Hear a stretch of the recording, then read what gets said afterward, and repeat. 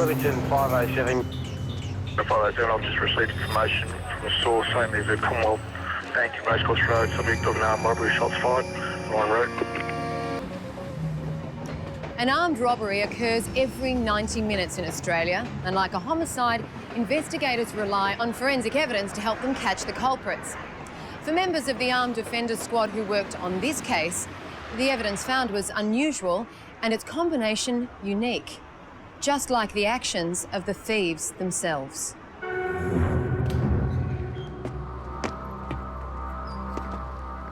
Just before 10 o'clock, an armed cash carrier van arrived outside a disused bank in Flemington, an inner-suburban location of Melbourne, where guards were tasked to refill 2 automatic teller machines in a bunker inside that disused bank. Once the 2 guards had finished their security checks, Mohammed took up a position outside the bank to scan the street, while Rebecca retrieved 2 carry bags containing the money to use to refill the ATM machines. And it was at this time, as she was just entering the disused bank, that Mohammed had seen to his right 2 men jump out of the back of a red-coloured ute.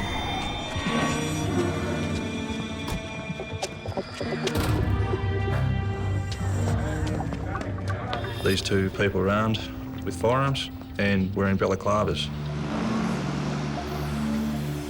The driver was able to see in his mirrors the 2 offenders jumping out of the ute as well. He was aware instantly that these 2 men were there to rob them. He's then immediately driven from the scene, radioed his base, and provided them with the details of the armed robbery as it was being committed. Both Rebecca and Mohammed then ran into the bank, into the bunker room, and in their haste, haven't been in a position to lock the door. Give me the fucking money! The door to the bunker was flung open. Give me the fucking money now! A shot was fired, first by one of the offenders. Give me the fucking money now, come on!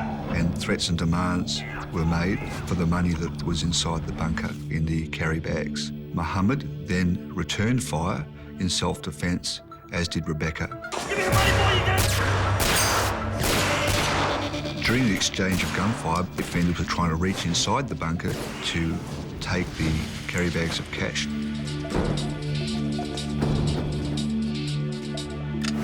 One of the bullets passed so close to Mohammed's head that he felt the shockwave and the heat of the bullet passing. It was at that point in time, Mohammed was in little doubt that he was going to die. Mohammed realised that he was down to 1 round left in his firearm. He realised that on the next opportunity that the offender presented himself, he was going to fire upon him. You fucking die!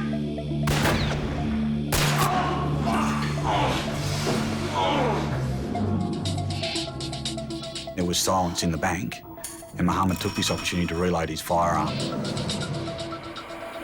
Then, one of the offenders screamed out, "You're going to die for this, boy, you're going to die." You're gonna die, boy! Give me the money! Give me the fucking money now! The offender reaches around the bunker room door again. Rebecca recalls seeing a yellow rigger's glove reach for the cash satchel.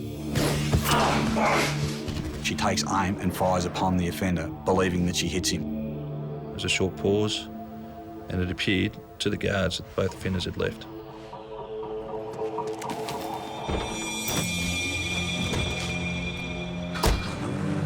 They ran out the front in time to see the red ute driving down Racecourse Road. Mohammed tried to get the registration number, but it was too far ahead of him. 550 update, we got 2 offenders at least with handguns. We believe the offender was shot twice, we believe in the forearm. Roger. The forensic team were immediately called in. If the offender had been shot, then his calling card may have been left behind. Outside the bank, there was 2 pieces of wood located on the roadway. Those pieces of wood had a small amount of blood on them. There was also a small amount of blood on the tiles directly outside the bank as well. I collected swabs of that blood for DNA analysis, hopefully to identify the offender. It was pretty clear to us that it was committed by people who have committed like crimes before, and we're hoping that whoever had committed the crime had been profiled and their blood was on the database. As they waited for those results, the detectives followed more immediate leads. A witness was actually riding his bicycle along Racecourse Road at the time of the armed robbery, and he saw two men wearing balaclavas and with guns run into the disused bank. This man actually believed there was a movie being made and went to investigate. He crossed Racecourse Road, went outside the bank and tried to look inside to see what was going on with this movie. Unfortunately, the sunlight glare on the glass didn't enable him to see inside the bank, but he heard a further number of gunshots.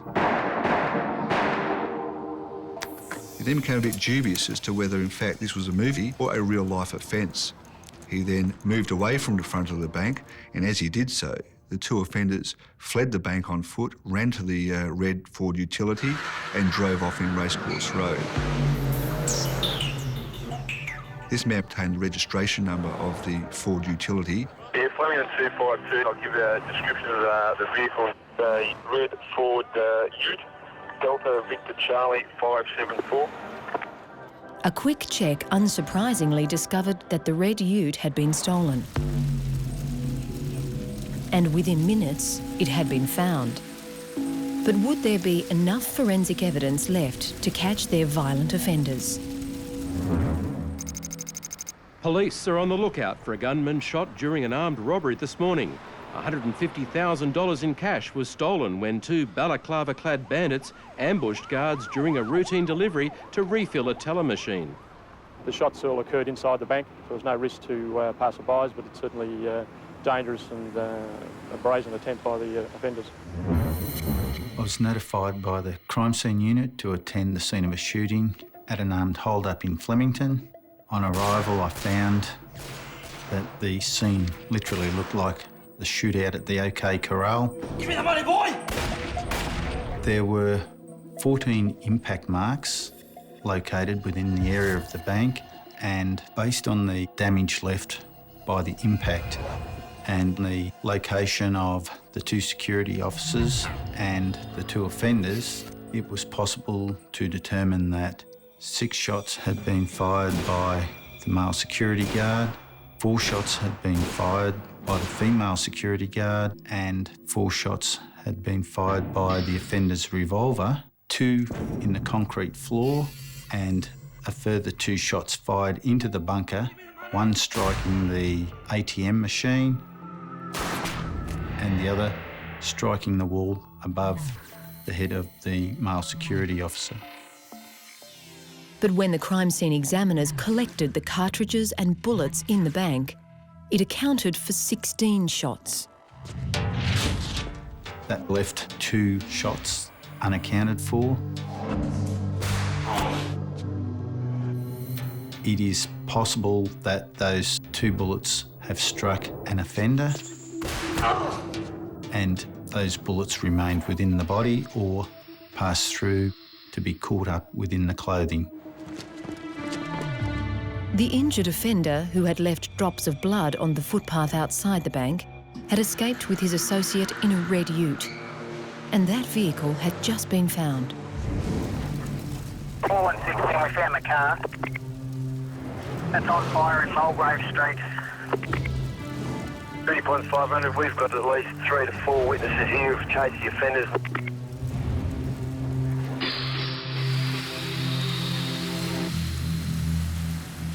When we arrived at Mulgrave Street at that secondary scene, we were approached by a witness who stated he was driving along Racecourse Road at the time the armed robbery was being committed.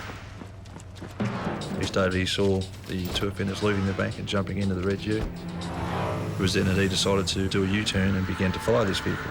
He followed the red Ute into Eastwood Street and then into Mulgrave Street.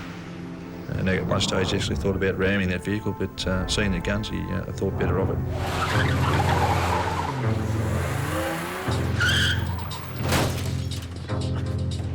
He then saw the red Ute crash into the fence post. He was able to see the taller one getting into the back tray. One of the offenders at this stage had taken his balaclava off, but the witness was too far away to actually get any sort of detailed description. He then saw the shorter offender pour liquid all over it and then set the vehicle alight.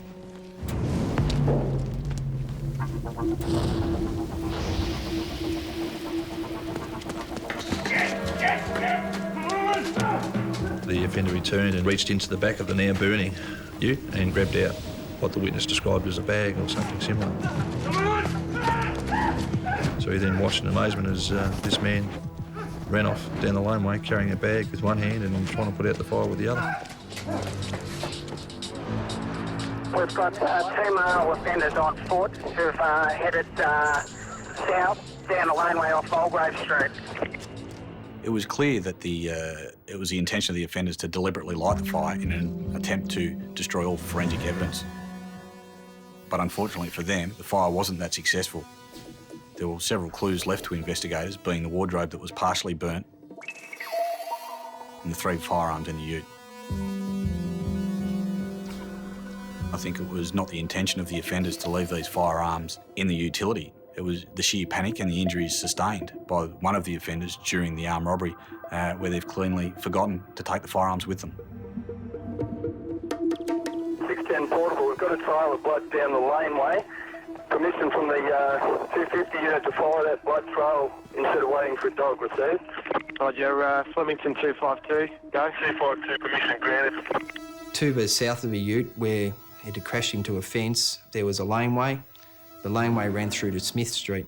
In that laneway, there was a blood trail that indicated one offender had been bleeding, and the amount of blood and the nature of it indicated that the offender had a substantial wound. We collected samples of that blood for subsequent DNA analysis.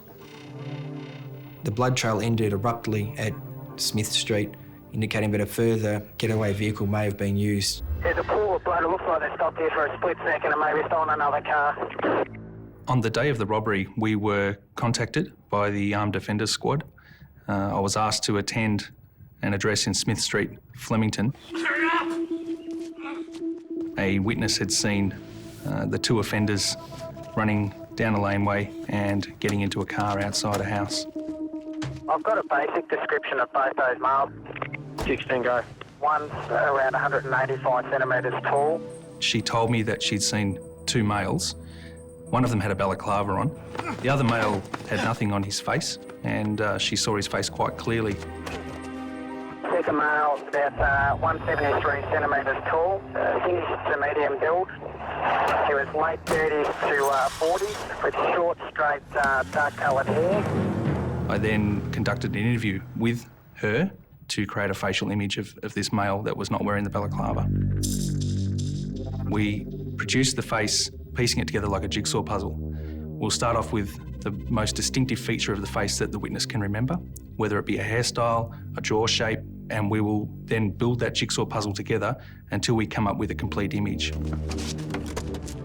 Creating the face image could take between 1 hour and a day, and so another significant observation by the witness was out on the police airwaves. All units, callers come through. Description of second vehicle that has been stolen. Registration is similar to Oscar Double Victor 442. Described as a white Holden Commodore mid-80s. Rego comes up to expired 83 Mitsubishi sedan from a car yard in Benalla. So then we started to wonder whether the plates had actually been stolen or the details that we'd been given were actually incorrect at the time.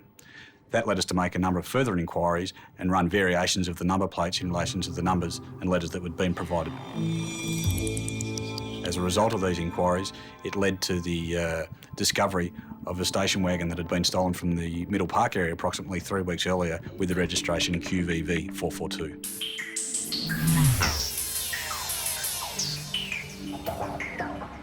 The mistake, though minor, had meant the offenders were well ahead of the police. But they had picked the wrong car to steal and the wrong exit to escape. Within minutes of the robbery, the detectives knew they were dealing with professionals. But in stealing the $150,000 cash, one had been injured. Police now had alerts in local hospitals and were actively seeking the whereabouts of the second getaway vehicle. In the hours following the armed robbery, we released a whereabouts desired in relation to the stolen Holden station wagon, QVV 442. One of the avenues of inquiry that actually produced some information for investigators was an e-tag system on the new tollway in Melbourne, whereby a vehicle is fitted with a tag and it pings off a gantry on the roadway and they pay a toll. In the event that a car doesn't have an e-tag, it's recorded that the vehicle has passed the tollway without paying the appropriate fee. In this instance, we established that the Holden Commodore station wagon had travelled on the Balti Bridge along the tollway and had been captured by camera because they had not paid the appropriate fee. Only 10 minutes after the robbery, the offenders had entered the tollway, and this road fed to a number of outer suburban areas. So as local patrols kept a lookout for the second stolen vehicle, the first was being inspected. At this point in the inquiry, we were no closer to identifying who the offenders were responsible for that armed robbery. We returned to the yard where the stolen Ford utility had been secured to examine that for evidence that may have been in the vehicle that will assist us in identifying who the offenders are. When we got to the Ford utility, we identified there was rope and a pair of rigger's gloves we believed to be worn by the offenders during the commission of the armed robbery. And when we spoke to the owner of the red Ford utility, the owner identified to us that a number of wheels and tyres that had been in the car when it was stolen were no longer there, and also told us that remnants of a burnt wardrobe that were in the back of the utility did not belong to him. We recanvassed the neighbours from where the cars were stolen from. We weren't able to turn up anything else to enlighten us to the identity of the offenders involved. However, the guns that had been left behind in the burning ute were giving them a strong lead. About a week after the armed robbery, the ballistics section contacted us and gave us information about the 3 firearms that were found in Mulgrave Street with the utility. They advised us that the 2 firearms, being the 12-gauge shotgun and the .22 rifle, had their serial numbers ground out. What they did tell us was the serial number in the revolver was able to be retrieved, and they linked that to an armed robbery that had been committed in January of 2001. That was only 5 weeks before the one they were currently investigating. Security guards and bank customers were forced to the ground at gunpoint last night when thieves robbed an armour guard van in Toorak. This armed robbery was committed in similar circumstances in the fact that 2 armed guards were about to do a refill on an ATM in Toorak when they were ambushed by 2 offenders at gunpoint. The guards, during the course of this armed robbery, were forced to the ground and had one of their firearms stolen, as well as the cash that they were about to refill that ATM with. Once we discovered that the revolver used in the Flemington armed robbery was stolen from a guard in a previous armed robbery, we were confident that we were dealing with offenders who had committed at least one other, if not more, armed robberies prior to the Flemington armed robbery. Their assumption appeared true. Like the gun, the blood found outside the bank had brought up a connection to another robbery, one that had remained unsolved for 5 years. The circumstances of that burglary were that 2 offenders had broken in after hours into the shopping centre itself. They'd gone to the jewellery shop and broken an internal window and entered into the premises itself. They then smashed several of the display cabinets, and during the course of that, one of the offenders has cut himself. Upon investigating that jewellery burglary, the investigating police member obtained a sample of the blood. The jewellery burglary itself was a reasonably well planned and executed burglary. A sum of about $50,000 worth of jewellery was taken. The problem was that while the blood from this jewellery heist and the robbery matched each other, it had not uncovered a criminal from the DNA database. The good news was that the face image had been completed. We put out a face system of one of the offenders together with a detailed description of the armed robbery to all police in Victoria and to armed robbery investigators in other states of Australia. It wasn't long before information started coming back into us that identified a number of persons of interest. As a result of the internal email that we'd sent out, which detailed the fact that an offender was injured and may be seeking medical treatment, we received information from our Crime Stoppers and local police in Rye that they had information that a person by the name of Brian Gardner of the Rye area was in fact sourcing medical treatment. Brian Gardner was known to the members of the armed offender squad, although his history mainly consisted of burglaries and lower type offences. In the early stages, he was considered a suspect owing to the escalation and violence of the armed robbery in Flemington. On the receipt of that information from Crime Stoppers in Rye, he became our #1 priority.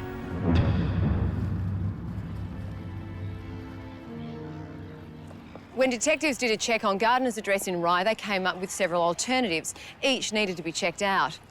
But the armed offender squad had other ideas than simply knocking on each door. One of the considerations is that the armed offender squad is searching for a person who is probably armed, is desperate and injured, and has displayed the propensity to use the firearm to prevent apprehension. Because of that, forced entry techniques are used to gain entry to the addresses. The first premises we searched with our 20-pound key, also known as a sledgehammer, turned up no one was in that premises. Over the course of the next couple of hours, we then searched a number of houses, which again failed to locate Gardner at any of those. Was it possible that this prime suspect had flown the coop? Had word got out of the squad's arrival? Or did the police have the wrong intelligence?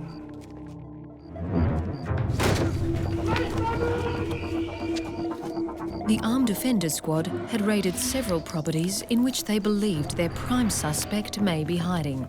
Each was unsuccessful. We cordoned off the area of Rye, ensuring that all the entry and exit points to it were covered by Armed Offender Squad personnel, in case word had got around to Gardner that we were in fact searching for him and he couldn't leave the area and flee. We did have several other known addresses, so we then had those premises set off, and by that I mean we had members from the Armed Offender Squad conduct surveillance on those premises to see who came and who left. One of those houses was proving interesting. The two members were watching the address. They saw a vehicle leave the premises. It contained 2 males. They then followed that vehicle a number of kilometres. The vehicle was intercepted. They then called upon the occupants of the car to leave the car. Of course, this is done at gunpoint, having consideration for the fact that we believe that one of them may be Brian Gardner and he probably will be armed.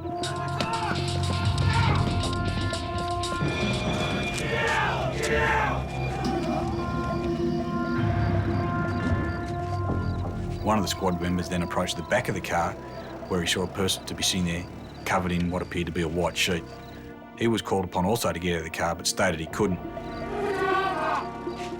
Again, he was called upon, responding, "I can't, I'm fucked, my arms don't work." Are you Brian Gardner? The squad member identified this person to be Brian Gardner. We finally caught our man. So they then secured him and took the sheet off and searched for firearms, which they found none. At that stage, they observed that his injuries consisted of his right arm being in a sling and his left arm all bandaged up. He was then removed from the vehicle and then placed under arrest. The arresting members of Brian Gardner then asked him about how and the circumstances where he got his injuries, and he explained to them that he was shot through his left arm, which went through. He explained that he was shot in his right arm as well, but he believed that the bullet was still stuck in there and it had broken his bones. He stated to them he had no great plan in regards to getting medical treatment, he just hoped they'd get better. Gardner was then immediately conveyed to the Frankston Hospital, accompanied by 2 members of the Armed Offender Squad.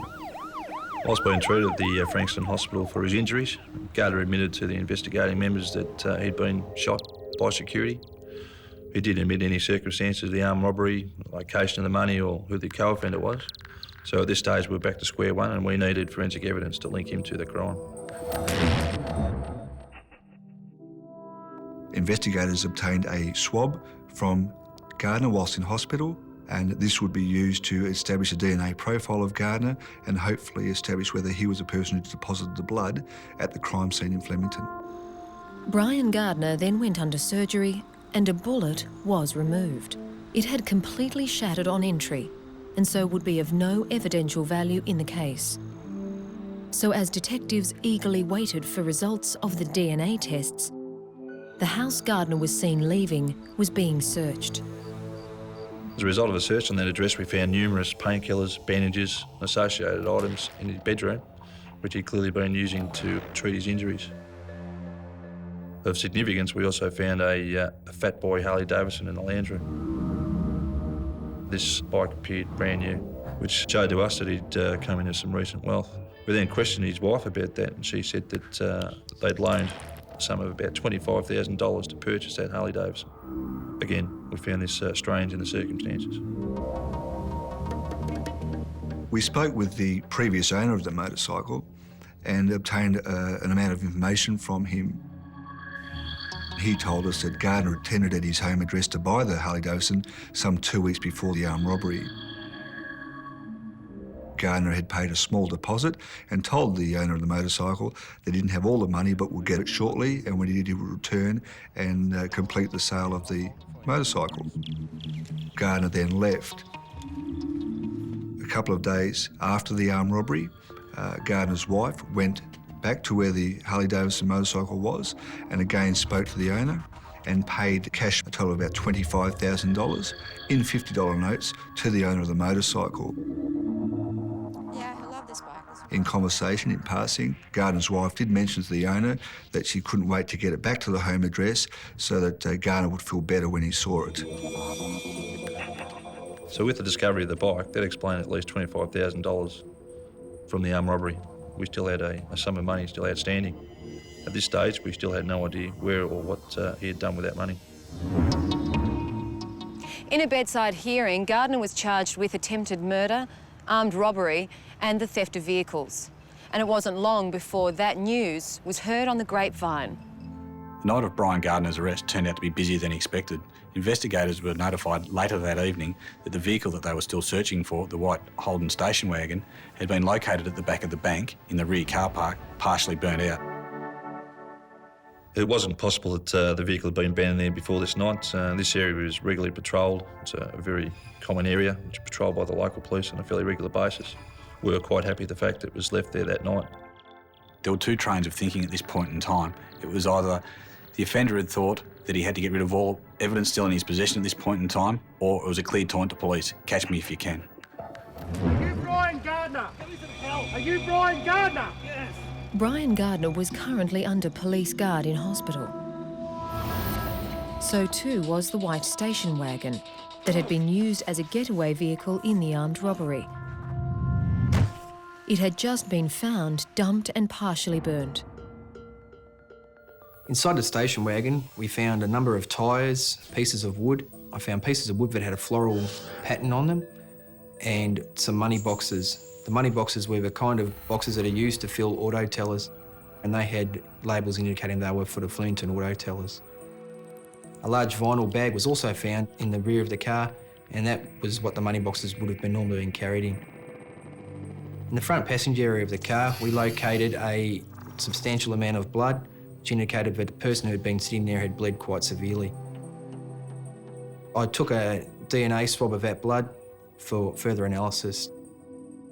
We formed the belief that the blood would have been put there by Brian Gardner as he sat in the passenger seat, being driven by his co-offender from the Flemington area after the armed robbery. We took the owner of the station wagon to view the property in the station wagon to identify what, if any, of the property was his. He told us that the parts of the wardrobe, the wheels and tyres, and the tins and bag certainly were not his. As well as having the owner of the stolen station wagon examine his vehicle, we had the owner of the stolen ute come and attend as well. He stated to us that the tyres that were in the back of the station wagon were the ones, in fact, that were in his ute when it was stolen. The unsuccessful lighting of the fire meant that police now had a direct link between the two stolen vehicles. There was also the likelihood that the blood from the crime scene, the blood now found in the wagon, and the mouth swab from Gardner would all match. But as yet, there were no links or clues to his co-offender. We're still no closer to identifying who the second offender was. We're then going through a process of eliminating a list of persons of interest, or including them in the inquiry when we received a phone call from the Alternate Police Station. A person by the name of Michael Coates had presented himself to the police station saying the armed offender squad wanted to talk to him about the armed robbery in Flemington. We thought this was unusual. Why would someone present themselves to the police station if they had no knowledge of the armed robbery? It was a very curious thing for us and obviously something we had to explore. On arrival at Altona North Police Station, I observed that Michael Coates was quite similar to both the build described and the face image provided by the witness from Flemington. As a result, Michael Coates was placed under arrest in the event that any admissions he's made could be produced in court at a later date. I intend to interview you in relation to the offence of armed robbery. Before continuing, I must inform you that you're not obliged to say or do anything, but anything you say or do may be given into evidence. Do you understand that? Yes, I do. During the formal interview of Michael Coates, the clear question to me was, why had he come to police? During this interview process, he said he'd read a newspaper article that a man had been injured during an armed robbery in Flemington. The man had been located in the Rye area and had gunshot wounds. Now, I am a suspicious person by nature, and I thought it might be someone I know, and thought, well, if it is, you'll be around to see me.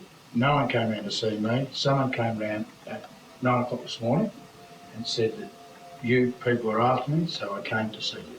That person, was that a police officer? No.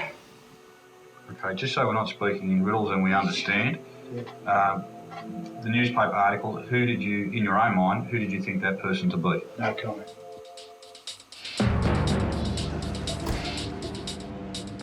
Okay, Mike, I'd just like to put some allegations to you in relation to why you have been arrested.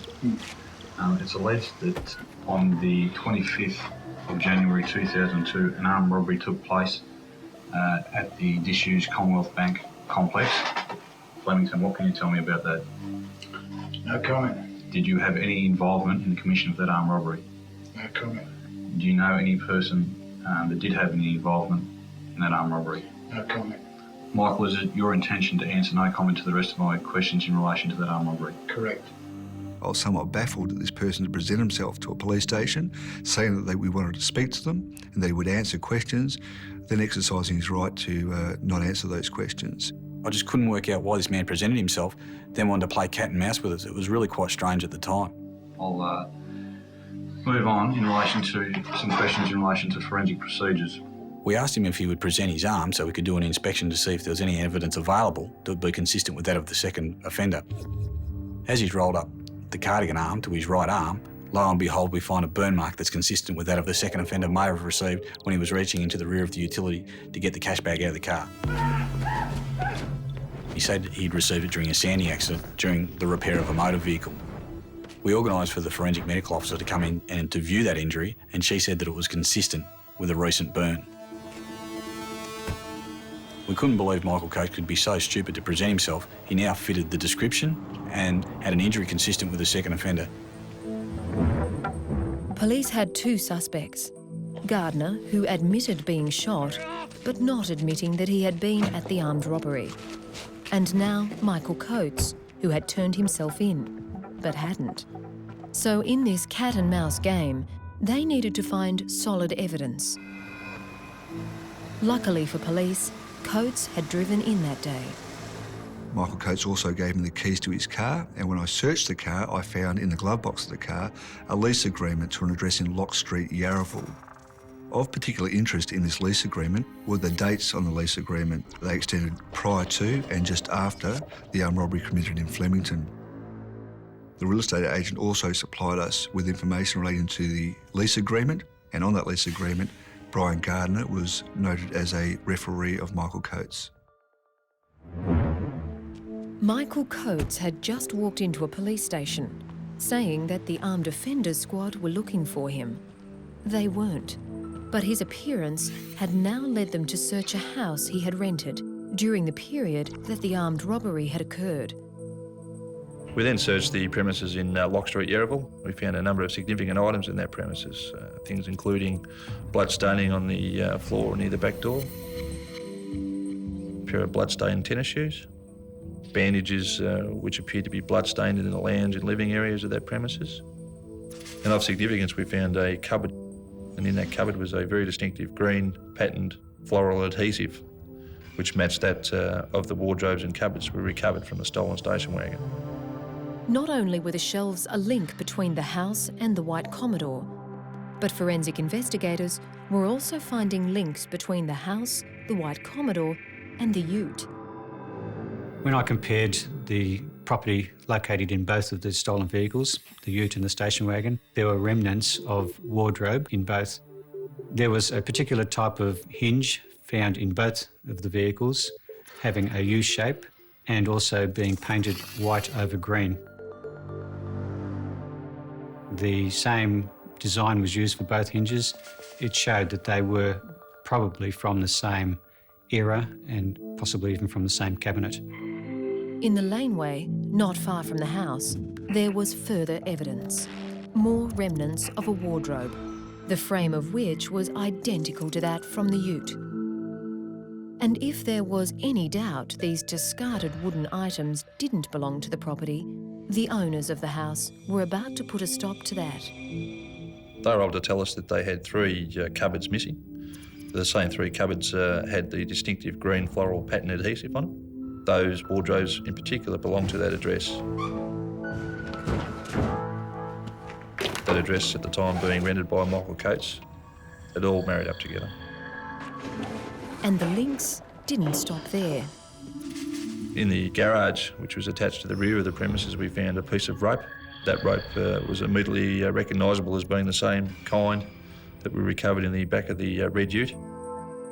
This rope had the same dimensions and the same twist and structure as the rope from the ute. So therefore, I could conclude that it was likely that they may have originated from the same source. Also in the garage were tyre impressions. One perfectly matched the tyre tread found on the White Commodore station wagon. But this car wasn't the only one linked to the property. Members of the Armed Offenders Squad canvassed residents in Lock Street, Yarraville, and from that they identified a number of witnesses. One of whom observed a gold-coloured Ford Fairlane sedan parked at the front of the Lock Street address in the days prior to and after the armed robbery in Flemington. It was also seen that a person had retrieved what appeared to be a gun case from the back of the Ford Fairlane and taken it inside the Lock Street address. Of significance, the person described was not dissimilar in appearance to Brian Gardner. Brian Gardner had in fact owned a 1979 Ford Fairlane sedan and it was gold in colour. As a further part of checking the surrounding area of Lock Street, Yarraville, we came across a medical centre. We established that Michael Coates had in fact been to that location on several occasions post the armed robbery.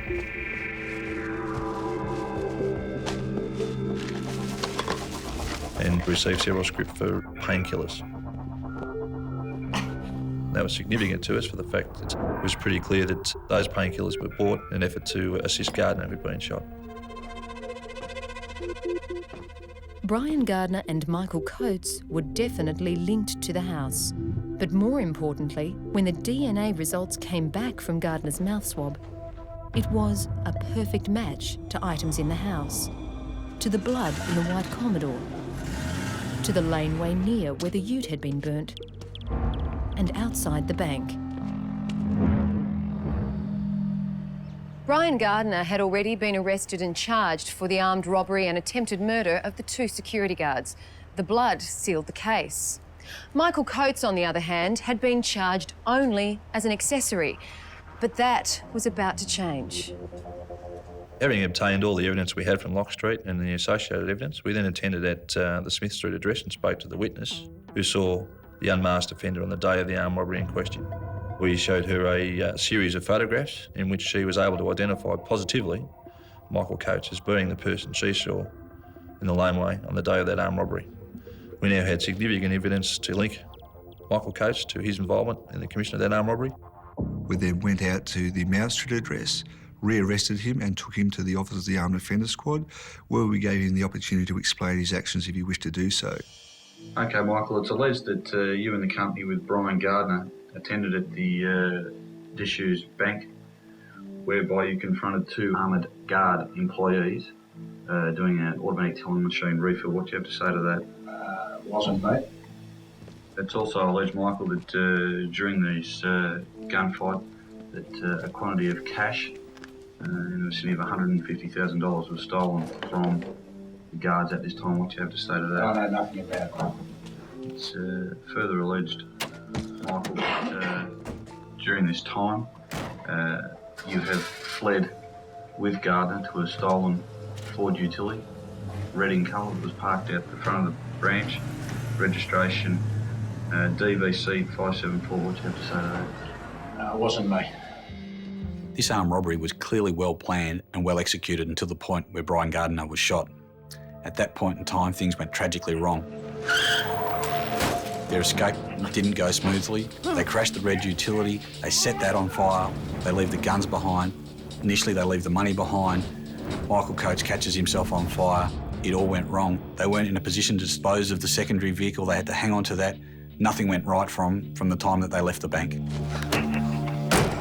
Michael Coates was informally charged with armed robbery, attempted murder and theft in relation to the 2 cars used in the armed robbery and of the $150,000 stolen during the course of the armed robbery. He was then remanded in custody to spend time with Brian Gardner. Do you wish to say anything in answer to the charge? No comment. Do you wish to make a further statement in relation to this matter? No. I really have no reason why Michael Coates contacted police on the day when he presented himself at Altona North. There's obviously several schools of thought. One was that he was that arrogant that he believed that whatever we were able to find out would never be able to link him to the case in question. It still baffles me, and I'm sure sitting where he is now, he'll have a lot of time to think about it. But it certainly was his undoing by presenting himself to the police on that day. At their trial, both men contested the attempted murder charge. But Gardner, unlike his co-accused, pleaded guilty to the armed robbery and the theft of the vehicles. They were found guilty of those 2 charges, but acquitted on the attempted murder. Gardner was sentenced to 8 years imprisonment and Coates was sentenced to 7 years imprisonment.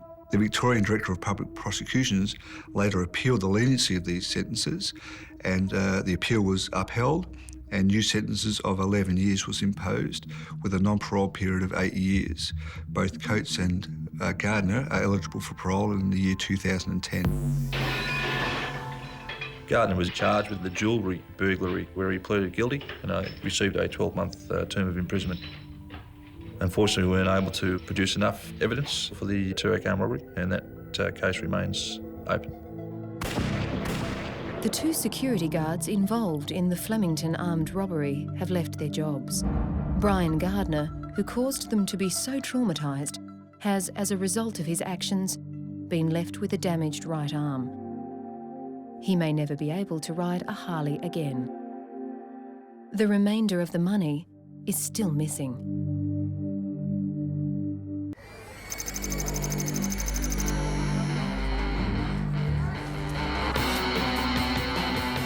28-year-old Paul Snable enjoyed a party and enjoyed a drink. But this get-together with friends in the lead-up to Christmas would be his last. There was no body, there was no scene, and there are always 2 good things to have in a murder investigation. She was just non-cooperative and she just was not going to talk. She wanted to teach him a lesson. We knew that he was involved to a greater extent than what he'd been telling us. I thought, well, if his motorbike was gone, then he would be gone too. And she said, I'm polishing my barrels, and her life was in danger. It started in the quiet countryside of Victoria and ended in the Supreme Court, where the Crown described the case as one that could well have come from the pages of The Godfather. But in this drama, the characters were real, and the consequences of their actions could never be changed. I was working on the front desk and Paul Friend came in to report Paul Snable missing. Mr. Friend told me that him and Snable had been at a party a week earlier, and they both had a lot to drink. And Paul Snable had left that party and hadn't been seen since. He'd known Paul Snable for about 6 years. He said he was a good bloke Everybody liked him, didn't have any enemies that he knew of. So Mr. Friend had concerns for his welfare. Police learned that while Paul Snable's car and belongings were still at his house, his beloved motorbike was gone.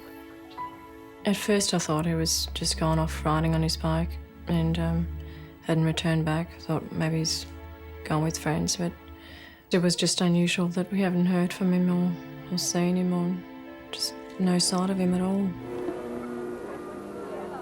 The two siblings were close. Earlier in the year, Paul had given away his younger and only sister at her wedding. His partner that day was Karen Randall. They'd been in a relationship for a couple of years. It was a stormy on-again, off-again relationship, and a couple of months previous, Paul had allegedly assaulted Karen Randall and she'd received a black eye. It was at her sister Donna's party that Paul Snable's flatmate had last seen him. But now police discovered that he was last seen at Karen's place. Paul and Donna had gone there after her party.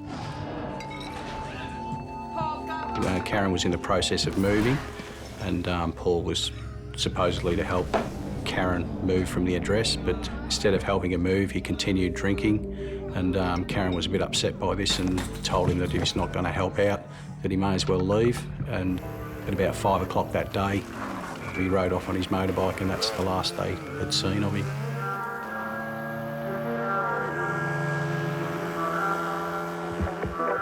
Well, given the amount of alcohol that it seemed as though he had consumed, we decided to conduct a search along the side of the road that he may have travelled.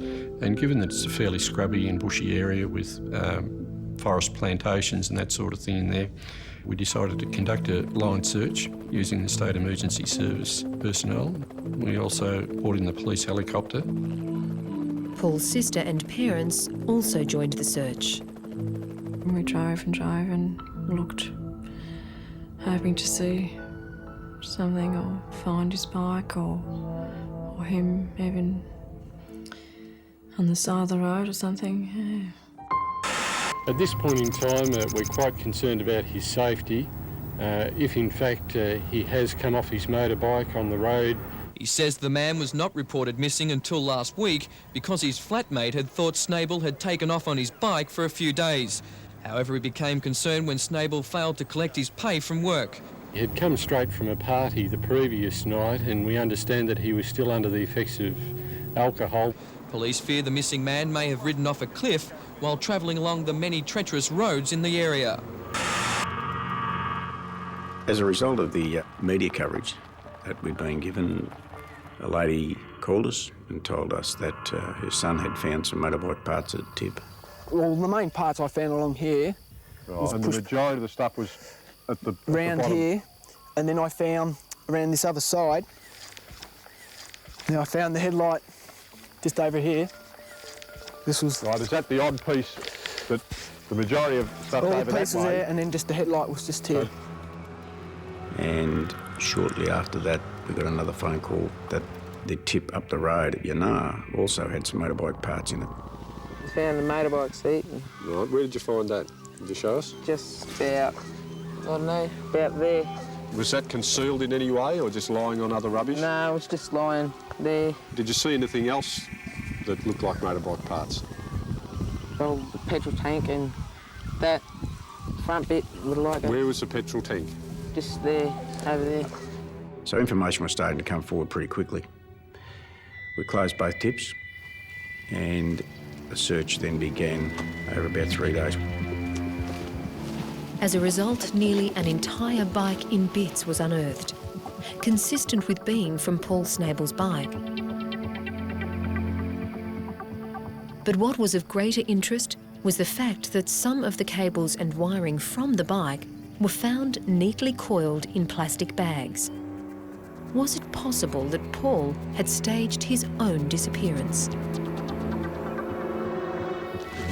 A group of teenage boys found a number of dismantled parts at the Ballara Tip on the 8th of November 3 days after Paul Snable disappeared. The parts have been identified as belonging to Snable's red and white 250cc Yamaha motorbike.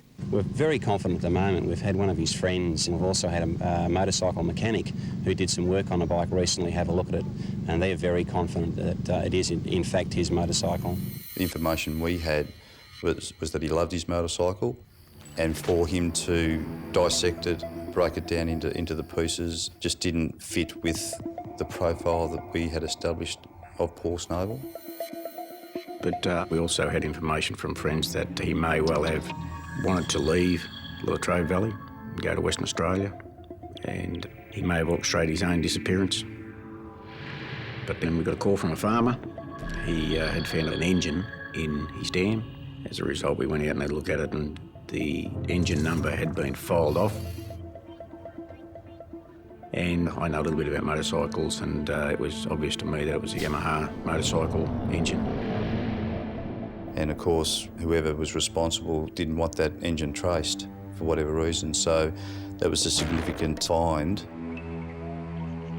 The dam itself was in line with the two tips, so we decided to dive a number of dams between there and the tip. We were looking for more motorcycle parts, and we were now thinking we might find a body as well. When the dams were searched, they didn't find a body, but they did find a bike frame. And when it, along with the other parts, were connected, they perfectly formed the motorbike that Paul Snable was riding only 4 weeks before. That was pretty scary for me at the time. I thought, well, something horrific had happened. And if his motorbike was gone, then he would be gone too. From a homicide point of view, it was still a missing person situation. There was no body, there was no scene, and they're always two good things to have in a murder investigation. So we decided that the best place to look would be the last place he was seen at, and that was at Karen's place. We took out a warrant to see if we could find out any more information. We had a look around the house, and unfortunately we were unable to find anything to assist us. We spoke to Rona Heaney, who lived with Karen at the house at Merboo. She confirmed Karen's story that Paul had been at the house drinking that day and had left at approximately 5 p.m. on his motorcycle. Her story verified what Karen and Donna had told us, so it really took us no further. And she mentioned, as an aside, that during the day she dropped her children off at Jano and Irene Maslin's house in Merboo North. While these two people weren't at the party, they were added to the long list of names that the police were collecting. Those people that we believed were the last people to see him, we had on one board, and then those people that were on a peripheral nature, friends and that, we had them on another board. So at this stage, the only real evidence police had were the motorcycle parts and the bags in which some of those parts were found. One of the detectives recognised the bags as being the type of bags used by the State Electricity Commission, and it was organised for one of the employees from the State Electricity Commission to come out and view the bags, and he positively identified the bags as being the type of bags that they used at the State Electricity Commission that weren't generally available to the public. So on the off chance, the names on the boards were given to the employee. Very soon after, and indicated to us that Jano Maslin was employed at the SEC. Jano Maslin was one of hundreds of people who worked at the State Electricity Commission. He didn't and doesn't have a criminal record. But because his wife Irene knew those who knew Paul Snable, the detectives paid them a visit. We obtained a search warrant, went out to Jano and Irene Maslin's house. We spoke to Irene. She stated that she'd never met Paul Snable, and the first she'd heard about Paul Snable or his disappearance was on the news. Jano stated that on the last day that Paul was seen, on the 5th of November, that he was home all day digging in the backyard where they were going to put a swimming pool. And then we searched the garage and we located some of the plastic bags that were used at the SEC, the same sort of plastic bags that had been found at the tip. And we also noticed that there were some cables that had been wound up very neatly, and these were very similar to the way the cables had been wound up and put in the plastic bags and disposed of in the tip. Everything was very neat, and for a garage it was spotless. The only area that we could find any debris of anything was in the cracks in the concrete. I gathered that dust that accumulated in the cracks, and I found some metal fragments and some red paint. We also found a file on the workbench that had remnants of paint embedded into the teeth of the file, which was consistent in colour with the paint that I'd seen on the motorcycle parts, and also consistent with the paint flecks that I'd located in the cracks on the floor. Everything that we took from the Maslin's place, we gave to our forensic science people to see if they could match any of that with the motorbike parts that we'd found in the tips and dams. And during that time, we decided to go back and have a talk to Jano and Irene and see if we could obtain a statement off them as to what they told us they'd been doing on that day. When the police arrived, Jano was a different man. While he had been cooperative the first time around, now he told the investigators that his wife said they would not be making any statements. Nothing to say. We thought we'd go back to the house again and persist with Jano and Irene Maslin to see if they would make a statement. We got to the house and found nobody was there. We went and spoke to Rona, and she stated that they'd gone away for a Christmas holiday, but she didn't know exactly where they went. While they wanted to find the Maslins, the detectives had a more pressing engagement. Karen, Paul's ex-girlfriend, had just placed herself in a private clinic, and police wondered if the pressure of the investigation had taken its toll, and whether Karen knew more than she had been saying. Karen Randall and Paul Snable had an on-again, off-again relationship. At the time he went missing, the two were no longer living together. Yet it appeared that Karen was one of the last people to see him. We went to see Karen Randall in hospital. She was in a very frail state of mind, and we didn't believe that she was involved in the disappearance of Paul, but we felt that she knew a lot more than what she was telling us. When we spoke to Karen, we updated her on where our investigation was going with Paul. It was during that she broke down and cried, and she said that her original statement wasn't correct. In her original statement, she said that herself, Donna and Rona were at the premises of Rona with Paul. But in fact, Irene Maslin was also there. Karen went on to say that Paul was gnawing his jaw in a fashion that indicated he'd been using amphetamines, and was physical with her by rubbing his hand up her back, which caused her to make a comment to Irene that she hated that. She also added the fact that she left the premises with Donna, and Paul was still at the house with Irene and Rona.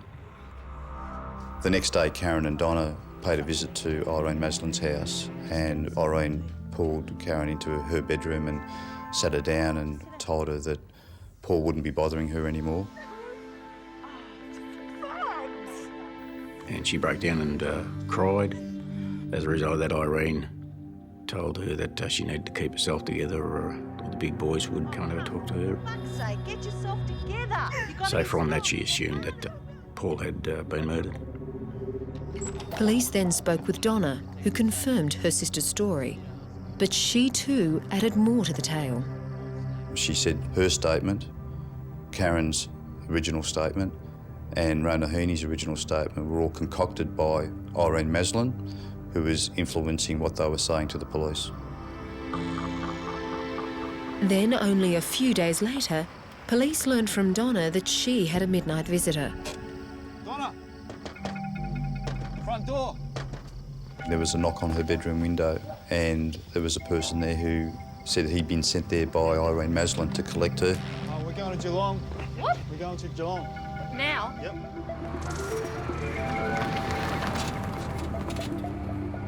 When she arrived at the house where Irene was holidaying, she was taken aside. Rona Heaney was there too. Obviously, Irene Maslin was getting a bit concerned that someone in the group may have been providing information to the police. And Irene suspected that to be Karen, and told Donna to go back and tell Karen that she'd need to shut her mouth. You're going to have to tell your little sister Karen here too. It's very important you keep your trap shut. I understand. And she said to Donna, I'm polishing my barrels, I think was the expression she used, which Donna took to mean she'd got a gun and her life was in danger. So we were certainly keen to catch up with the Maslins, particularly Irene Maslin herself. We went to an address where we believed the Maslins had stayed and knocked on the door, and that was answered by a fellow named Ian Gillen. Ian confirmed that the Maslins had been there, but we'd missed them. They'd left the day before. Whether it was good fortune that Irene wasn't around, or whether she was so scared of Irene that she wanted to talk, Donna turned up at the police station to give them yet another chapter in what occurred the day she brought Paul over to Karen and Rona's place. I was on the couch and I think Karen must have been in Rona's bed. I heard them discussing or trying to talk Paul into having, I was saying to him, have you ever had speed put up your arm and shot it up and things like that? Who was saying this? Rona and Irene. Eventually they talked him into it. Well, they were there in the kitchen at one stage and then I opened my eyes and they weren't. And then they came out from the direction of the bathroom. And then Irene Maslin confirmed that he had had the injection, but it was a combination of amphetamines and battery acid. And she said to me, get out of here now because he's going to fall, or if you don't want to see this, I'll leave, or something like that, because they expected him to fall down straight away when they put this stuff in his arm. And at that stage, her and Karen left. Another important piece of information that Donna provided on this day was the fact that the couch that was present in the Heaney household was sold. Found out later it was because it had stains on it. I presume they meant blood stains. And was it mentioned what sort of stains? No, it wasn't. She just said that they couldn't get rid of the stains, so they had to get rid of the couch. Right. I presume they meant blood, so... As a result of the couch having been sold, we located the person that it had been sold to and seized it under warrant and subjected it to forensic analysis, which confirmed the presence of human blood. Can't even imagine what they did to him. Obviously bashed him or something. The investigation at this stage had really gained momentum. We had a clear focus on Irene Maslin as being involved in either seriously injuring or potentially killing Paul Snowball. Rona Heaney was also seriously implicated, but we were concerned as to where they were and how quickly we could track them down. Police were convinced that Irene Maslin and Rona Heaney were involved in Paul Snabel's disappearance. But they, along with Irene's husband, were nowhere to be found. When police had gone looking for the Maslins, they met Ian Gillen. At that point, he had little to say. Now he'd contacted the police to tell them he was at the Maslins on the day Paul vanished. He said that he was present at the Maslins' household on the 5th of November, digging the foundations for the swimming pool. And that's taken, what, the good part of that day? Yes, it has. Right.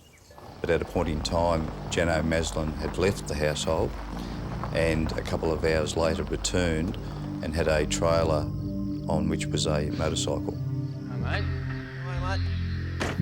We were told that we had to strip it down. Oh, who said that? Irene. And who was involved in stripping the bike down? Jane, Irene, Rona and I. Now, was anything said to you about where the motorcycle had come from, or reason given to you as to why they had to strip the motorcycle down? No, all what was said that the bike had to be stripped down and get rid of. Right to the bank just right here. He then took police to the locations where the motorcycle parts were distributed. Right. And what's happened when you've arrived here? Jano threw a tyre in and it wouldn't sink. So then we just grabbed the motor, threw the motor in. And when we got back in the car, I said there's another dam just up further. And they went there. And what took place here? Threw out a few more things. The frame of the bike went in. Okay, and what's taken place here? We've had a bag each with all small bits and pieces in and off the bike. We've gone either way and we've scattered it around the tip. So the tip was chock-a-block full. What sort of bags were they? Clear plastic bags. Did you at any stage realise that the motorcycle parts and the motorcycle belonged to Paul Snable? No, I didn't know. This new information from Ian Gillan was certainly confirming what we'd already had suspicions about in terms of the activity in the Maslin garage. So it was hopefully the full picture coming to light at last. But we also had, because of the way things had unfolded to date, an expectation of more information coming forward. Just as Ian Gillan was giving his version of events, the Maslins and Rona Heaney had returned to town. The three were arrested and interviewed, starting with Irene. I must inform you that you are not obliged to say or do anything, but anything you say or do may be given in evidence. Do you understand that? Yes. I must also inform you of the following rights. You may communicate with or attempt to communicate with a friend or relative to inform that person of your whereabouts. Yes. And you may communicate with or attempt to communicate with a legal practitioner. As well as a relative? Yeah, do you understand that? Yes, if I could have a phone book. Right. Who do you wish to contact now? Anyone that's a solicitor. All right. If you'd like to come this way, we'll organise a telephone book, another telephone call for you. Can I ring information? Yeah, you can ring who you like. All right. Irene's attitude towards us in the interview was what I'd say one of contempt. Wouldn't discuss anything, wouldn't make any comment to anything. And you just made a telephone call. Have you received any legal advice? Irene, have you received any legal advice at all? She was just non-cooperative and she just was not going to talk. I'll ask you again. Do you know a person by the name of Paul Snable? No matter which way you attacked her, you couldn't get anything out of her, and she sat there stony-faced. Can you hear me all right, Irene? Do you wish to say anything about what happened at the house in Nichols Road, Merbau North, on the 5th of November 1989? Irene, you're going to be charged with the murder of Paul Joseph Snable on the 5th day of November 1989. Rona Heaney, on the other hand, was anything but stony-faced. After you've been in this job for a while, you get to be good at picking body language and reading into the way people conduct themselves. Certainly the way Rona Heaney was conducting herself and her body language was that we were certainly on the money with this one. She was giving us all the good positive signals that she was concerned about what we knew and the extent of her involvement in the murder of Paul Snable. Do you know a person by the name of Paul Snable? Yes, I do. And how do you know him? Through Karen Randall, the girl who used to live with me. Right. Well, in relation to the morning of the 5th of November, do you recall certain people attending at your premises? Yes, I do. Who was that? Donna and Paul. And what's taken place when Donna and Paul arrived? Coffee. Rona seemed very nervous, very concerned about the statements that she'd previously made to us that she saw on the interview table. Is that a true and correct statement, is it? I have no comments to make on that one. No comments? No. Is there any reason why you don't want to comment on the truthfulness of the statements you've made to the police? No, not really. It wasn't until after that interview that Rona grabbed hold of myself and Sergeant John Robinson and told us that Ian Gillan was involved to a greater extent than what he'd been telling us. After months of mystery surrounding Paul Snable's disappearance, 32-year-old Irene Maslin, her husband Jan Alfred and friend Rona Heaney were arrested overnight for his murder. Within a short time of being in custody, Rona Heaney had decided that she wasn't going down alone for murder. But her target at this point was not one of her co-accused. Ian was standing at the door with a baseball bat. And Rona was telling police that Ian Gillan was more involved than simply scattering motorcycle parts at the local tips. What I wish to talk to you about today, Ian, is the murder of Paul Joseph Snable. All right. Do you know a Paul Snable? Yes. How do you know a Paul Snable? I met him on the 5th of November around at Rona's place. And there was a guy sitting on the couch that I've never met before. Right. And I got introduced to him. His name was Paul Snable. And then Rona asked if we wanted a drink. We said okay, and Rona and Irene went out to the kitchen. Right. And I've gone out there, and Irene said, this guy's got to go, Ian. Do you want to knock him out for me? And I didn't know how to take it. And I come back in and had our cuppers. Ian Gillen, his mind is racing and then gets up and takes the cup back out into the kitchen area. And it's there that Irene confronts him again and says, basically, well, are you going to do it? I noticed the baseball bat there. It was laying right about here, just like that. Right. What's happened then? I was here for at least 5 or 10 minutes just standing here, right. So I didn't want to do it. What were you thinking at that stage? I was just thinking, I can't do it, I don't want to do it. Ian was standing at the door with a baseball bat, and I left the room to go into my son's room and stayed in there for a little while, and Mrs. Maslin came in. And I just sort of said, you know, it would be a better idea for Ian to take him outside and just punch him out and send him home. Well, what's happened then? I've just walked around here like this with the bat down like this.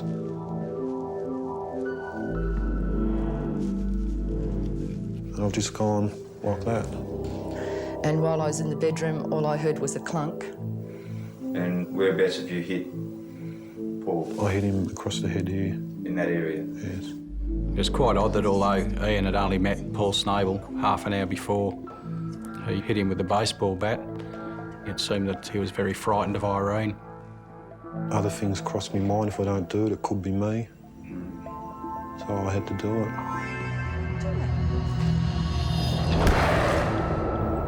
And what's happened to him as a result of being hit by the bat? He's fallen sort of on an angle on the chair, right. And blood was dripping onto the carpet. Can you indicate the area on the carpet where the blood was dripping? It's roughly here. As there was no apparent blood on the surface of the carpet, we lifted the carpet up, and on the lining of the carpet there appeared to be possibly blood. A presumptive test was made of the stain, which indicated that it was blood. And on closer inspection of the lounge chairs, on the actual arms, there were traces of what appeared to be flecks of blood. The blood was human blood, but in the absence of DNA testing in 1990, it could not be confirmed as being that of Paul Snable. But that evidence proved in some way that that murder had occurred within that part of the house.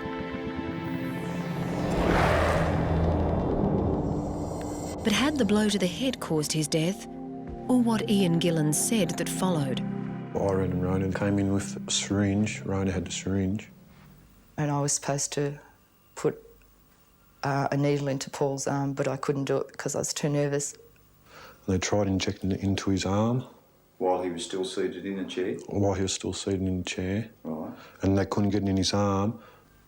And why didn't you put the needle in his arm? Because I was too nervous to do it and too scared in the long run. And I couldn't. The needle was attached to a syringe? Yes, it was. And was there anything in the syringe part of it? Yes, there was. What was it? Speed and battery acid. It was definitely speed and battery acid. Well, I think, yeah. While all this is happening, Paul Snable starts to make a noise like he's coming out of a state of unconsciousness. And Gillen standing there still can't believe what he's done, but Irene yells out to him to hit him again. And I just gave him another little tap and he went unconscious again. After the second blow with the baseball bat, there's obviously a lot of blood everywhere, and Ian Gillen races out of the house to get some fresh air. Ian was outside and he had been sick, and then I was outside also and I was sort of a bit sick and said, can I swear or not? Yeah, sure. Because I said, this is really fucked, I want to get out of here. And Ian said, yeah. Then I've walked back in and saw Irene had a plastic bag in her hand and she was walking over and she put it over Paul's head and stuck a lacquer band in a plastic bag. Oh, and that's while he's still positioned in the chair? Yes. Then about 20 minutes, 15 minutes later, I could see he wasn't breathing anymore. So it was very important now, as part of the corroboration process, locate the deceased and establish the exact means of death.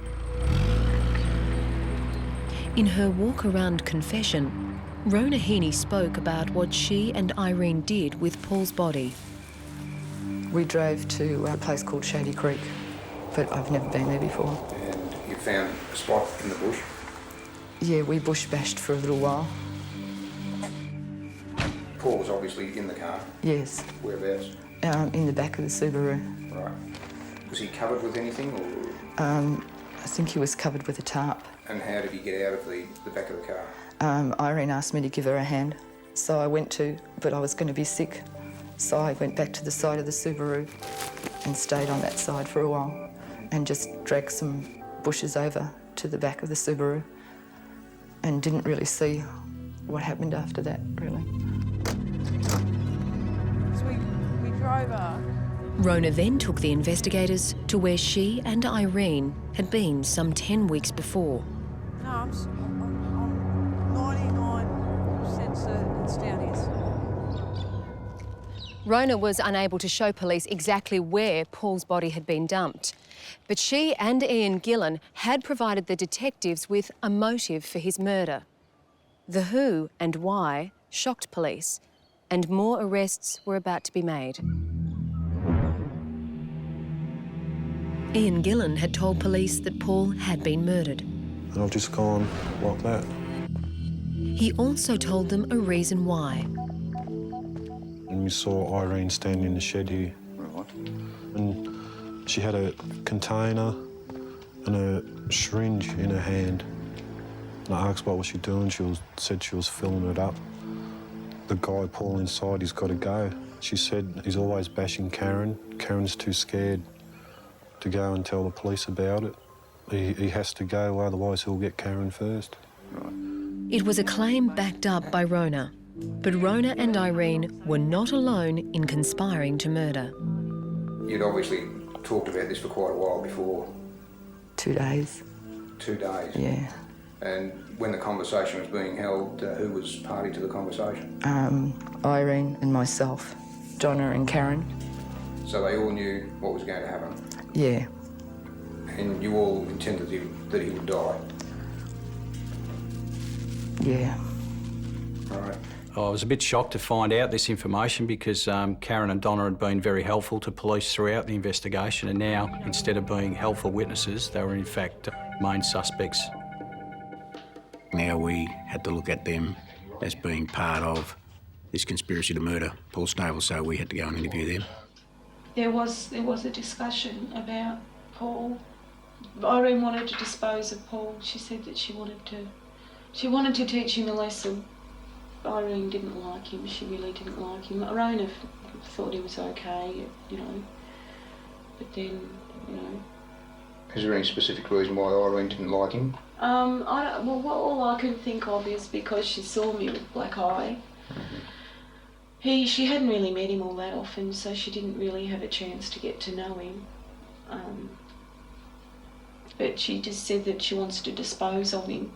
What do you understand her to mean by dispose? To get rid of him, I imagine, just to murder him. We found out that everybody had a role to play. I was supposed to talk him into going out to Movie North. Right. Karen was supposed to entice him out there. Mm.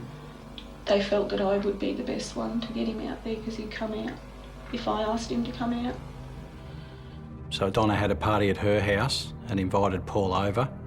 And while Paul was there, Karen rang up and invited Paul to her place. Donna drove Paul out to the house at Merboo, and at the house, Irene and Rona were there, and their role was to give Paul a shot of battery acid, which they thought would kill him. Expected him to fall down straight away when they put this stuff in his arm.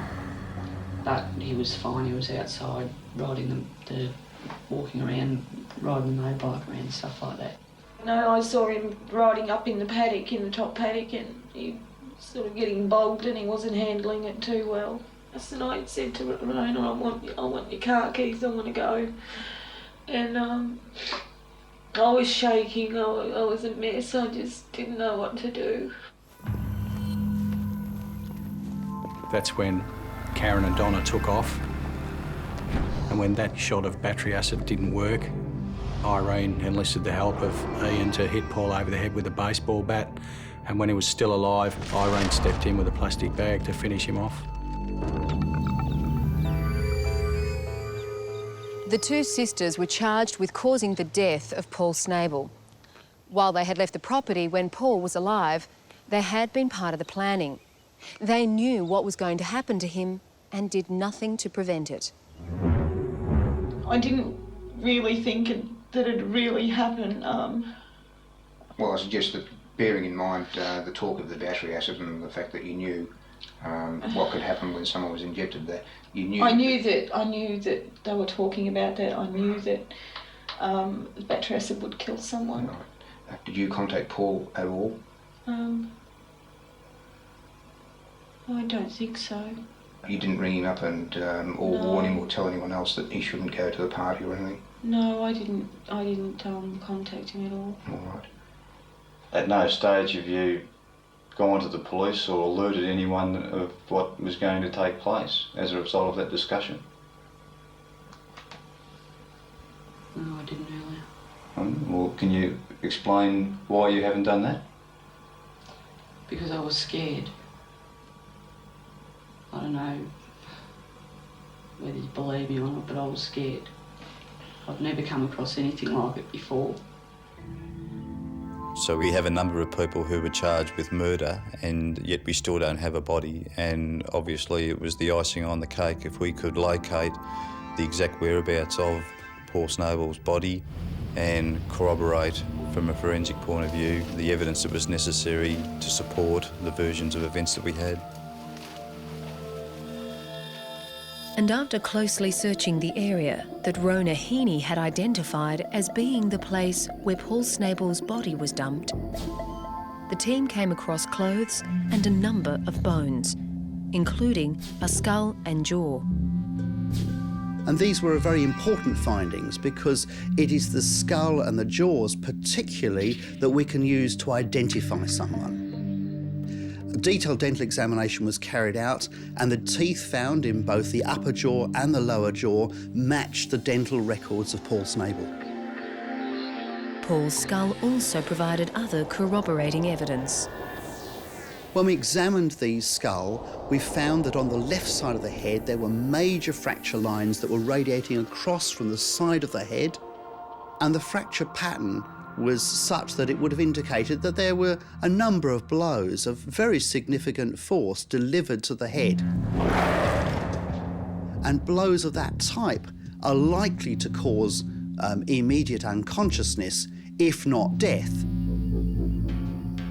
And there was even further forensic evidence found at the scene. Where the remains were found, there was also a plastic bag located, and that corroborated the fact that we'd been told that Irene had put the plastic bag over his head at the house, so that was a vital piece of evidence too. There was also a log that had a paint smudging on it. Rona Heaney described how the Subaru got snagged on something in the course of doing a three-point turn.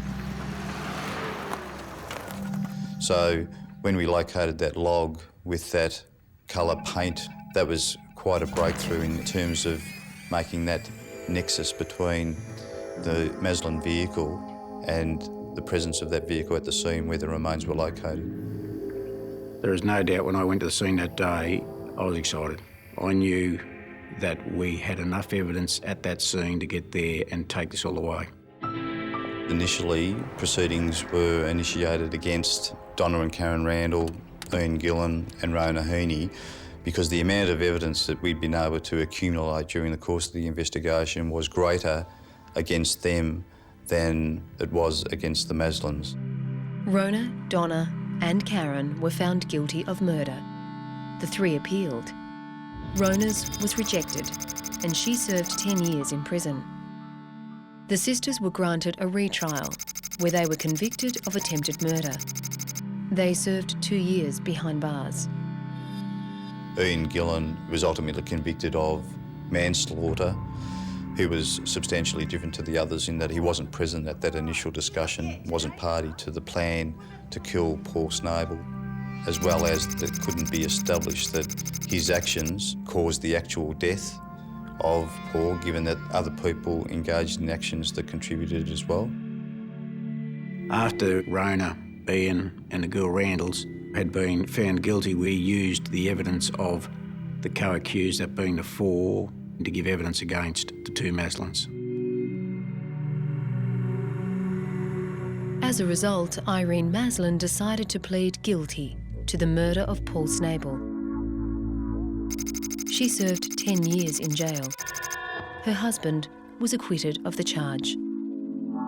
It's really hard for me to pinpoint exactly why Paul Snable was killed.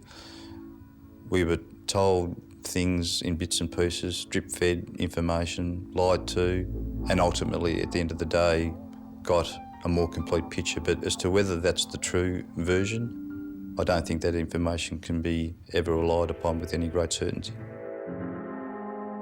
It was only a year apart for me, and we were fairly close, and he always loved to look after his little sister and bought me gifts for my birthday and Christmas.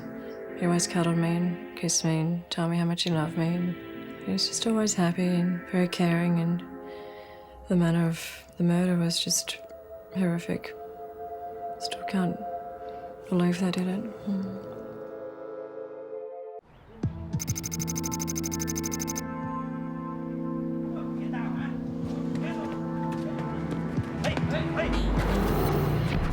Week 307, we're going code 1 with a possible abduction. The owner of that premises has seen 2 Asians driving a green Camry, speeding up another Asian, and then told that Asian into the boot. All we've got at this stage is a green Camry, no direction of travel. This is a live ticking bomb. The fuse has been lit, and it's up to us to stop that detonation occurring. They weren't going about normal business. They were waiting for something to happen. It was the first real break we'd had in the whole time that we'd been investigating the case. But you can't rely that everything's going to go like clockwork and that the bad guys are going to follow the script to the letter. It was a pretty cold crime. It was like a business transaction.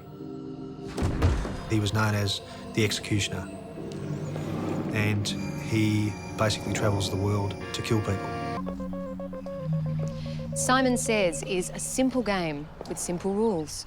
You learn quickly to do what Simon says, or you're out of the game. But when Simon is an international gangster and he says smuggle heroin, disobeying his instructions can have fatal consequences. We received a call to say that an attempted abduction had occurred at Regal Court in Glen Waverley, and that the witness had seen an Asian male begging for his life and was down on his knees crying, and obviously was in a distressed state. The second witness saw the 2 men then put the man into the boot of the car and then drove out of Regal Court. Fortunately for the police, the witness was able to record the registration number of the car, and those details were passed on to the police. BKC to all units in the Glen Waverley area. The vehicle we're looking for in relation to a possible abduction is Foxtrot Romeo November 929. Stand by, I'll get the usuals. As police at the scene waited for the usuals, being the ownership of the car, they took a closer look at where this young Asian male had been abducted. Glen Waverley, I've come across a gentleman's coat in the driveway, and probably or possibly the address from where the victims come from. Also found a cap nearby, so I'd definitely say the altercation occurred in the driveway at this address. And we also noticed there was a car in the driveway, and the vehicle was unlocked, so we thought this was the victim's car. We door knocked the house and there was no one home. and the house was locked and secured. So we checked the vehicle for registration to establish a name to the car to see whether it was connected to the house. November Romeo Kilo 353, it should be a 96 Toyota Lexus sedan silver. It was the right vehicle, but the registered owner, 22-year-old Leanne Twan, lived elsewhere. 408, could you attend that address, please? Make some inquiries.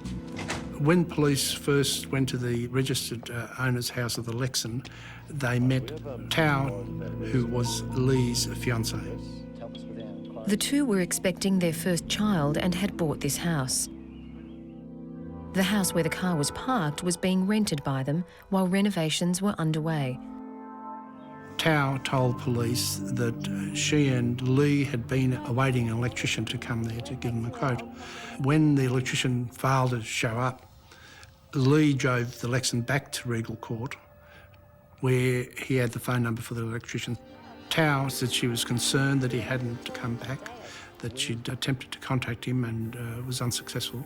408, any suggestions from the young lady as to why this may have occurred? Before I just stand by, she's actually made a phone call to her mother, who she says may have some knowledge of it. She hasn't been able to tell us why. I'll just get back in a sec. Roger. 408, we've got the girlfriend on the phone to the victim's mother, who says she may know something about the reason this bloke's been taken. She refused to discuss the reasons on the phone. So arrangements were made for her to come down to the Glen Waverley police station. Meanwhile, police had discovered the car used in the abduction had been bought at a car yard only 10 days before. It had been sold to an 18-year-old by the name of Hoy. When we went to the address, Mrs. Vang, Hoy's mother, was home. Hoy was at school and he had the car in his possession at the school. We went to the school and spoke to Hoy, and he had told us that the car had been stolen 3 days prior. Hoy had not reported the car being stolen to the police. He thought that he would report it after school on this particular day that we were there. As a result, both Hoy and his mother, Mrs. Van, were asked to come to the police station to give statements about the missing car. In another room, police were interviewing the kidnapped victim's mother, Mrs. Ha, and his fiancé. And when was the last time you saw your son? Mrs. Ha was very calm throughout the situation, considering that her son was at risk. She was obviously trying to assist the police as much as she could in locating her son. Mrs. Ha said that she believed she knew who was responsible for the kidnapping of her son Lee. And it was an Asian businessman, a man by the name of Fook, that she'd met some months earlier. Fook was based in Hong Kong. Mrs. Ha was a clothing importer and he had approached her asking her to use her business as a front or as a means of him importing heroin into the country. She told Fook she didn't want any part of it and she refused to assist him in any way.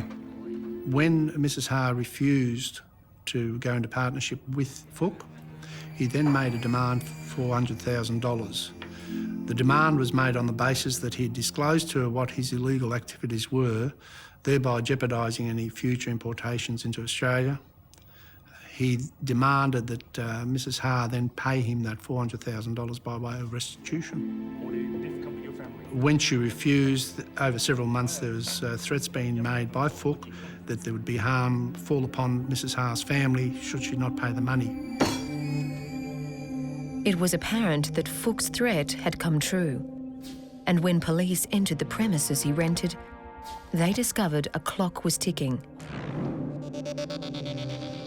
When they went back to the house, they found that the house had been ransacked. But while they're there, they also found a note. She said it was in Lee's handwriting. It was written in Vietnamese. It basically said that he'd gone with Fook's people and to tell his mother that she had 72 hours to pay the money that Fook was asking for. We know that it's a live ticking bomb. The fuse has been lit and it's up to us to stop that detonation occurring and to find the person alive. 22-year-old Leanne Twan had been kidnapped, seemingly because his mother had refused to import heroin and then refused to pay $400,000 for the privilege of turning the offer down. She was currently in the police station making a call to Hong Kong, to the person who had ordered her son's abduction, Truong Hong Phuc. When she spoke to Phuc again reinstated his demand for the money to be paid over, and if the money wasn't paid, he suggested that there would be harm to Lee. It wasn't play school, this was a genuine kidnapping with real concerns for the well-being and the welfare of Lee. If his criminal record was any indication, Phuc meant business. When police here contacted Hong Kong authorities, they learned he'd been jailed for manslaughter and was a major player in the international drug trade. But it was a connection here in Australia that was of great interest in the investigation. When we spoke to Mrs. Ha about Phuc and how she first met him, she told police that Phuc was actually introduced to her through Mrs. Van. Phuc was actually Mrs. Van's brother. And Mrs. Van is the mother of Hoy, the registered owner of the Camry that was used in the kidnapping. Mrs. Van and her son were currently giving statements about the missing car that they told police had been stolen. We were able to identify that some 3 days prior to the kidnapping, the vehicle had been intercepted on the Hume Highway heading towards New South Wales. And it was intercepted by police again in Goulburn for another traffic infringement. The driver was spoken to by police and his details were obtained. The driver was identified as a person by the name of Long, who gave an address in Victoria. We'd made inquiries at the address that he'd given. He wasn't anywhere to be found. So surveillance was placed on his premises and other areas that he was known to frequent. Police were also keeping an eye on Mrs. Van's place. Both had links to the car and in turn to the kidnapping. And Mrs. Van was the sister of the man who had ordered Lee to be taken. Lee was somewhere, and 24 hours had passed. Over the first 48 hours, there would have been something like 6 or 7 phone calls between Mrs. Ha and Phuc. And on each occasion, the primary objective of the phone call was to attempt to have Phuc acknowledge that he was involved in the kidnapping in some way and to have some sort of communication with Lee to confirm that he was alive. Phuc adamantly refused to discuss anything to do with Lee and maintained that the only reason he was contacting Mrs. Ha was that he was owed a debt of $400,000 and that he wanted that money repaid. Police desperately needed to find Lee before the deadline expired. They needed to identify the actual kidnappers and they needed to find Phuc. Mrs. Ha mentioned on the first night to police that about a month earlier she'd got a fax from Phuc where it nominated 4 different bank accounts in Hong Kong, and they were the bank accounts that he wanted her to put the $400,000 into. As police didn't know where Phuc was currently staying, they hoped the details on the fax would provide that information. But it would take time. That evening there was a call made from Mrs. Ha to Phuc. We asked that Mrs. Ha ask for a further extension on the 72-hour deadline. Phuc agreed to a 24-hour extension until midday the following day. The time had allowed the Hong Kong authorities to establish the locations of the account holders. Each was put under surveillance, just as the ones in Australia had been. But the extension time had now come and gone, and Phuc had made no contact. Then, 2.5 hours later, he called. Phuc indicated that the meeting would take place in the vicinity of the Spencer Street railway station the next day. The surveillance people, the special operations group, they were all briefed. The area had to be looked at for the best possible positions for everyone to be put into place. On that next day, Mrs. Ha awaited specific instructions. Mrs. Ha was obviously going through a pretty stressful time, but the way she conducted herself, she was just amazing. She was very strong and seemed fairly composed for what she was faced with. The investigators were then alerted by surveillance officers that 4 men had arrived near the drop-off point. They weren't going about normal business of anyone coming and going from the railway station. They seemed like they were waiting for something to happen. Just their mannerisms and their movements and their appearance, that they were identified pretty quickly. At one stage, One was seen to be making a call on a mobile phone. Simultaneously, Mrs. Ha had just received a phone call. This time the call wasn't from Fook.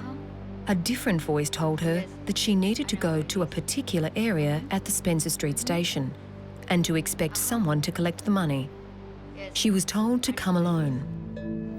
If the person that was giving directions to Mrs. Ha in fact was one of the collectors at the railway station, then that person would have intimate knowledge as to the whereabouts of Lee. She was put into a taxi. The taxi was driven by a member of the police force for her safety, obviously, and he was going to take her down to the railway station where the exchange was going to take place.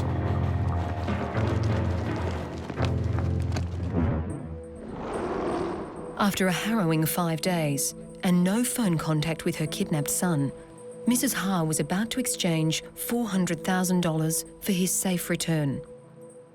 Fook told Mrs. Ha that he was sending down a pawn, as he referred to him, to collect the money, and that within 2 hours of that occurring, she would get a further phone call that would give her the location of her son. That was the afternoon before. Now, residences both here and overseas were ready to be raided and searched, and Special Operations Group members were ready for the handover. Once an exchange was made, the 4 that had been identified at the railway station, they'd be kept under surveillance in the hope that they would then take us back to a premises or some sort of contact either with Fook or with Lee or with any of the kidnappers, any of the people involved in the whole situation. But that hope was quickly dashed.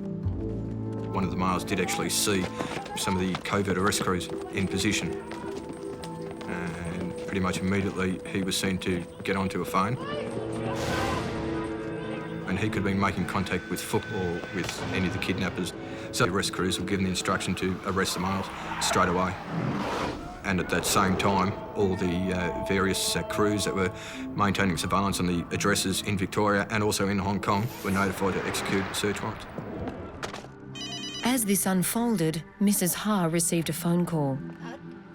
The caller was unhappy with Mrs. Ha, and they didn't think Mrs. Ha was playing the game properly. She was further instructed to make a phone call within an hour to receive further instructions. But when she called Fook's number, it continually went to voicemail. The main priority was Lee's whereabouts and whether the events of that day had any effect on his welfare. At this stage, the police had in custody the 4 men who were now being questioned. They basically gave an account of being asked to collect some money, and they were going to receive an amount of cash, I think it was $5,000, just for collecting the money from a lady. But they weren't giving any other indication that they had any other connection with the kidnapping or any other knowledge of Fook or Lee's whereabouts. And as a result of that, they were released. The raids on the houses here in Australia weren't promising either. No evidence, no Lee. But in Hong Kong, where 2 men were arrested, there was a definite link to the kidnapping. In the execution of the search warrants in Hong Kong, we were able to locate the original fax that was forwarded to Mrs. Ha with the demand, plus the fax machine itself. More importantly, there was a suggestion that Fook himself may have been there. There was an address book that contained Mrs. Van's details from Clayton, the mother of Hoy, the registered owner of the Camry that was used in the kidnapping. So there's a few items there that gave a direct link with Fook.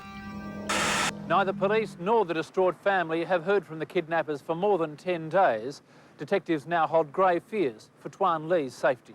They have principals overseas that have organised and orchestrated the kidnapping. They've obtained the services of local people here in Victoria to carry out the actual kidnapping. In an effort to confirm the safety of Lee and to attempt to secure his release, a media conference was conducted where Tao and Mrs. Ha pleaded for the safe return of their son, Lee. The distraught girlfriend and the mother of the kidnapped man are too frightened to show their faces, but pleaded for 22-year-old Tuan Ann Lee's safe return. If you got my fiancé, can you please release him for me? Because I'm pregnant. I'm a young lady, and I really need my husband's help. Fighting back tears, Mr. Lee's mother spoke through an interpreter. Please release my son to be back safely with his family. My son is innocent. But the only outcome was the discovery of the car used in the abduction. It was found locked and neatly parked, only streets away from the scene of the crime. The first priority was to get the car out to our forensic science laboratory in the hope that it could shed any sort of evidence, whether it be fingerprints, DNA, samples of the clothing, hair, anything at all from any part of the car. They didn't find anything in the car. One thing they found was traces of some type of powder or cleaning compound, so it was pretty apparent that the car had been pretty thoroughly cleaned before it had been left in Seaford. It was a bit disappointing to find the car in that state, but you'd almost expect that that was going to be the case. Either the car was found in that state or it was found a shell somewhere. We arranged for Hoy to come back in to give us an indication as to what may have been different with the car or may have been missing from the car, and he told us that he believed that there was a P-plate, a floor mat and a street directory missing from the car. And then almost a month to the day after the car had been found, we got a phone call from a member from the homicide squad to say that Lee's body had been found in a drain in Noble Park. The male person was found wearing clothing that was similar to that worn by Mr. Lee when he was kidnapped, and it was apparent that he had tattoos that were consistent with those that Mr. Lee had. Police divers arrived at the Noble Park drain today, scouring a 2-kilometre stretch near where a man's body was discovered late yesterday. It was partly decomposed. Detectives believe it had been in the drain at least a few days. School children spotted it through an open grate. Search and rescue officers began an arduous line search, carefully combing surrounding grassland for any clue. At the post-mortem, it was established that the cause of death was a single gunshot wound to the head. There was an X-ray of the skull which identified the .22 round inside the skull. Ballistics were able to establish that the firearm was discharged only a short distance from his head, execution style. It was a pretty cold crime with no personal attachment.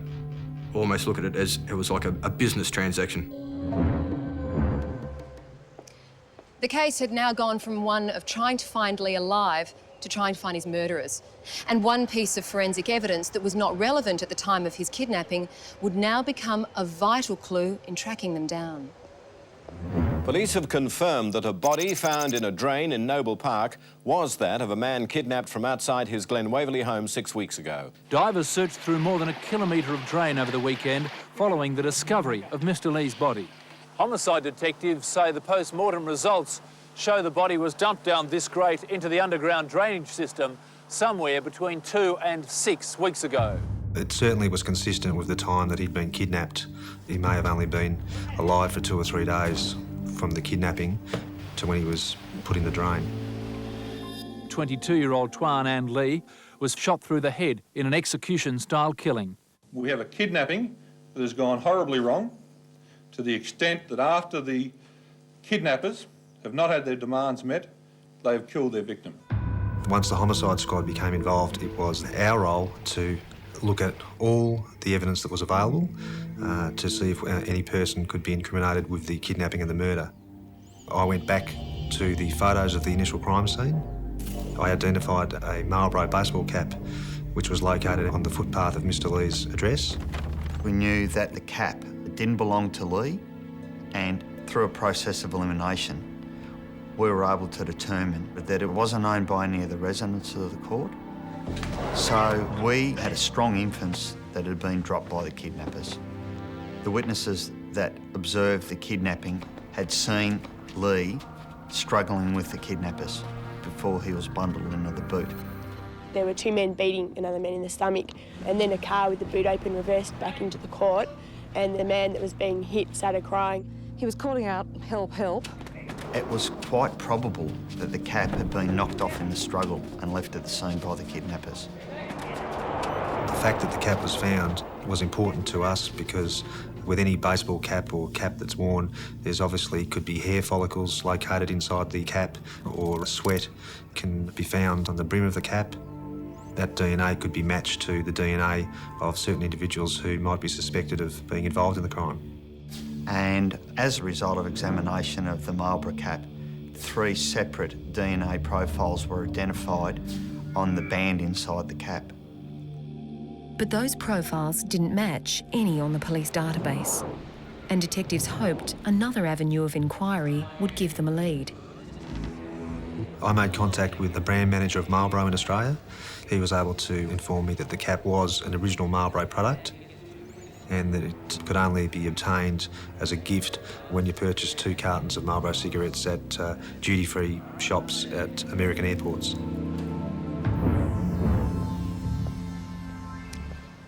$90,000 of these caps had been given away. And finding the person or persons who had worn one of them 12,000 kilometres away here in Melbourne was almost impossible. So detectives put that line of inquiry to one side and looked for further clues to the kidnappers closer to home. It was important to investigators to find the house where Lee had been held hostage, because every contact leaves us traces, and we were hopeful to get some traces of the kidnappers at the house. Police believed that it was likely that Lee was held somewhere near where his body had been initially dumped into the drainage system.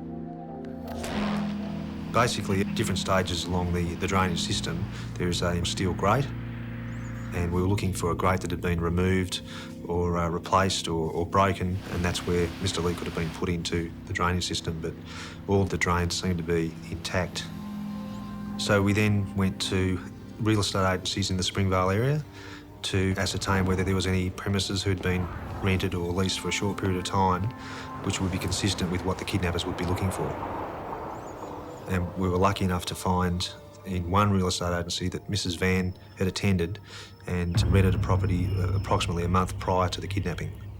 She only wanted the premises for a short period of time and broke the lease after a month, which was consistent with the times when Mr. Lee went missing and after he was killed.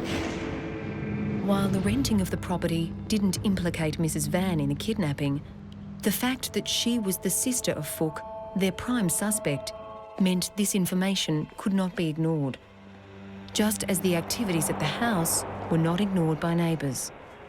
Not only had neighbours observed men of Asian appearance bringing mattresses into the premises, they also observed a car similar in description to that used by the kidnappers coming and going from the premises. We obtained a search warrant for the premises to look for evidence of the kidnapping. We were obviously hoping to find anything whatsoever to support the fact that Mr. Lee had been held at the premises. Upon entering the house, the first thing we saw was the curtains had been drawn and were held together with clothing pegs, which in itself appeared to be suspicious. Searching the bathroom, there was a mass of dark-coloured hair in the shower. I was hopeful that was the deceased's hair.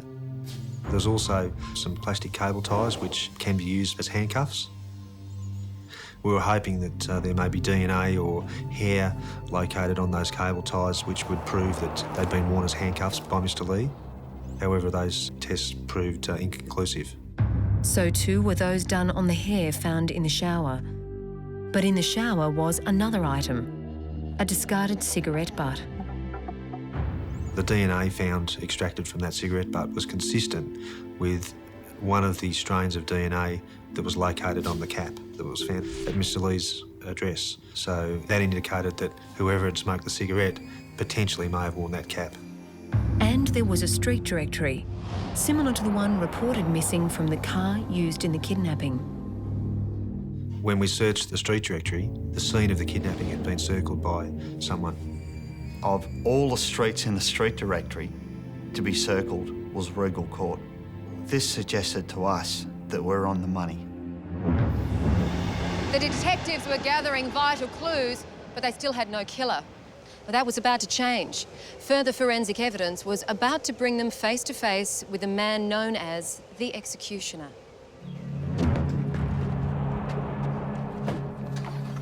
Police had gleaned evidence from the place Lee had been kidnapped from and the likely place he had been kept before being killed. But they were no nearer to finding those who had shot him. But because Mrs. Ha knew the mobile phone number that Phuc had been using during his negotiations with her before and after the kidnapping, police began to track its movements. They were hopeful the records would lead them to those who undertook his dirty work. It was apparent that he'd been calling a number of motels and hotels in the Sydney area. The Lansdowne motel came up a lot. There was a significant number of calls to that motel on the 3rd of May, which was only a couple of days after the kidnapping. So we went through every guest registration card on the 3rd of May, and there were 2 people who were of particular interest to us. One identified himself on the guest registration card as Michael Nguyen and provided an American address. The other was Bui Tuan, who provided an address in Los Angeles and a telephone number on his guest registration card. The timing and arrival of these guests seemed more than a coincidence when police looked at the evidence that had been found in the Hong Kong raids. One of the exhibits found in Hong Kong was a novel titled Until Proven Guilty. When we searched through the pages of the book, we found the telephone number of the Lansdowne Motel, and not only the telephone number, but the number 128 was written next to that number, which in fact was the room number that Bui Tuan was staying in at the Lansdowne Motel.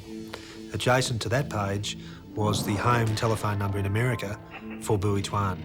What it gave police was fantastic evidence to support our claims that Phuc not only knew Bui Tuan, but knew that he was staying in that motel and that particular room at the time directly after the kidnapping.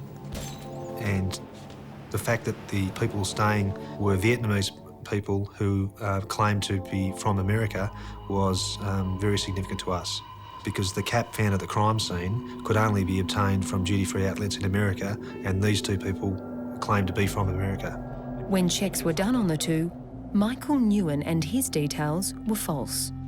Bui Tuan, on the other hand, was who he claimed. Upon identifying that Bui Tuan was a real person, we ascertained that he departed America on the 20th of April and he arrived in Australia 6 days before the kidnapping took place. We then asked the Federal Police member in the States to check all duty-free outlets at Los Angeles International Airport to ascertain whether any purchase of Marlboro cigarettes had been made by our target, Bui Tuan. When you buy any duty-free items in America, you have to produce your passport at the time of the purchase. There was no purchases made by Bui Tuan of cigarettes or any other duty-free items.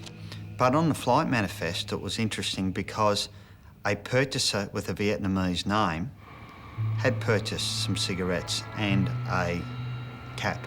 That person was sitting next to Bui Tuan. It seemed more likely to us that the purchaser of the cigarettes and the cap had given Tuan the cap.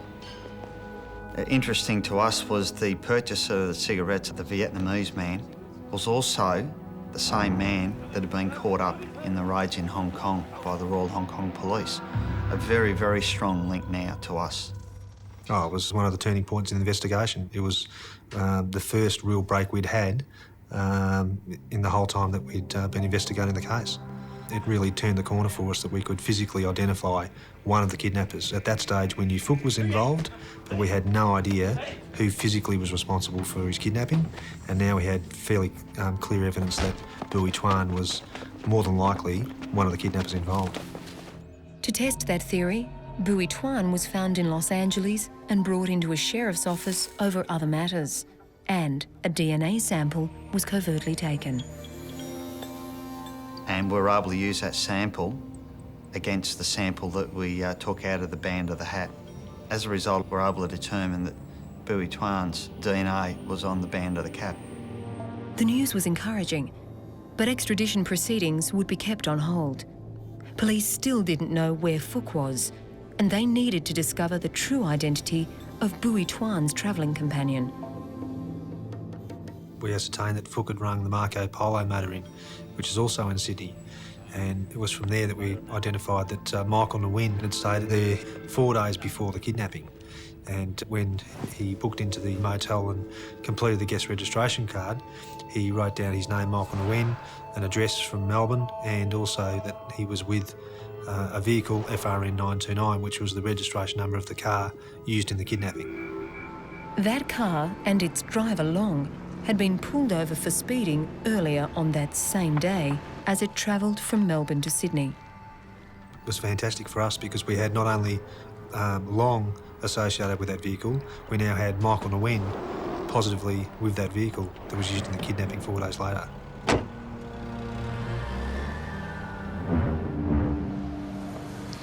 The whereabouts of Long was unknown, and police still didn't know the true identity of Michael Nguyen to even begin looking for him. But when a check of that name was made with the Immigration Department, they had luck. A Michael Nguyen had been arrested on leaving Australia. He had in excess of $10,000 Australian currency and a small vial containing heroin in his possession.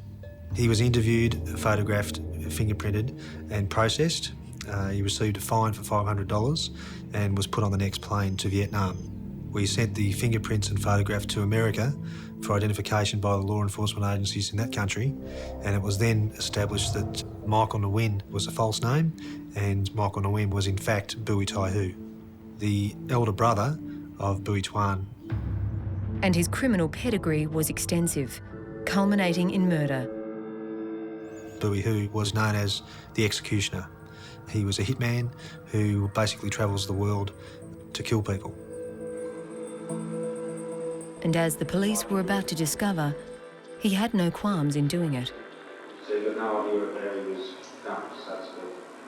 Well, they don't, whatever, do whatever. Detectives investigating the kidnap and murder of Leanne Tuan had identified 2 suspects who were connected to evidence found at the place he was abducted.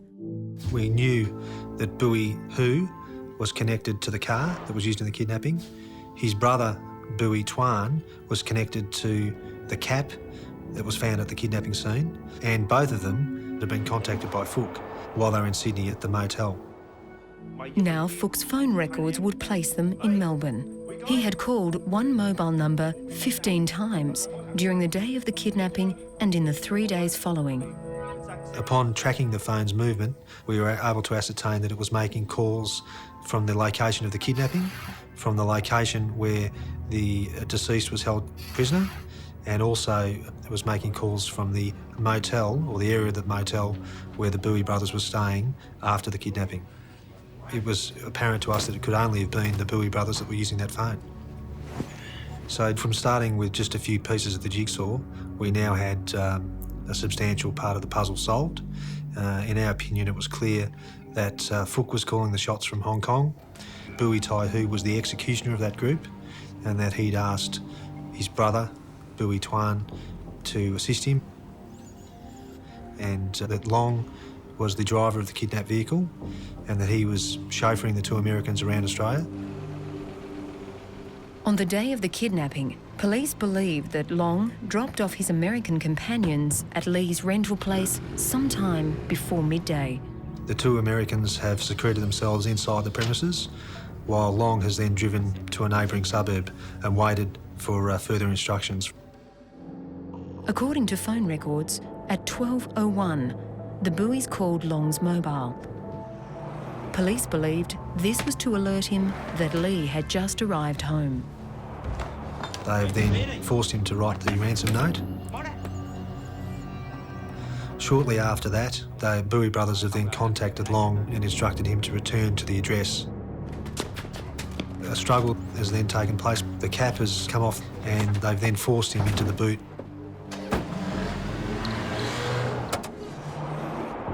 We presume that they drove straight to the kidnapping house, and there he was held against his will. We believe that 4 days after Mr. Lee was kidnapped, they shot him in the head.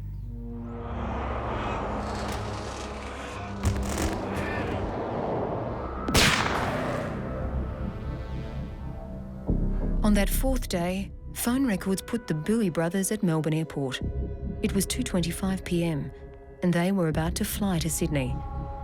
Only 15 minutes later, Fook called Lee's mother. Even though Lee was dead, he was still demanding his money. So we weren't dealing with nice people here. We were dealing with very hardened, calculated criminals who all they're worried about is lining their own pockets. The next day, the handover was scheduled. Fook escaped the raids in Hong Kong, and in the days following, both the Bowie brothers and Long left Australia. At this stage, we had sufficient evidence to charge the main players with kidnapping and murder. Then we had even a bigger task of finding where they were. And even though the world's shrinking every day, it's very easy to hide with false passports. It had taken the team over a year to get to this point, and it would be another year before their suspects began to emerge. Bowie Hu, the executioner, was found in Vietnam. He himself was facing the firing squad over his involvement in a large-scale drug importation and exportation racket. I flew to Vietnam and I interviewed him for a full day whilst he was on death row. You know, anything whatsoever in relation to kidnapping of Leonard Twin?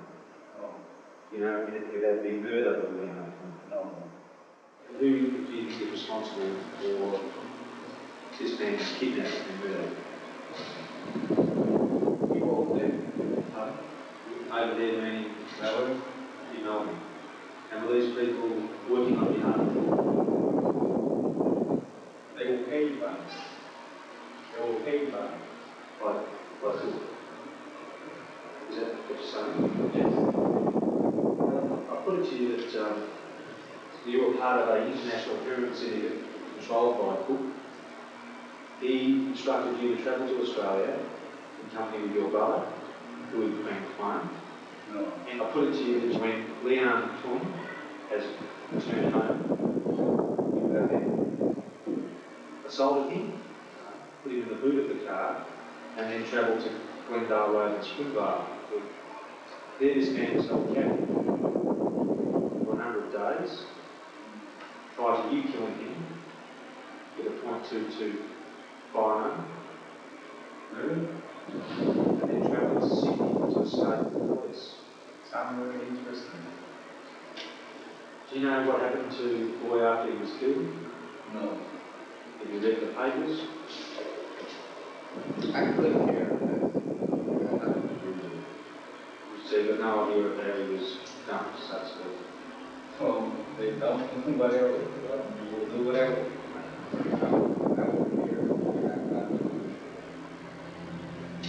During the interview, Bowie Hu had smoked. The cigarette butts were collected, and his DNA was found next to that of his brother's on the baseball cap.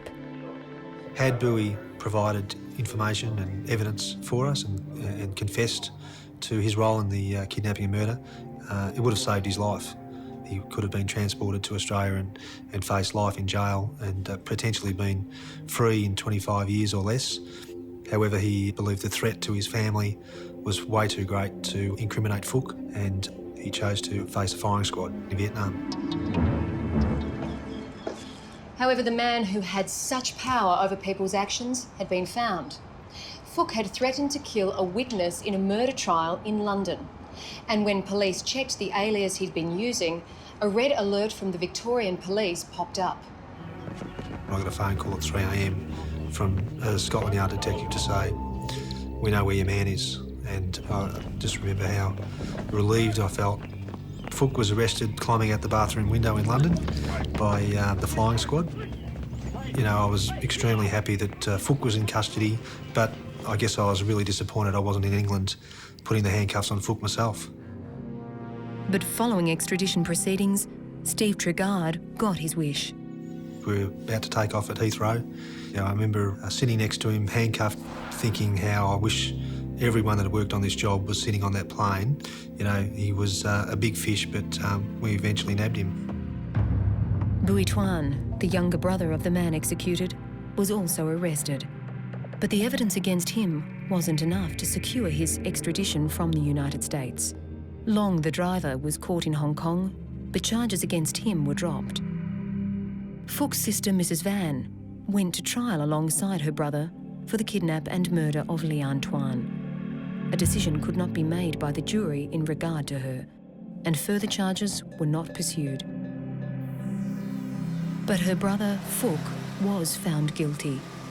He received life imprisonment and will not be eligible for parole until 2024.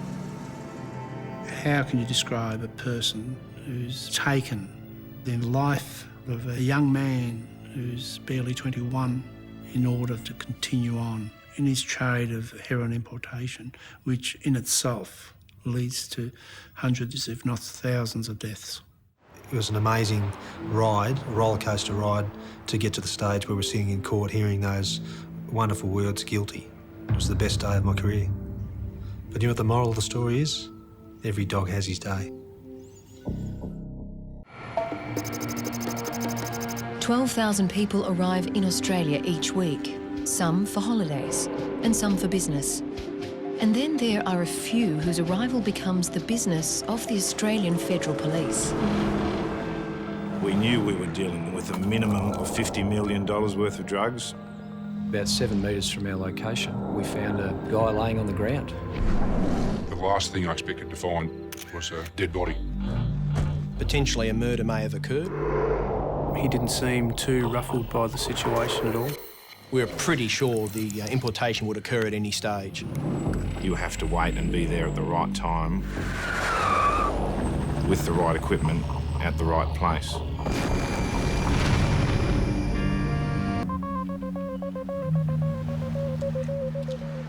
The Australian Federal Police had been given a tip that a large amount of narcotics was about to enter our shores. They had no idea where or when it would happen, but they did know if it wasn't stopped, a massive quantity of heroin would hit the streets, resulting in other crimes and possibly deaths. The only intelligence they had was that a Mr. Teng had arrived in town. Once we received the information in relation to Teng, our team started checks into his background, into his arrival in Australia, and into his location in Melbourne at the time. The task for the surveillance branch was to follow Mr. Teng around to see exactly what he did, who he met, where he went. Well, I'm videoing a guy who looks very much like him, standing near the crossing. Our first point of actually seeing Teng was in and around the Crown Casino in Melbourne. He's standing near the crossing smoking a cigarette. Yep, that's our man. And then we discovered he was using a Tarago van to drive around Melbourne. Some checks that were carried out determined the car had been hired from Europe Car in Geelong, a fair way from Melbourne itself, not somewhere where a tourist would usually go to hire a car when there's so many car rental places around Melbourne. Such a large vehicle for one person seemed interesting. For 3 days, the surveillance team followed Mr. Teng and the van back and forth from Melbourne to Geelong. Still on the phone smoking, just swiveled around a bit so he's facing away from the water. His movements around the shoreline and the piers around Geelong, it was almost as if he was surveying the area, possibly even familiarising himself with certain aspects of the geography of the area. Although he was staying at Crown Casino, and I guess you could say he was gambling of an evening, certainly his activities didn't fit with the normal activities of tourists. While surveillance was kept on Mr. Teng, federal agents took a chance and spoke with the manager of the company from where the van had been rented. It paid off. Their target had inquired about renting another car. Mr. Teng stated that he wanted a four-wheel drive. His family was coming out here and he needed it for luggage, which we, at that stage, believed was false. We thought he was going to put something sizable in the boot there and it wasn't going to be luggage. The idea of boot space, if it was narcotics, what quantity are we looking at? We must be looking at a reasonable size importation, if in fact that was what he intended to do. Europe Car Geelong didn't have a four-wheel drive available, so the AFP actually rented a four-wheel drive on their behalf and had it set up ready for Teng to rent from Europe Car. The next day, the four-wheel drive with listening devices was delivered. Europcar, on our behalf, contacted Teng, stating they'd just come across a four-wheel drive that was available for his rental, and that allowed us to get Teng back to the office so we could take some surveillance of him and commence our monitoring of his movements and any conversations that he may have. He looked at the four-wheel drive, looked again at the Tarago, and decided there wasn't enough room in the four-wheel drive itself for what he wanted it for. When you have these operations, things seem to go smoothly for a period of time. All of a sudden, it's Murphy's Law, what can go wrong will go wrong. And that's what makes these operations difficult, trying to control the movements of somebody that has no idea they're being looked at, but often they just go off and do their own thing as they want. My boss now, he's going to kill me because I had to bring it down from Melbourne. It cost me money. Doesn't matter. However, the manager at Europcar was able to walk out and actually look at the two vehicles in their discussions. He noticed another male in the Tarago van with Teng, another Asian male, and he also noticed in the back of the Tarago some luggage, and the details on one of the luggage related to a person by the name of Lamb. Police began checks on this person, Lamb, but their target was always Mr. Teng. Wherever he went, they went, and he, along with this Mr. Lamb, were now heading further round the coast to the surfside city of Lorne. Time is 4:51 on the 11th of April 2003. Subject having a cigarette out the front. His associate in the driver's side of the Tarago, yet to exit the vehicle. Teng went from Europcar Geelong to Lorne and made inquiries at a real estate agency. Real estate agent Smythe. After his conversations were completed and he'd left the area, one of our investigators approached the real estate agency and, again making a judgment call, discussed his conversations with them about renting a property. Subject entering vehicle. Mr. Teng made inquiries, fairly solid inquiries about rental premises up on the hill in Lorne there, and my first impression personally was that something would be happening in the next few days. As it turned out, he transited back to Geelong and back to Melbourne. However, he had made inquiries in Geelong also, so to me it felt like he was basically hedging his bets. With Teng back in Melbourne and spending the night at the blackjack tables, police were able to install a listening device into his van. The chess game, as federal police saw this operation, was underway. And if they wanted to win the game, they needed to be one step ahead of his every move. Mr. Kiem Fah Teng had spent the last 2 weeks travelling to the south coast of Victoria, sometimes alone, and at other times in the company of a man police believed was a Mr. Lamb. But federal agents didn't believe their interest in the coast was to find a place to go fishing, but a place where a large shipment of narcotics could be dropped off. To find out where and when, federal agents were able to install listening devices into the van he had already hired. However, Teng decided the next day he'd actually wander on foot around the Melbourne Central Business District. So the AFP had to fall back to our physical surveillance of Teng. Yeah, he's leaning up against the wall and he's looking around a fair bit, and he just looked down to his watch on his right wrist. 1 minute later, the reason was clear. Our man's meeting with a UI just underneath the walk bridge. He was seen to meet up with another male, again an unknown, a separate male to that, seen in the vehicle with him at Geelong. You know, on close inspection there's dark grey pants and he's got black shoes. Dark grey pants, black shoes and a long black jacket. AFM. They were seen to wander around Melbourne together, to sit down and have lunch or a meal, have a number of deep conversations, and then to utilise a public phone box in the city and to make numerous calls from that public phone box. The phone box. Yeah, copy that. Mate, if there's a split here, would you be able to put the UI to a car or some sort of transport? I'll do my best. Fortunately, this unidentified individual stayed with Teng.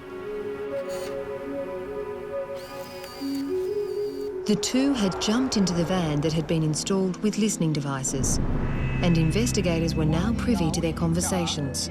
They travelled from Melbourne, again down towards Geelong, had a conversation in the vehicle. The second male made comments relating to Teng's involvement in international drug trafficking, and that penalties for the type of activities they were going to be undertaking would in some cases be 20 years and in other cases 5. And this led the AFP to now feel pretty certain that Teng was definitely involved in an imminent importation into Australia of narcotics. On reaching Geelong, the two males walked along the Cunningham jetty.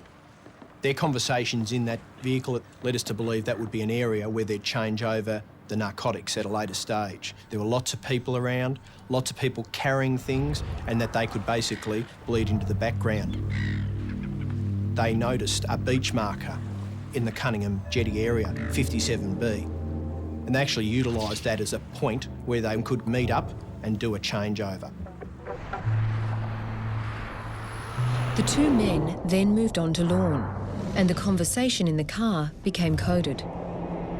In relation to the narcotics, they were calling girlfriends. They were talking about picking up the girlfriends, handing the girlfriends on to others, and at the same time that the girlfriends would be delivered by speedboat. We knew there was possibly boats involved. We knew there was 150 units, or that was the figure they were talking. Units are a 300-gram block, a 700-gram block. It depends on their particular jargon, the criminals' jargon. If you look at it in terms of the street value, each kilo is $1 million, and that's probably an underestimation. So we knew we were dealing with a minimum of $50 million worth of drugs up to $150 million worth of drugs. And the higher the stakes the criminals are playing with, the more danger, obviously, for everybody involved. That being the case, we had to make sure that we had an appropriate amount of resources and appropriate level of members available to undertake a safe arrest once we're at the resolution stage. So what we had to do was just get down there, get all kitted up and be ready for the 100 different situations that could occur. And so it was a case of hurry up and wait. In that case, it's very much like the army. You have to wait and be there at the right time with the right equipment at the right place. We have to be prepared at all hours of the day to respond at an appropriate level, whether that's 2 in the morning after no sleep or just during a normal business day.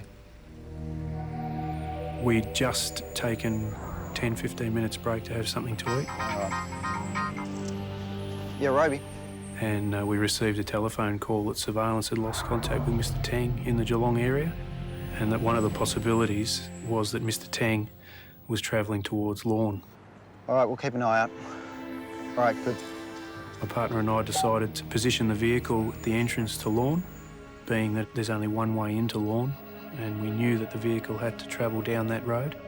Personally, I didn't think they would be travelling back to Lorne because of the time of the evening, unless, of course, something else was going to occur. I remember saying to my partner there that we could be here all night, and the first set of headlights that rolled through Lorne was the silver Tarago.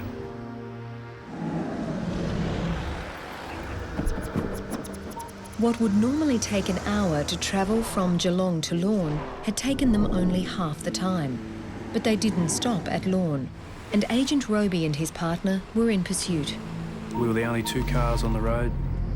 I was very wary not to be too close to the back of the Tarago, being the only other vehicle on the road.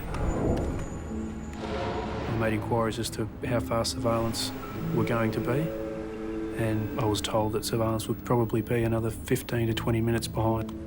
My partner and I realised at that stage that if anything significant was happening within the next 15 to 20 minutes, then we'd be the 2 members that would be required to do something.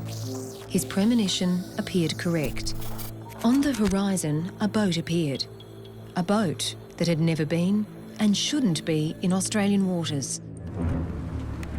At this stage, Federal Agent Chris Roby and his partner were following the Tarago around the Great Ocean Road at fairly high speeds on an extremely bad night. That being the case, we were quickly trying to have other surveillance members move down into the area to assist Chris Roby.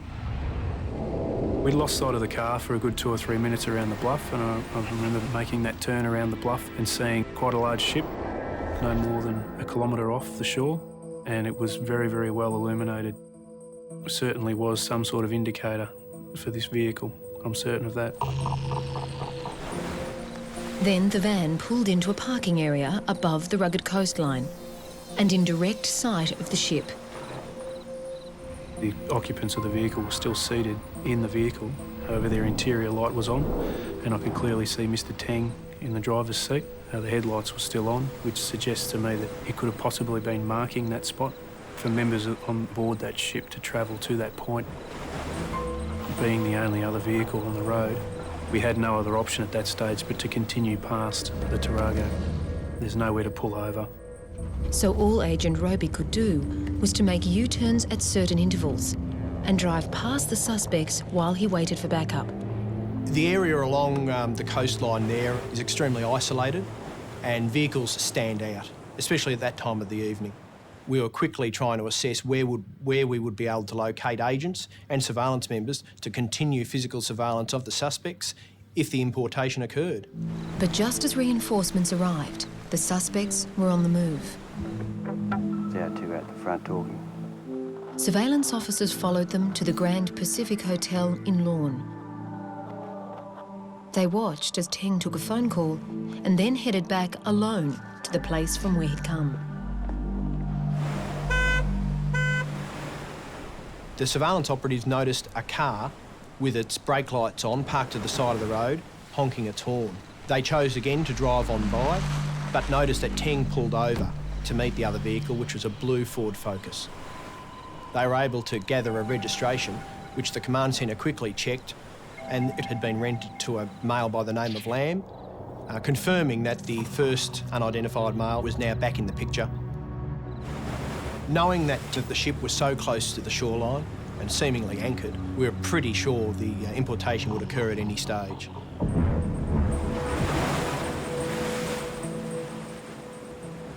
It was going to be a difficult task for the undercover agents to see the handover occur. The beach below where the cars had been parked was hard for them to keep their eye on without being spotted. And the weather that night wasn't doing them any favours. It was really, really hard to actually see what was going on, both at the vessel and on the beach. You couldn't see the vessel with the naked eye. The only way I was actually able to see it at stage was with the thermal imager. The weather was shocking. There was huge seas, and anybody coming off the boat in those sort of swells must have been crazy, especially given the way that such a large boat was being thrown around. A smaller vessel, if it was coming off that, the boat would have had a real hard time. Back at the Grand Pacific Hotel, the other male suspect had been nervously puffing on cigarettes for over an hour when Teng arrived back. The two returned to the cliff, and while agents following couldn't stop to see what was happening, the bug in the van was giving them some indication of what had occurred. Although we couldn't interpret the conversation at the time, something had changed with the situation down the shore party. Very quick, very jumbled conversations. We were being told that something was going on the beach. I couldn't see that, and I was expecting something to go back from the beach, back towards the ship. That never eventuated. It was a frustrating moment in the investigation. We had a ship within a kilometre of the shoreline. We had a shore party and two vehicles. However, we couldn't see any handover of the drugs from the ship to the shore party, so it was decided to pull a lot of the members back to Lorne and wait for the narcotics to return with Teng in the Tarago.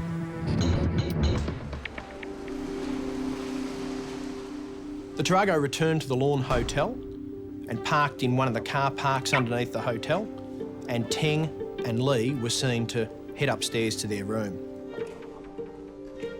At a point after they went into their room, we had a federal agent go into the car park and look into the back of the Tarago. It's too big, bud. In the Tarago, two packages could be seen wrapped in blue tarpaulin-type plastic and fishing net. So we were sure that the narcotics had arrived. We had a lot of options available. We could go and arrest them in the room, but however, that wouldn't show their actual knowledge of the narcotics. We decided to wait until Teng and his companion returned to their Tarago before arresting them, so that they are in possession of the narcotics at the time of their arrest. The problem was, the packages weren't big enough to be 150 kilograms worth, and we'd now lost contact with the blue Ford Focus. Lamb, who had gone in a different direction after the handover, had used anti-surveillance techniques, and the police had to drop off his tail. So we had to try and find that vehicle and find the narcotics. Not only that, They would need to find forensic evidence that would link the suspects to the scene where the handover had occurred and where the ship that they believe was involved was still anchored. But what they discovered was not what they expected. Dead person.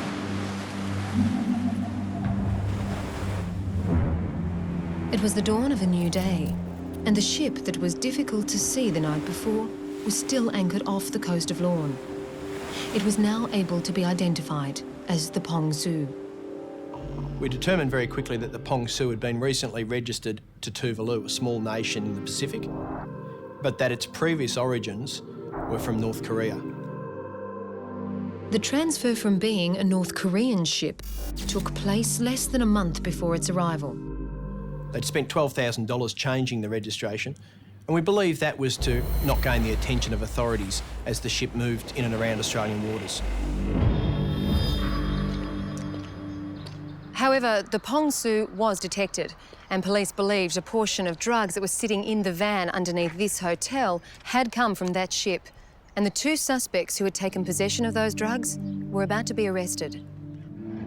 Our plan at that stage was to try and contain them there, to do something to their car that made them stop to repair it, and we came up with letting down the front tyre.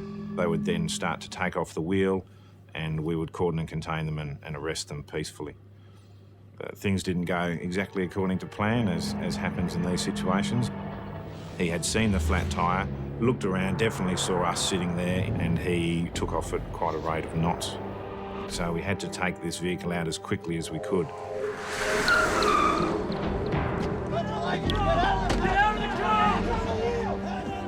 We blocked it in so it couldn't move anymore, and then members of the SRS and advanced warrant team surrounded the vehicle and at gunpoint extracted the driver and the passenger.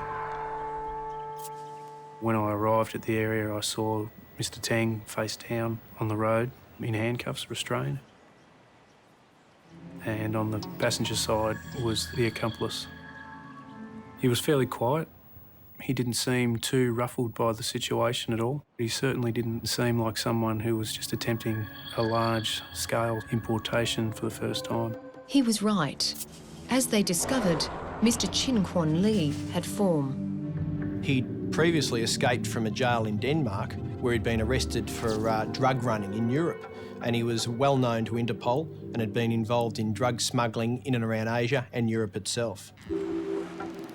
The boot was opened and there was what appeared to be 40 to 50 kilos of what we presumed was heroin from the nature of all the investigations. There you go.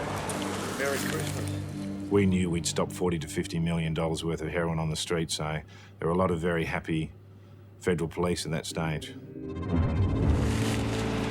It's very waterproof. The blocks were heavily wrapped in a number of layers of plastic. This might be your bottom line. And there's another layer there. Which went to the notion that they had been carried over from the ship.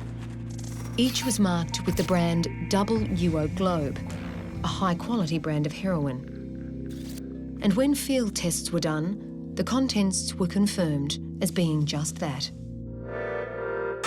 Police have netted Victoria's biggest ever heroin haul, uncovering $60 million worth of the drug at a raid in Lorne. Police seized 40 kilograms of heroin concealed in waterproof bags as it was unloaded from a ship. While it was a great outcome to arrest two of the suspects and locate part of what we believe the importation contained, we still had an outstanding suspect in relation to lamb and potentially another 100 kilos of heroin somewhere else in the area. We communicated with the Victoria Police and informed all the stations in the area that we were looking for a blue Ford Focus with the registration details we had for Lamb's vehicle. We had to split the members into different groups. Some of the federal agents had to bring back the two arrested suspects to Melbourne for interviewing. Other federal agents had to go and set up a crime scene where the importation had occurred so that we could tie any evidence on the beach back to Teng and Lee and the actual vessel that was still offshore at Boggley Creek. Yeah, I was surprised that it was still there. However, they obviously had a reason to hang around, and we could see that the people around the bridge area were actually looking back to shore with binoculars. So we were starting to wonder whether they were actually looking at us. Once they were on the beach, they very quickly noticed an inflatable dinghy. From just looking at the dinghy, it obviously copped a hammering, was deflated. The engine had obviously copped a knock, and it was quite obvious that it wasn't seaworthy. It sort of explained the reason why we never actually saw a boat go back out to the vessel, and possibly explained why the people on the Pong Su were looking into shore. Nearby, some kelp had taken their interest. Because there was rocks on top of the kelp, not kelp on top of the rocks, and nature generally dictates that the kelp sits on top of the rocks. Underneath that pile, we found 2 life jackets that had been concealed. So once we knew that the targets were actually burying things under piles of kelp, we started pushing along the beach a bit further and found another pile of kelp with rocks sitting on top of it. Thought this looks pretty good for probably the missing drugs. Dead person. I can certainly say that the last thing I expected to find under the seaweed was a dead body. He had a significant head wound. It looked to me as though he had been deliberately placed there and seaweed placed on top of him to conceal the fact that he was there. We're now in a really serious situation. There was a dead body on the beach. Potentially a murder may have occurred. We weren't sure. We had an amount of narcotics seized in Lorne with 2 suspects and another suspect outstanding, being Lamb, who still may have the narcotics. With the discovery of the 2 life jackets, police believed there was another suspect somewhere. But as they contemplated whether he was dead or alive, the Pong Su took off. We had a belief that the Pong Su was a vessel involved in the dropping off of the narcotics. We also had a belief that the deceased male may well have been a crew member.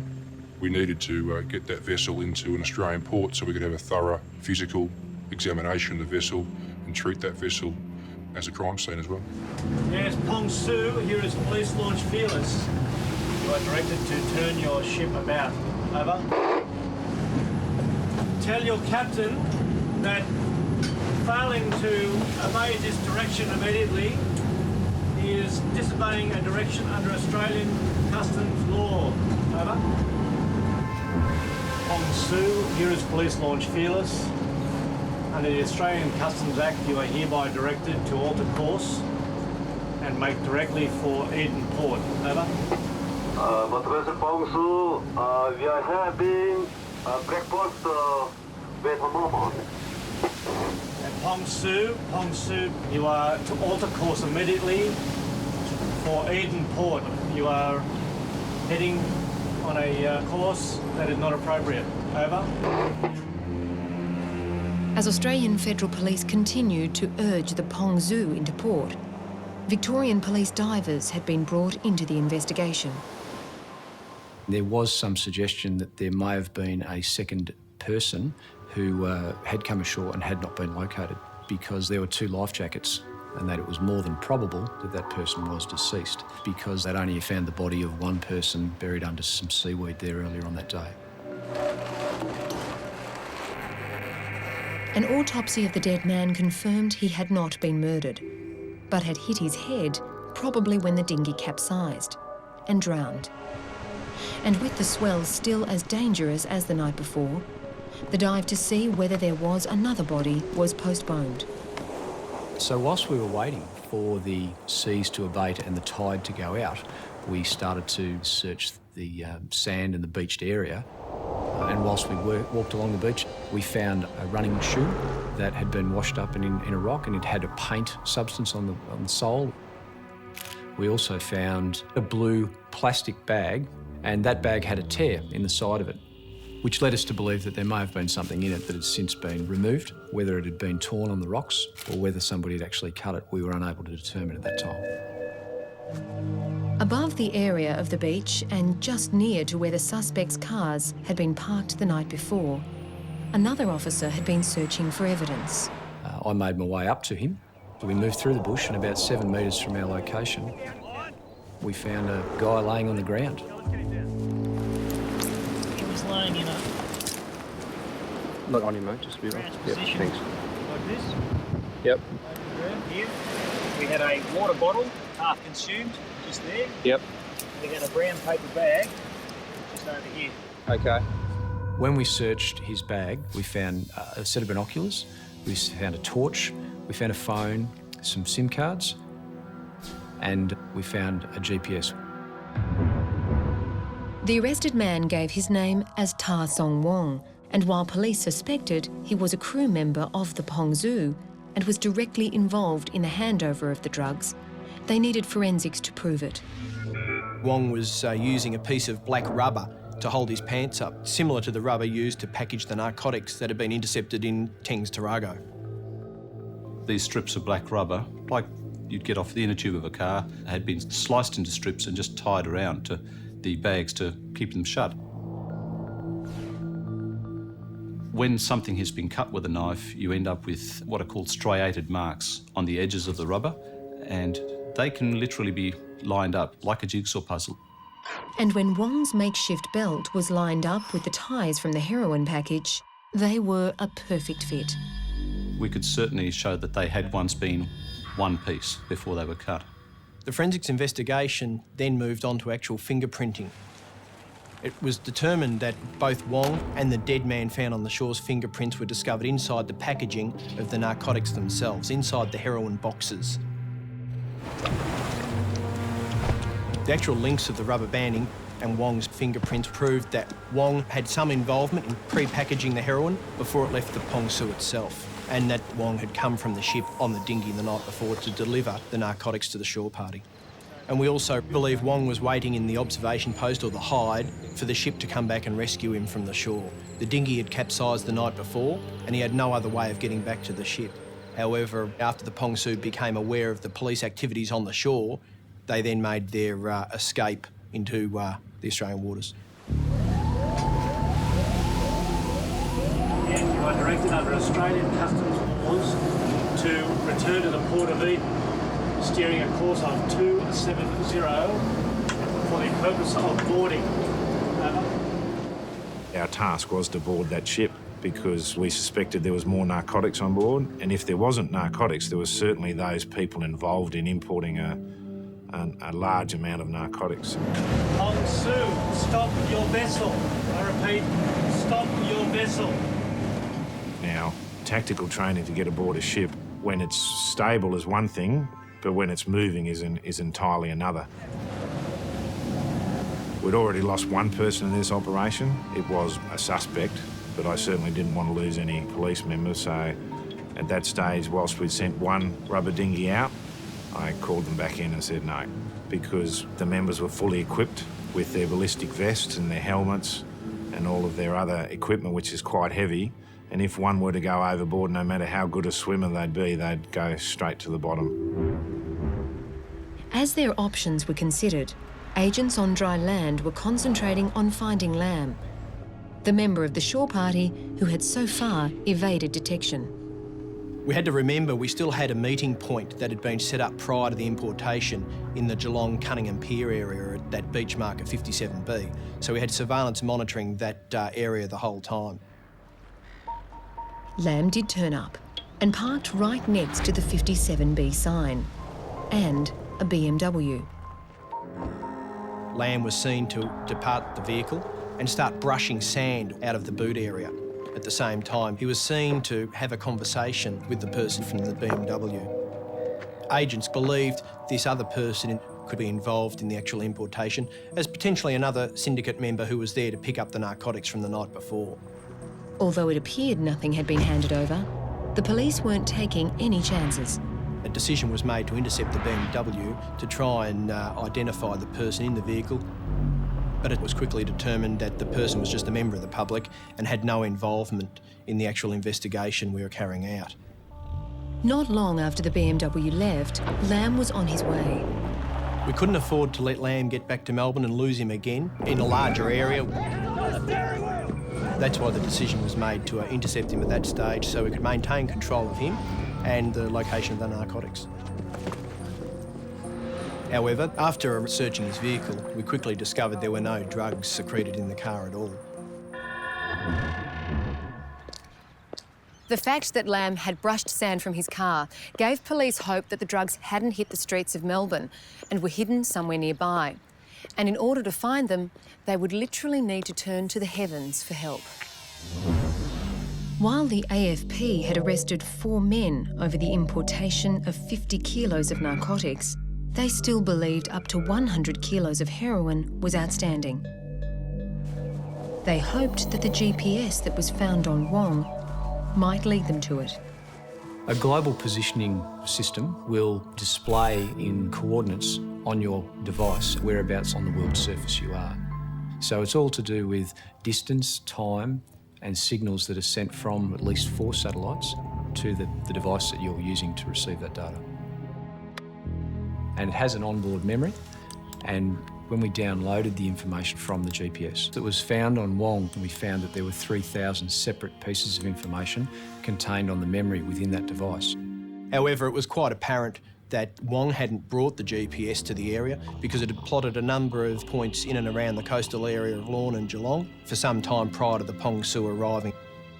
In the period after the ship arrived and after the handover occurred, the coordinates for the GPS were in one place only, the place that Wong had been found. And in that area, the missing heroin had not been located. We believed he'd been handed the GPS by one of the shore party when they discovered he couldn't get back to the ship. But it was the activity on the GPS before the ship arrived that was being scrutinised. Not only did the data marry up to all the places that the 3 suspects had been seen, but there was one spot, 40 kilometres away from the drop-off zone, that had been visited numerous times. And it was in the middle of nowhere. It was on the side of a road, and it really warranted a second look. The last known visit to the area was half an hour before the handover occurred. At that time, Teng and Lee were under surveillance, so the person holding the GPS was more than likely to be Lamb, and police wondered whether he may have returned to the site with heroin in hand. And as we approached the point, I was just reading off the GPS and it said 50, 40, 30, 20, 10. It said we're here. And I looked down on the ground. I picked up a plastic bag, and contained within that plastic bag was 2 photographs of Lamb. While no heroin was discovered in this area, other vital evidence had been. There was a mobile phone starter kit with Lamb's fingerprint upon it. Most importantly, there was an A4 sheet of paper that was a shipping invoice for the Pong Su. This was significant because Mr. Lamb had indicated that he was not involved in this incident at all, and we'd now found physical evidence that linked Lamb to the Pong Su, which was currently heading up the coast towards Sydney. Pong Su, stop your vessel now! You have been told and warned numerous times. Are you altering course back to Eden Port, over? No, he's making a run for it. Pong Su, if you do not stop your vessel or alter course, we will stop your vessel, or the Australian government will stop your vessel using any method available. We were tasked to follow the ship and to cover it. Meantime, the people back in headquarters were getting the people most skilled and best equipped to do the actual takeout of the vessel. Motor vessel Pong Su, this is Australian warship. Rig your pilot ladder starboard side now. You know, at the present now, my crew members now sleeping now, so waiting some moment. No, sir. Please wake them up. I intend to board you. Over. The HMAS Stewart was sent from Sydney to intercept the Pong Su. Once it made contact with the Pong Su, it sent a helicopter where SAS soldiers boarded the ship and made it safe for the AFP to go on board. It now became another crime scene for us to search, to try and link the evidence on board the Pong Su with the rest of the evidence we had seized during the investigation. Okay, the time is 11:52 on Sunday the 20th of April 2003. A thorough search of the ship showed us that it was most probably a smuggling ship for the purpose of actually moving narcotics in and around the world. Water tanks on the ship had been converted to fuel tanks, basically giving the ship a greater capacity to travel without stopping to take on fuel. A huge amount of food had been found on the ship, also allowing the crew to survive for some time without going to port. The reason for this would be obvious. By not having to go to port, especially in Australia, they wouldn't come to the attention of authorities that may be wanting to check the ship. A systematic search began this morning. Every room, cupboard and panel. Specialised X-ray and chemical equipment taken aboard. Even the ship's filter and vents were checked. We were given a running shoe from the beach near the dead body, which had a number of paint stains on it, and we were asked if there was any possibility that we could match paint from the shoe with any paint found on the Pong Su. Paint samples and scrapings from the deck of the ship were analysed and compared. We were able to match a number of features of the paint, not conclusively, not 100%, but very, very likely that the paint on the shoe was the same as found on the deck of the Pong Su. When the dead person was found, he wasn't wearing shoes. So the links between the dead man, Wong, the ship and the shore party continued to grow. But we still had the problem of the missing narcotics that we believe Mr. Lamb was in possession of at some stage. We had to find it. It was imperative that that drug be discovered before someone else got their hands on it. The night the drugs came ashore and were handed over to the shore party, Teng and Lee headed back to Lorne to their hotel. Lamb had headed in the opposite direction. Our surveillance operative attempted to follow Lamb, however he was using what's known as anti-surveillance measures.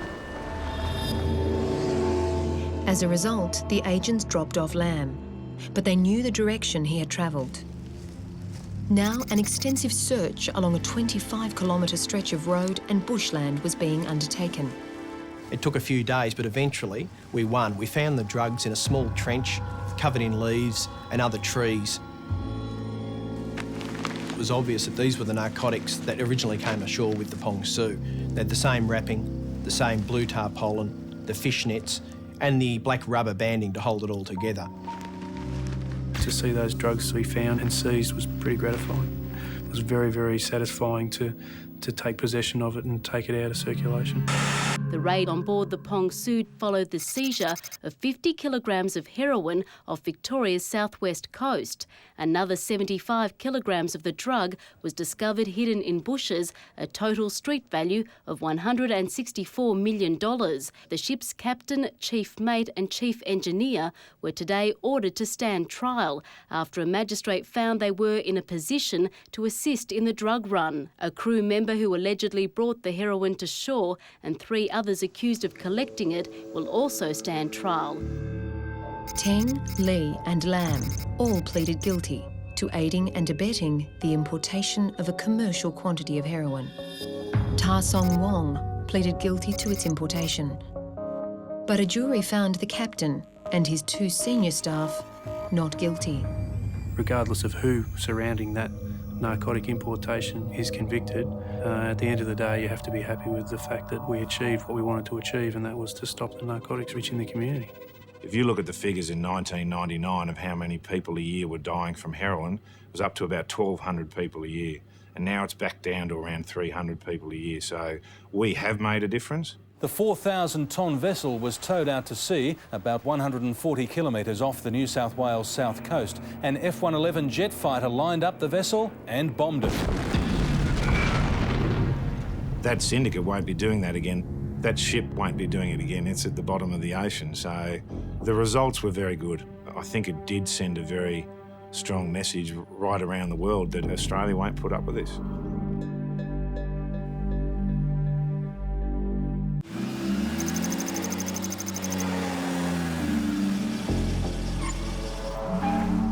Back him up. Know what these clowns are up to. What seemed like a simple traffic violation in a one-way street Hey boys, what's going on? was an encounter that would be critical in securing the convictions of men whose desperation meant they were capable of anything.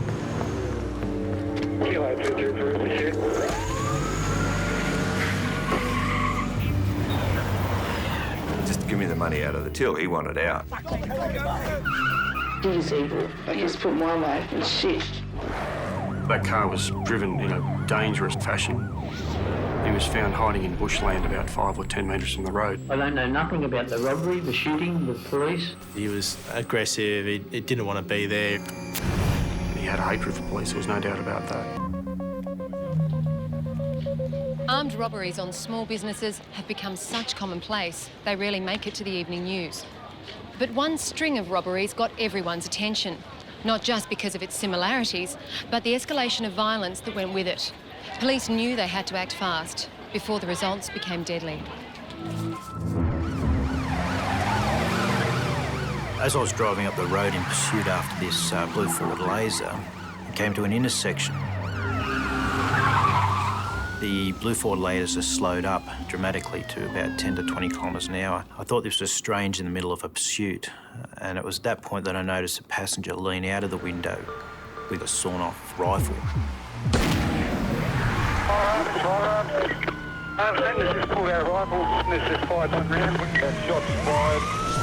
then accelerated as harsh as I could to get behind the offending vehicle out of the line of sight.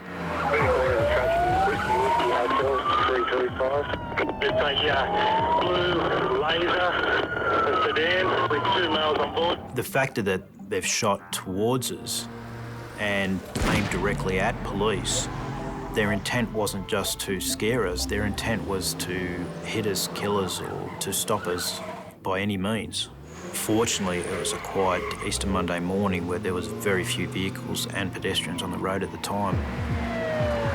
We've continued pursuing after him through a number of local roads. Again, the passengers leant out the window and taken a shot at us. Yeah, the vehicle's fired another shot at us. Shot, copy that. This has angered me personally, threatening my life, so we've continued the pursuit, and it's that point in time where we were terminated by the Duty Operations Inspector at Police Radio. Terminate, 223 from the door, terminate. 23, copy that. 223. I was patrolling through the Liverpool area when I heard the pursuit come over the police radio, and being in the dog squad, it's a fantastic job for the dogs. Obviously, it's a chase of a car, so the offenders run away, the dogs should be there to catch them. Memo for all cars, so keep a lookout for a blue Laser sedan. I believe there was 2 males on board, was just involved in a pursuit with shots fired. Decided approach with caution. Eventually I found the car, dumped in a side street, and looked to me when I pulled up, nobody was in the car. Yeah, 534 off, but Whiskey Hotel 335. Is that the Laser we're looking for? It's the one. Vehicle's unattended.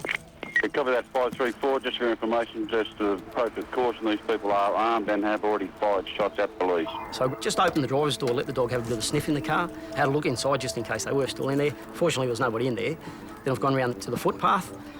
When people run along the ground, they leave scent on the ground. Our police dogs are trained to find that and locate it. Good boy, mate. Good boy!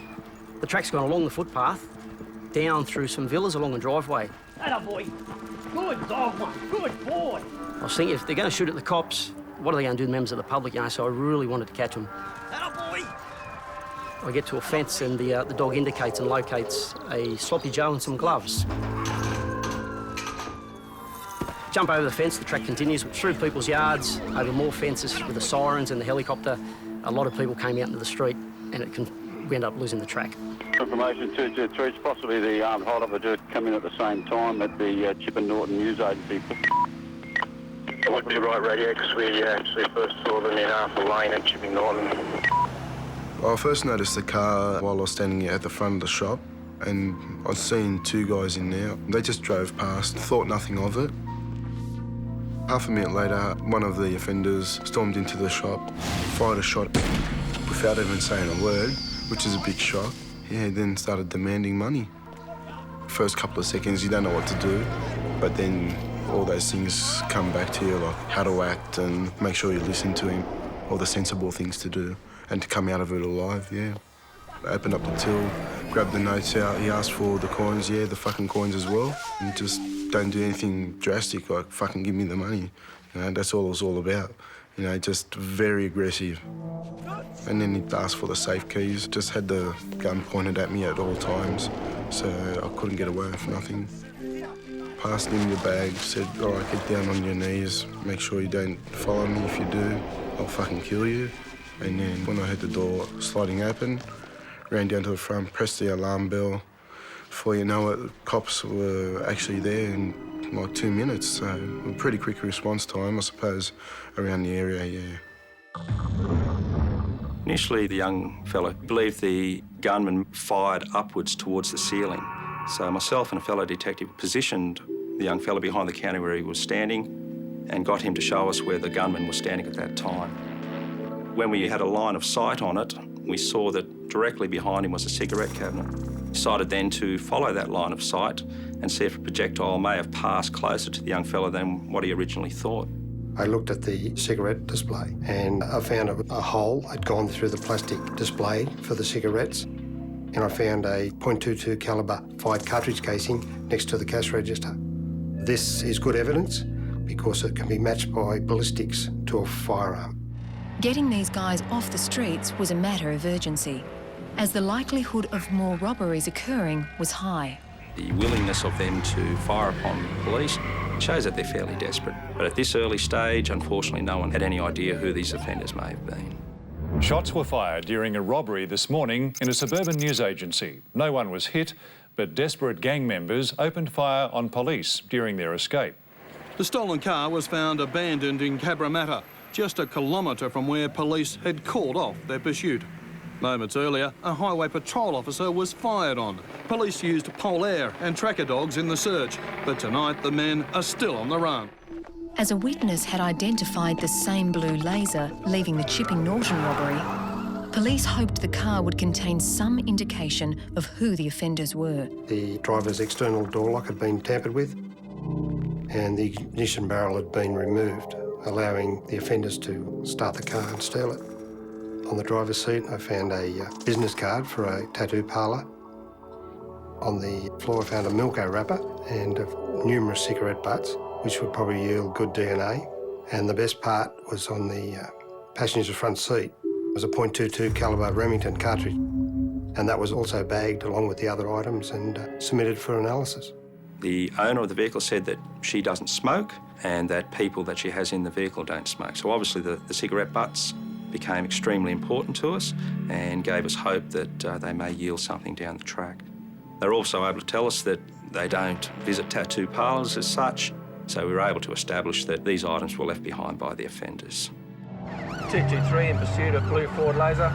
It was decided then that we would try and retrace the route that the offenders have taken, especially in light of the police officers having been fired upon, to try and locate any spent casings that may have been ejected from the firearm and may possibly have landed on the roadway. Looking for evidence there is much like looking for a needle in a haystack. But this day I was lucky and located a .22 calibre 5 cartridge case. The head stamp was the same manufacturer, Remington, as that one I located in the newsagents. And it was the same manufacturer as the cartridge that was found in the stolen car. In essence, you've got 3 scenes matched up by the cartridge or a cartridge case. The sloppy Joe and gloves found near the abandoned car were another potential source of DNA, but without a suspect, they couldn't be linked. Then, only 2 days later, another news agency was hit. I was working out in the back room, and when the door closes, it makes this noise, and I thought, why is the door closing? And I looked out and I could see the masked man and the rifle, and I thought to myself, we're in a bit of trouble here. My sister was working at the front counter, so I was coming out to protect her as well. And I just kept talking to him, and in the end, he got frustrated with me and then just threw a plastic bag at us and said, just give me the money out of the till. He wanted out, so that was a good sign to me. And then I was just watching him as Kerry was filling the bag up, and there just seemed to be a window of opportunity to stop him. I just went for the gun. It did go off, but I thought, oh, it's a toy gun. There just seemed to be paper everywhere. When I say paper, it was very fine, like a little snow thing. And I really thought this is a chance to hit him over the head with his own toy gun. But because we were reaching across a counter, he was able to pull away from me, but just before he went, another shot went off. And then when I came back in, my sister was on the ground and she'd been shot. One of the bullets had struck her in the side. She was taken to Westmead Hospital and underwent surgery. The shell casings and a projectile that were recovered from the scene along with the description of the robber, were all consistent with the Chipping Norton hold-up. Another similarity was bringing a plastic bag for the takings, which had been left behind in the struggle. It's one thing to go and point a rifle at somebody and demand their money, which is violent and traumatic in itself. But to let off a couple of shots and one of those bullets actually hitting a woman, we were very concerned about how the violence in this robbery had escalated. Once again, witnesses were able to take the registration number of the fleeing car. A quick check revealed that the Mazda had been stolen from this car park. The fact that the blue laser used in the first robbery had also been stolen from a car park next to a railway station was of immediate interest to a newly formed task force. There was a big problem at that stage that there was robberies out of control in the Cabramatta and Fairfield area. There was probably 50 robberies a week. There was a big drug problem, especially in Cabramatta, and they go hand in hand, so therefore people needed money, so there was a lot of street robberies and soft target robberies. Because the cars were stolen from railway station car parks and they weren't too far from where the robberies took place, it seemed the pattern was emerging that the robber was catching a train to the railway station and stealing a car whilst there and using the cars in the robberies. Later that night, the Mazda used in the Sefton robbery was found burnt out in a nearby park, only a few kilometres from where the robbery had occurred. The lady had been shot and that had upped the ante in terms of what was occurring. It was making us very concerned that someone was going to be killed. And within a week, the pattern continued. We had a call that there was a robbery at the Fairfield West Cellars. A robber had come in armed with a sawn-off firearm and he'd gone past the meal room where they were having lunch. It's a fucking robbery! Give me all your One of the victims thought it was a joke. It's not a fucking joke, dickhead! Get the fucking money, move He was it! very aggressive, he was swearing at them, and as they were complying with his demands, he actually fired off another shot. Two sons and a father inside the store were extremely scared by the actions of this individual going in and shooting at them. They were complying with his direction. $700 was handed over to this male with a balaclava. He had told us that he made particular note of these piercing blue eyes staring back at him through the balaclava. The fact that someone gone in and shot straight away made us think that it was the same person involved with the Sefton robbery and the Chipping Norton robbery. What the shopkeeper next door had seen made them think it was also the same accomplice. But apart from the 22 casings, the only new leads they had were the blue eyes and a maroon car. Police were no closer to finding the offenders who had been terrorising Western Sydney. And it appeared they were becoming more desperate as the frequency of the robberies increased. There was a robbery on a mixed business in North Parramatta when a man ran in with a balaclava, shortened firearm again. A mother and her son were attending the shop at the time. Give me the fucking money! He demanded money and the mother was screaming, "Take anything, take anything." And as she was doing this, the boy was complying with his demands. His mother tried to drag him out the back of the shop to get away from it, and the robber fired off a shot.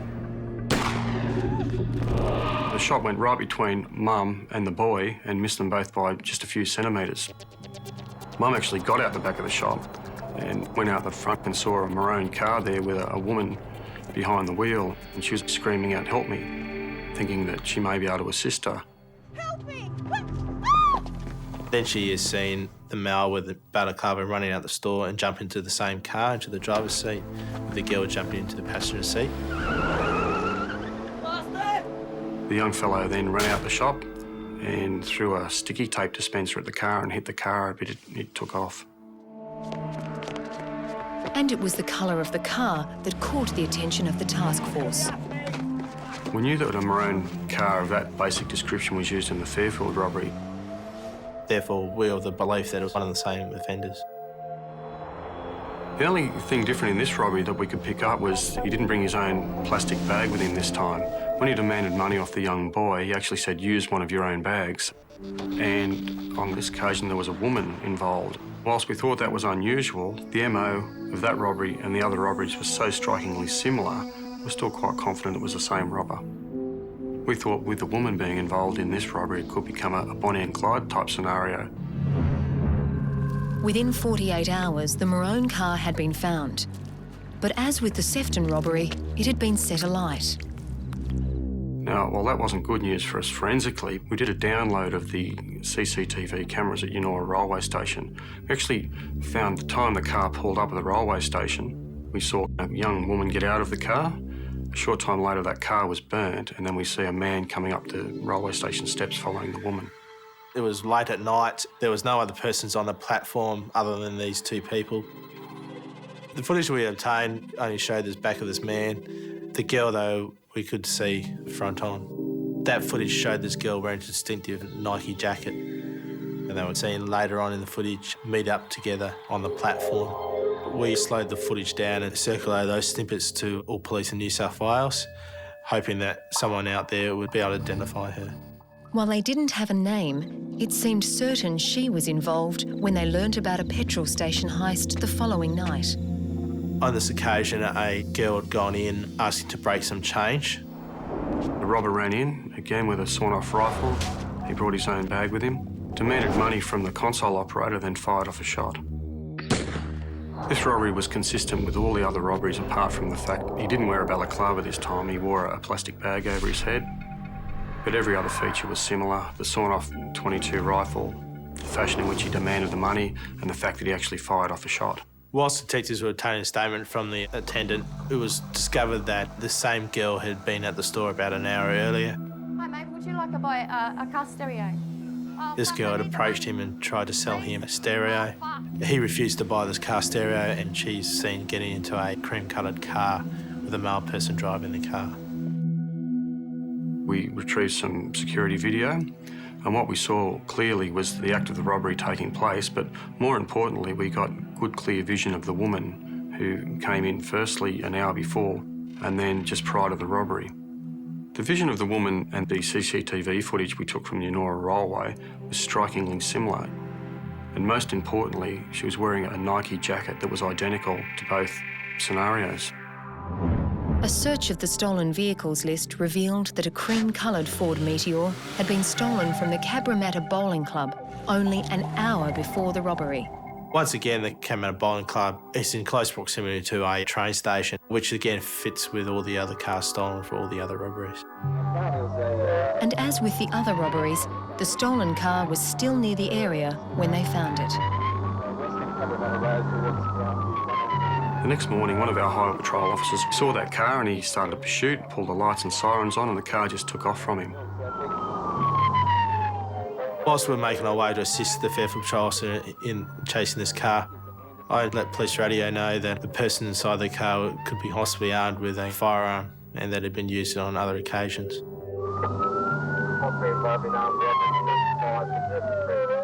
The pursuit with this car was dangerous. At one stage, almost collided with a pedestrian crossing their road. That car was driven in a madly dangerous and erratic fashion all over the Cabramatta and Lansvale and Liverpool areas. The pursuit went for 5-10 minutes. He was driving recklessly and dangerously. At one stage, he was going across on the wrong side of the road. He even tried to cause the highway patrol officer to run to the back of him.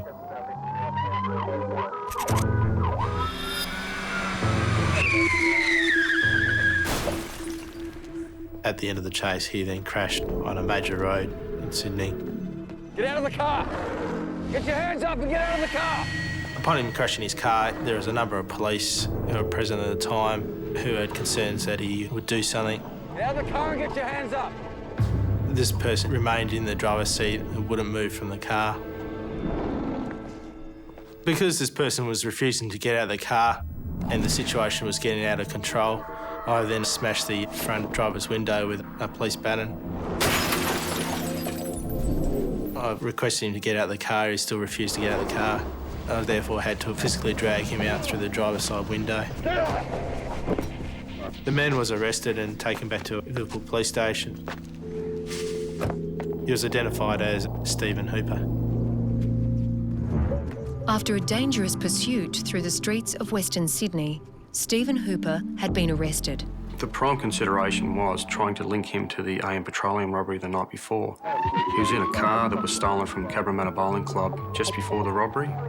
The manner in which he drove indicated that he certainly had more to worry about than a stolen car, and the fact that he could have killed someone during that pursuit led us to believe that he was probably involved in not only the AM Petroleum robbery, but the robberies that we've been investigating all over Western Sydney. Detective Malone and I are making inquiries in relation to this stolen Ford Meteor cream-coloured sedan. What can you tell me about that matter? Nothing to say about it. Do you agree that police arrested you today at around 10:45 AM this morning? Say so, yeah. What can you tell me about the circumstances that led to your arrest? I don't wish to say anything about it. Okay, fine. He was aggressive, he didn't want to be there, he didn't even want to talk to us. He was just arrogant. His demeanour towards police was... he had a hatred for police, there was no doubt about that. What can you tell me about this armed robbery that occurred last night? I don't wish to answer. Did you commit the armed robbery? I don't wish to answer. Hooper was a 32-year-old man who had an extensive criminal history. In the past 7 years, he'd only been out of jail for 13 months during that whole period. However, he'd never had a robbery conviction on his record. We asked him questions in relation to the Sefton armed robbery and what his movements were. Would you be able to tell me where you were on Monday the 23rd of April? I couldn't tell you because I'm fucking drug fucked. I can't remember what I've done fucking 10 minutes ago for at least fucking 3 weeks, 2 weeks, whatever. Stephen Hooper had these strikingly blue eyes. The main thing that came out of the Fairfield West robbery was that the robber had these very, very blue eyes. He was also fairly heavily tattooed. It drew us back to the original offence that happened at Chipping Norton. Give all your fucking money! Located in that car was a tattoo business card. So again, it just provided a further link to us. What is your current address? No fixed address. Okay. Where was the last address that you lived at? Mum's. Right. What's your mother's address? Cabramatta. Very importantly, we found that he was living at his mother's house only 50 metres from the AM Petroleum robbery, only about 300 metres from where the car used in the Chipping Norton robbery was dumped, about 300 or 400 metres from where the car used in the Sefton robbery was dumped. So we were quietly confident we were on the right track. A decision not to interview Hooper in relation to the Chipping Norton News Agency robbery was made so that we didn't give away too much of the game. Are you prepared to participate in identification parade? No, I don't wish to say anything in relation to any of these fucking things. You know what I mean? As you know, there's no fucking stick-ups or fucking firearms on my record, so why should I be interrogated over? Because I've been caught in a car that fucking I didn't even steal or whatever. At that stage, we had 2 highway patrol officers who actually saw the faces of the men involved in the Chipping Norton robbery. However, we were unable to show them a photo of a suspect. The way it works is legislation says we have to actually offer these people an identification parade. So it was rather frustrating that we thought we had at least one of the offenders, but we couldn't show the police officers his face because otherwise it would contaminate all the evidence. Under the provisions of the Forensic Procedures Act, I wish to obtain a buccal swab, which is a swab of your saliva from inside your mouth, which basically, in common terms, is a sample of your DNA. Do you understand that? I just want to clarify, do you consent to getting the buccal swab? Just for the record, could you? Yes. Thank you. Hooper's DNA was sent to be compared with the cigarette butts found in the stolen blue laser and the sloppy Joe and gloves found in the nearby laneway. Detectives hoped this would provide a direct link to both the Chipping Norton robbery and the shooting at police during the pursuit that followed. With DNA testing in New South Wales, because of the abundance of crimes that are now being solved by DNA, it's created a workload for the laboratories that they just have a huge backlog, and generally that's prioritised in if it's a murder and down from there. So it did take quite a while for our results to come back from the lab. While they were waiting for those results, the time was right to see if there was a ballistic link between the 7.22 calibre shell casings they had collected. Each firearm will basically leave its own signature on a fired bullet or fired cartridge case. This signature is unique to a specific firearm. By using a comparison microscope, I was able to determine that the size and shape of the firing pin across all 7 cartridge cases was the same. I then started looking at the microscopic imperfections, which in very simple terms it could be described as looking at railway tracks and getting the railway tracks to fit against one another. Based on this, then, I was able to determine that the 7 fired cartridge cases were fired from one firearm. We needed to locate the gun. That was very important. If we found that gun in an offender's premises or somewhere they frequent on a regular basis, and if we were lucky enough to get any DNA or fingerprint material from that, it was a direct link to the robber and the robberies. As part of their strategy, Hooper was only charged at this point with resisting arrest and matters relating to the stolen Ford Meteor. He was found guilty and sentenced to 12 months. Because Hooper was off the streets and we knew where he was, it gave us a little bit of time to try to identify the second offender. After looking at the footage from the Yanoa railway station, we were quite certain we had the same man. The body, physique, even the clothing that he wore was strikingly similar to the man depicted in the CCTV. The photos that had been circulated of the mystery woman, also captured in the CCTV footage, finally paid dividends. She was recognised as Cherie Atkinson, a local prostitute, who, despite her young age, had an extensive criminal history. Once we'd identified Cherie, we had found out that Cherie had been charged with a robbery matter herself, and part of her bail conditions was to report to a police station on a daily basis. So we thought we could grab her when she came to report on bail, but the nature of the beast, it didn't work that way, and she failed to report on bail. I therefore placed a warning on the system that we needed to speak to her. The robberies had stopped since Hooper's arrest. However, we had 2 other persons that we needed to identify and locate. The detectives decided to revisit all the robbery scenes in the hope that some fresh information might move the case forward. When we went back to Chipping Norton newsagents and spoke with the victim, he provided us some information that we didn't actually know about, and that was a fellow had been to a nearby news agency shortly before the robbery. I noticed a car was reversed in the front of the news agency, and I thought it was a bit unusual. And there were 2 guys sitting in the car, basically with their heads slightly down a bit so that they wouldn't be seen by me, I think. When I came out of the newsagent, I walked past this guy. He was walking in, I was walking out. He had his hand down behind his trousers. I got back in my car, waited a few minutes, but nothing happened, and then I had to take off because I had to catch a train to go to work. After seeing the same car featured that night on the news, Alan was convinced that the 2 men he'd seen were responsible for the hold-up. These 2 guys, to me, were about 5'6", 5'7", Australian, nasty-looking characters, and they wore tracksuits. They looked like drug addicts, up to no good. Mr. Francis informed us that should he be able to see these persons again, he would be able to identify them. And the likelihood that Stephen Hooper was one of them was gathering more momentum. We got the results back from the lab, and Stephen Hooper's DNA was found in the finger of a glove and on the sloppy joe that were both found not far from the stolen car that was used in the Chipping Norton robbery. However, we couldn't definitively link the DNA in the sloppy joe and the glove back to the car. So whilst it was a good piece of evidence, it wasn't a definitive piece of evidence. That definitive evidence they were hoping for was the DNA results from the cigarette butts. And while they were consistent with being those of Stephen Hooper, they weren't conclusive enough to rule out belonging to other male relatives. But the detectives did get some good news. Cherie Atkinson had just been arrested for shoplifting. When we put it to Cherie that we were aware of her involvement in the AIM Petroleum robbery, she saw the writing on the wall, and she knew that she was either going to be implicated in the robbery itself or that she could come over to the forces of good and assist us. And she made the wise decision and assisted us. Wasn't it bad then? I was feeding $1,000 habit. And back then you didn't care about what they did or where they got the money from, you know. It was just money, it was just drugs, holding your arm, tell me. Yeah. Both her and Hooper had a heavy drug habit that was up to $1,000 a day. Hooper would go out and get some money. He would then return and they would go and buy drugs. And this was a daily occurrence. Once Cherie agreed to assist us, she had no problems in confirming that was her depicted in the footage in the AIM Petroleum robbery. However, what she did say is she was unaware that Stephen was going to commit a robbery.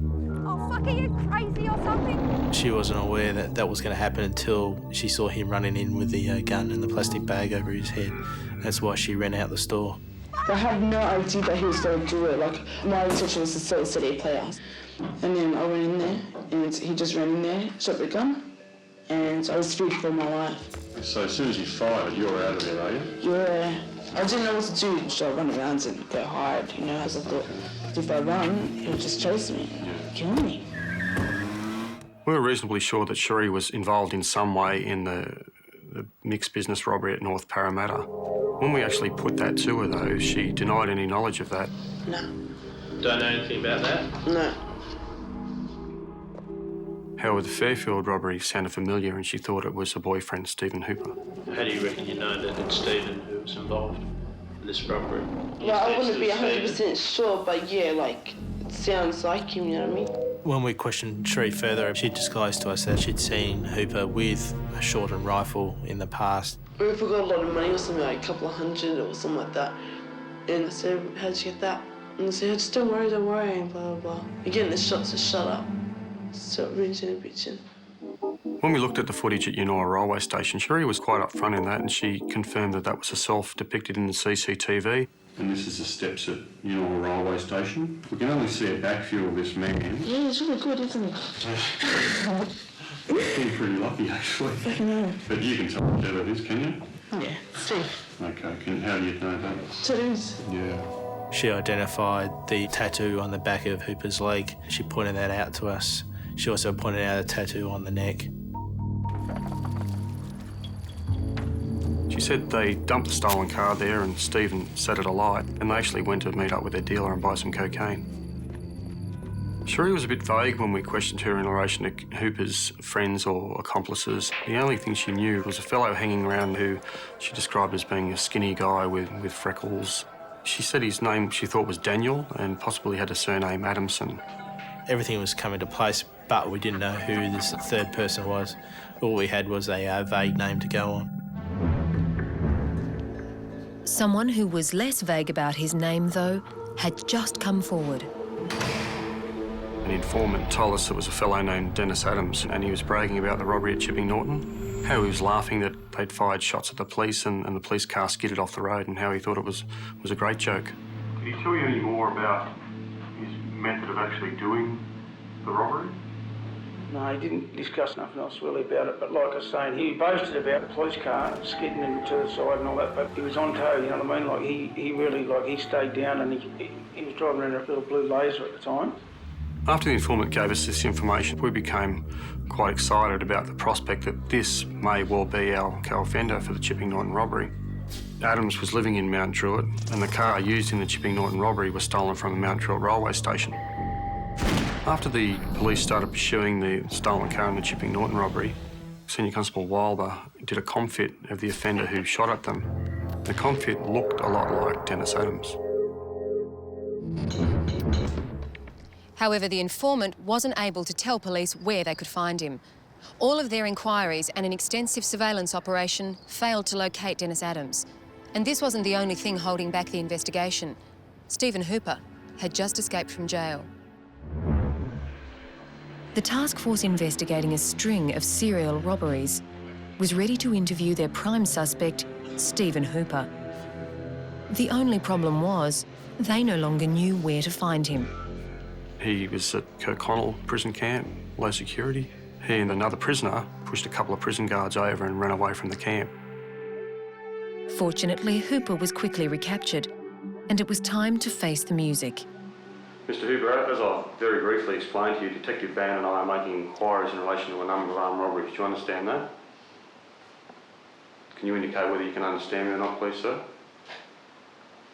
I'll go on. Hooper was virtually silent with every allegation we put to him. The only time he responded was when an allegation was put to him that his DNA was located at one of the scenes.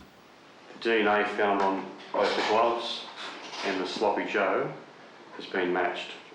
The DNA is the same. It's Stephen Ronald Hooper's DNA. Is there anything you'd like to say about that? I never say shit, mate. Do you wish to take this opportunity to deny anything that's been put to you so far? I've denied everything. Although Hooper wasn't talking to us, he was hoping that we were going to talk to him so he could glean some indication of the strength of the case that we were building against him. Just like to inform you, Mr Hooper, that in relation to a robbery that occurred at 9:30 p.m. at AM Petroleum on the 3rd of May this year, the robbery on the 2nd of May at Webb's Mixed Business, the robbery on the 30th of April at Fairfield West Cellars and the robbery at Chipping Norton News Agency on the 16th of April. The same weapon was used in each of those robberies. We've identified cartridge cases and projectiles which were found at the scene, and also one projectile which was taken from the woman who was shot at the Sefton News Agency robbery. That's 5 links in relation to that rifle with 5 robberies. Anything you'd like to say about that? However, despite all their efforts, the weapon was never located. So Detective Bingham wanted to ensure that the evidence they did have was solid. Whilst his DNA and the DNA on the clothing was already linked through a former forensic process, we wanted to get fresh evidence.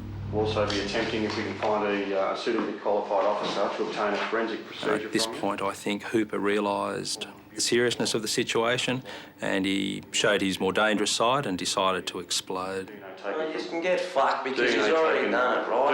You're going to charge me, let's fucking go. DNA taken from you, and also DNA taken from the clothing and the gloves that I showed you. Do you understand that? Do you consent to a DNA swab? No, I'm not having it. Because he's already fucking took one off me. The DNA swab that was taken from you at Cabramatta was in relation to that stolen car you were driving. We're just asking you to consent to one taken in relation to these robbery matters, which are separate incidents. I take you don't consent? We're ready to do the identification of Hooper. We didn't have Adams in our custody, so that was a problem. To strengthen their case against both, a lineup was conducted in the form of a photo board. We then put the photos before Senior Constable Wilber. This person was the actual passenger of the vehicle. On recall at the time of the shooting, he was the one that went out the window.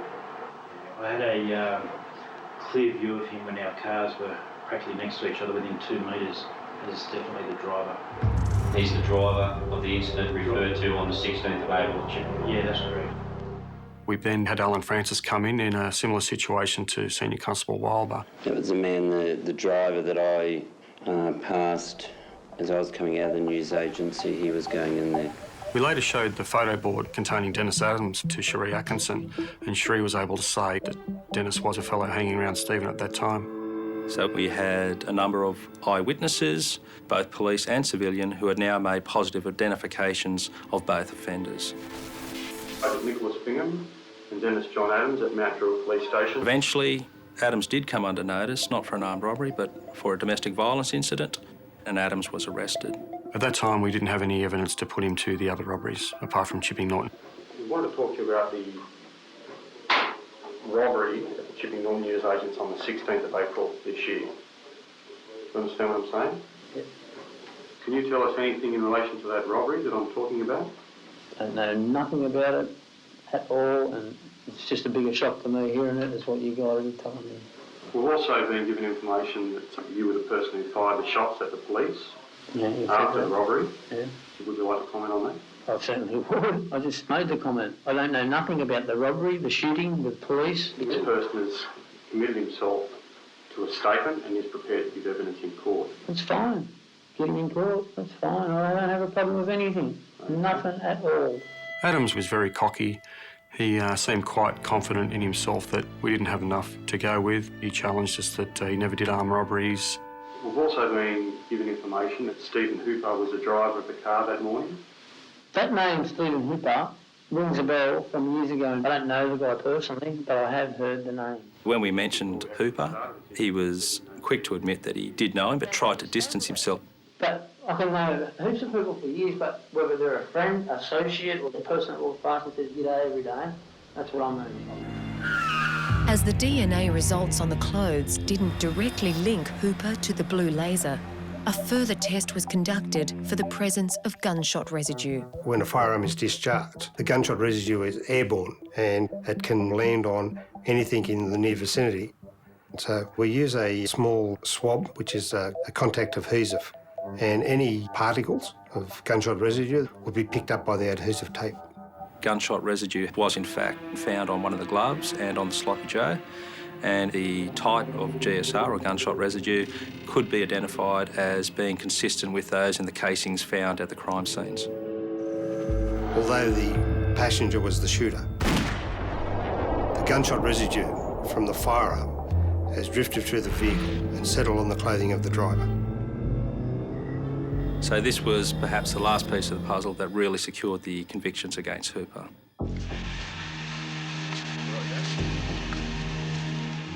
So eventually when Hooper did appear in court, he was able to see what witnesses about to come in, and when he realised that Cherie was prepared to go ahead and that she had appeared, I think this may have been the clincher, and he's decided to plea. He decided to enter a plea of guilty to a number of the robberies in lieu of going to trial on all of the robberies, and that plea was accepted by the Crown, and also the victims of the other robberies were quite happy with that as well.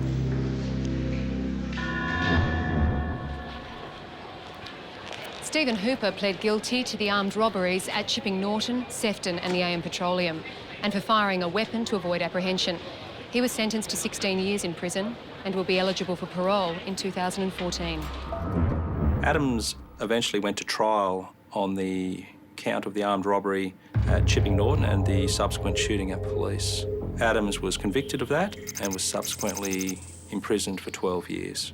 Armed robbery is one of the most traumatic offences that could happen to a person. There's not one armed robbery victim that I'm aware of in my 21 years in policing that hasn't been quite severely affected and traumatised by it.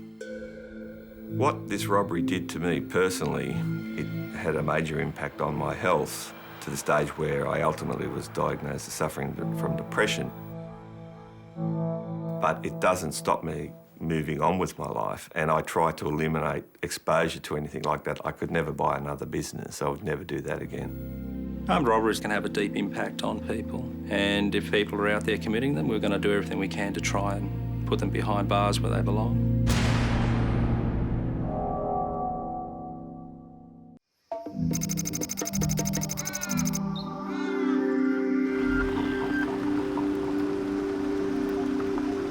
When a suitcase is found in a remote bushland area, its contents would begin a murder investigation that detectives and crime scene examiners would never forget. She was very enraged about the girlfriend.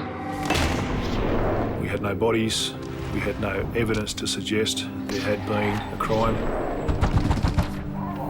This would have to have been one of the most brutal, vicious incidents I've ever known about as far as murder goes. When a murder occurs, homicide detectives must explore every possible theory, no matter how remote they may seem. And in this investigation, there were many. Speculation arose about gangs, prostitution, and love triangles, to name but a few. However, only one theory would turn into fact. Two firefighters told me that over a number of days there'd been backburning operations being conducted along the edge of the national park. They were burning off this particular area alongside the roadway, and as they were doing that, they came across what looked like an old suitcase that someone had dumped from the road. They saw that it was still smouldering from the effects of the fire. They also saw that part of the exterior of the bag had been burned away, and some of the items in the bag were also still smouldering. And that's when they went a little bit closer to the suitcase, and they saw that there was a plastic bag in there that was in a round shape. It was at that stage that they made the disturbing find of a human skull within that bag. The case was several metres from the side of the road. It was a fairly steep incline. I proceeded to record that area by way of taking photographs. The skull itself was in one corner of the suitcase within the remains of a white shopping bag. The size of the skull indicated that it was a small child. I had to go down several metres further into the bush to get a view of the case in the road, and doing that I've noticed a second case which was in an area that was unburnt by the fire. Seeing the second case so close to the first case, I considered it would have to be related, although I hoped there wouldn't be a similar finding inside that case as there was in the smaller case. The two cases were carefully removed and put onto a tarpaulin on the edge of the road for further examination. The second suitcase was unzipped, and as we began to remove the contents, we immediately saw the remains of an adult female. It was certainly something that was totally unexpected. You know, all of a sudden, we haven't just got the murder of a child, we've got now a double murder. We began to look closer at the deceased, and I saw that there was also a shopping plastic bag around the head, very similar to how we had located the skull in the first suitcase. As we moved down towards the hand area, we saw that her hands had been bound by a twine. A length of that continued to run further down towards the bottom of the corpse and had also bound the feet together so that she was effectively hogtied. We then went back to the smaller of the two cases and we removed the remainder of the clothing. While we were doing that, we noted that they're all folded as if the bag had been packed. As these items were being one by one itemised and removed from the suitcase, the crime scene investigator, all of a sudden he's come across this third shopping bag and he's began to lift it out of the suitcase, and it was quite evident that it was something cylindrical and, you know, quite evident, I think even at that stage, that it was a human skull, a third human skull. I remember just looking around and there was just absolute silence. I think everyone was just gobsmacked. Yeah, they couldn't believe that here we already had two deceased persons in these suitcases, and now it appeared that there was going to be a third. Seeing that the first child in its condition was a little upsetting, but seeing two small children in one suitcase with their ankles bound and plastic bags over the head, for some there was quite upsetting. 7 Nightly News with Chris Barth. Tonight, bush graves, a police search underway after the discovery of 3 human skulls. Good evening. The discovery of the remains of 3 bodies sparked a major police operation in New South Wales bushland tonight. 3 skulls have been removed for forensic examinations while police check missing persons files. The gruesome discovery was made near Heaton's Lookout, 11 kilometres south of Cessnock and on the edge of the Watergon State Forest. The gender and the cause of death are unknown. The bodies could have been at the scene for years. While the local media speculated that the bodies could be those of several missing women, a post-mortem was being conducted on the female and the 2 small children to determine the cause of death. Part of the examination included X-raying that identified no obvious signs of trauma, no obvious evidence of gunshot injury or projectiles, either in the remains or in the remains of the suitcases. They looked fairly carefully for evidence of maybe a knife wound, for small nicks and cuts along the edges of bones. We weren't able to detect any bones broken by the impact of a heavy implement. So they gave up no real evidence as to a cause of death. We then reverted back to the fact that the head of each of the 3 victims had been encased in a plastic shopping bag, which appeared to have been tied around the neck of each of those 3 individuals. It was a reasonable assumption that each of the 3 had been asphyxiated, effectively suffocated, by having plastic bags closed tightly over their heads. When you think of it, a very, very cruel death.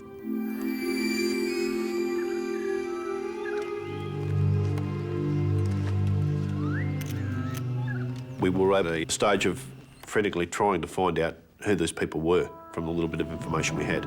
I was running through my own mind, have we had any mothers and children in the local area go missing that we've been looking for a while? I was unable to think of anything, and equally so the other police that were with me couldn't conjure up any thoughts of something like that having occurred. So we're starting to think, well, are these people being brought here from some other area? Now we'll move on to the Hunter Valley in New South Wales, where police are carrying out a major search in the Watergon State Forest after the discovery of 3 human skulls. Reporter Richard Lenarduzzi joins us. So they think that it is the bones or the skulls of a woman and 2 children, is that right? And speculation is rife at the moment as to who the skulls may belong to. I can tell you that Homicide Squad police are sifting through dozens of missing persons records, but they're focusing on the case of a young woman, her son and daughter, who vanished from Sydney's northern suburbs late last year. 10 months earlier, 31-year-old Susan Park, her 3-year-old son Andrew and daughter Amy, who was only 18 months old, had been reported missing by her sister-in-law, Mina Park. Detectives investigating the triple murder were now hoping she could help them confirm the identity of the 3 and give them any leads to solve the case. All right, as you are aware, last week the body of a female and 2 children were discovered in the Cessnock area. What I'd like to do is show you some photographs of items that were found with those bodies and see if you can tell me anything about those items. Can you tell me anything about that? That's Susan's sweater. It's one of her favourites. She wore it many times when we went out. I have many photos of her wearing this. Do you know if you've seen that particular teddy bear previously? This teddy bear, my mother, Andrew's grandmother, had bought a white teddy bear about this size for Andrew's birth. Well, and lastly, I'll show you a photograph of an earring. I believe I've seen that same earring she wore on the day we went out to shopping. That was about 5 days before she disappeared. The two had remained good friends, even though Mina's brother Nick had been officially separated from Susan for a month at the time she went missing. How close a relationship did your brother have with his ex-wife and children? He would go back and see the children every week or every other week. But I don't know whether they were close enough. When police first began their investigation into Susan and the children's disappearance, which was 10 months before their bodies were found, they had gone to the flat where Susan lived, and her husband, Nick Park, was there. I asked Mr. Park where Susan and the children were, and Mr. Park told us that they were with their uncle in Queensland. They actually flew to Brisbane. They're staying with their uncle at the moment. We want to sell everything and start fresh up there. He was selling the goods in the unit and planned on joining them the following day. At that point, we weren't too concerned. We thought it was quite a reasonable explanation. We thought, well, we'll go back and we'll make some inquiries to find out whether or not that was true. Will you be here the rest of the day, Mr. Park? Yeah, sure. I'll be packing all day, so I will be here. And we had contacted Susan's uncle, and he had no knowledge of her whereabouts and, in fact, hadn't spoken to her for about 6 months. At that time, we thought that it was a bit strange that he would lie to us about something like that. We decided that we would go back. There was no answer at this time. We looked through the window, we were unable to see anybody inside the unit, so we decided we'd do a bit of a canvass of the local units, other residents, to see whether or not they might have any information which could help us. One neighbour told them that the last time she had seen Susan was 11 days before. Susan had mentioned to her that she and Nick might be getting back together. Nick had left Susan because of another woman, but he now, apparently, wanted to make amends. But he never told that there was another woman involved until the last minute, until like September 96, which was a month before they disappeared. He had told Susan that he was actually working night shifts and staying at a house with a friend, and that was the reason for him not being home overnight. So Susan had no idea that Nick had a new girlfriend, even though he'd been going out with her for some 11 months? That's right. I'm aware that Susan allegedly tried to take her own life in around September last year. Yes. Is that around the same time as she learnt that Nick had a new girlfriend? That's about a week after. And at that time, she attempted suicide, I think, by drinking very potent alcohol, a lot of it at once. And she rang me about half an hour before she attempted. I went over and rang the emergency because I thought that, something would have happened to the children. Police at the time of the original investigation believed it may be possible that Susan had killed the children and then herself. Of course, finding the bodies 10 months later in the state they were in meant that wasn't an option. But there were many other theories about what happened to Susan, Andrew and Amy, and those theories were still being explored. Can you think of any reason why a Korean crime gang, if there is such a thing, would have reason to harm Susan and the children? Is that a spider? No. That's good. It's a smart boy. Susan had been married to Nick Park for 4 years. They had met in Brisbane, where Susan worked in her uncle's Chinese restaurant. Susan was actually of Chinese descent. Nick was Korean. Susan, being of Chinese descent, was, I believe, considered by Nick's mother to be not appropriate for her son. However, Nick's mother was very fond of the grandchildren, so that made up the difference, I think, at that time. However, 1 month before Susan disappeared, she learnt that her husband had been seeing another woman. Do you know, Mina, of anyone who would have had any reason to harm Susan and the children? At the time she disappeared, she was very depressed and she was very enraged, I think, about the girlfriend. Let me in!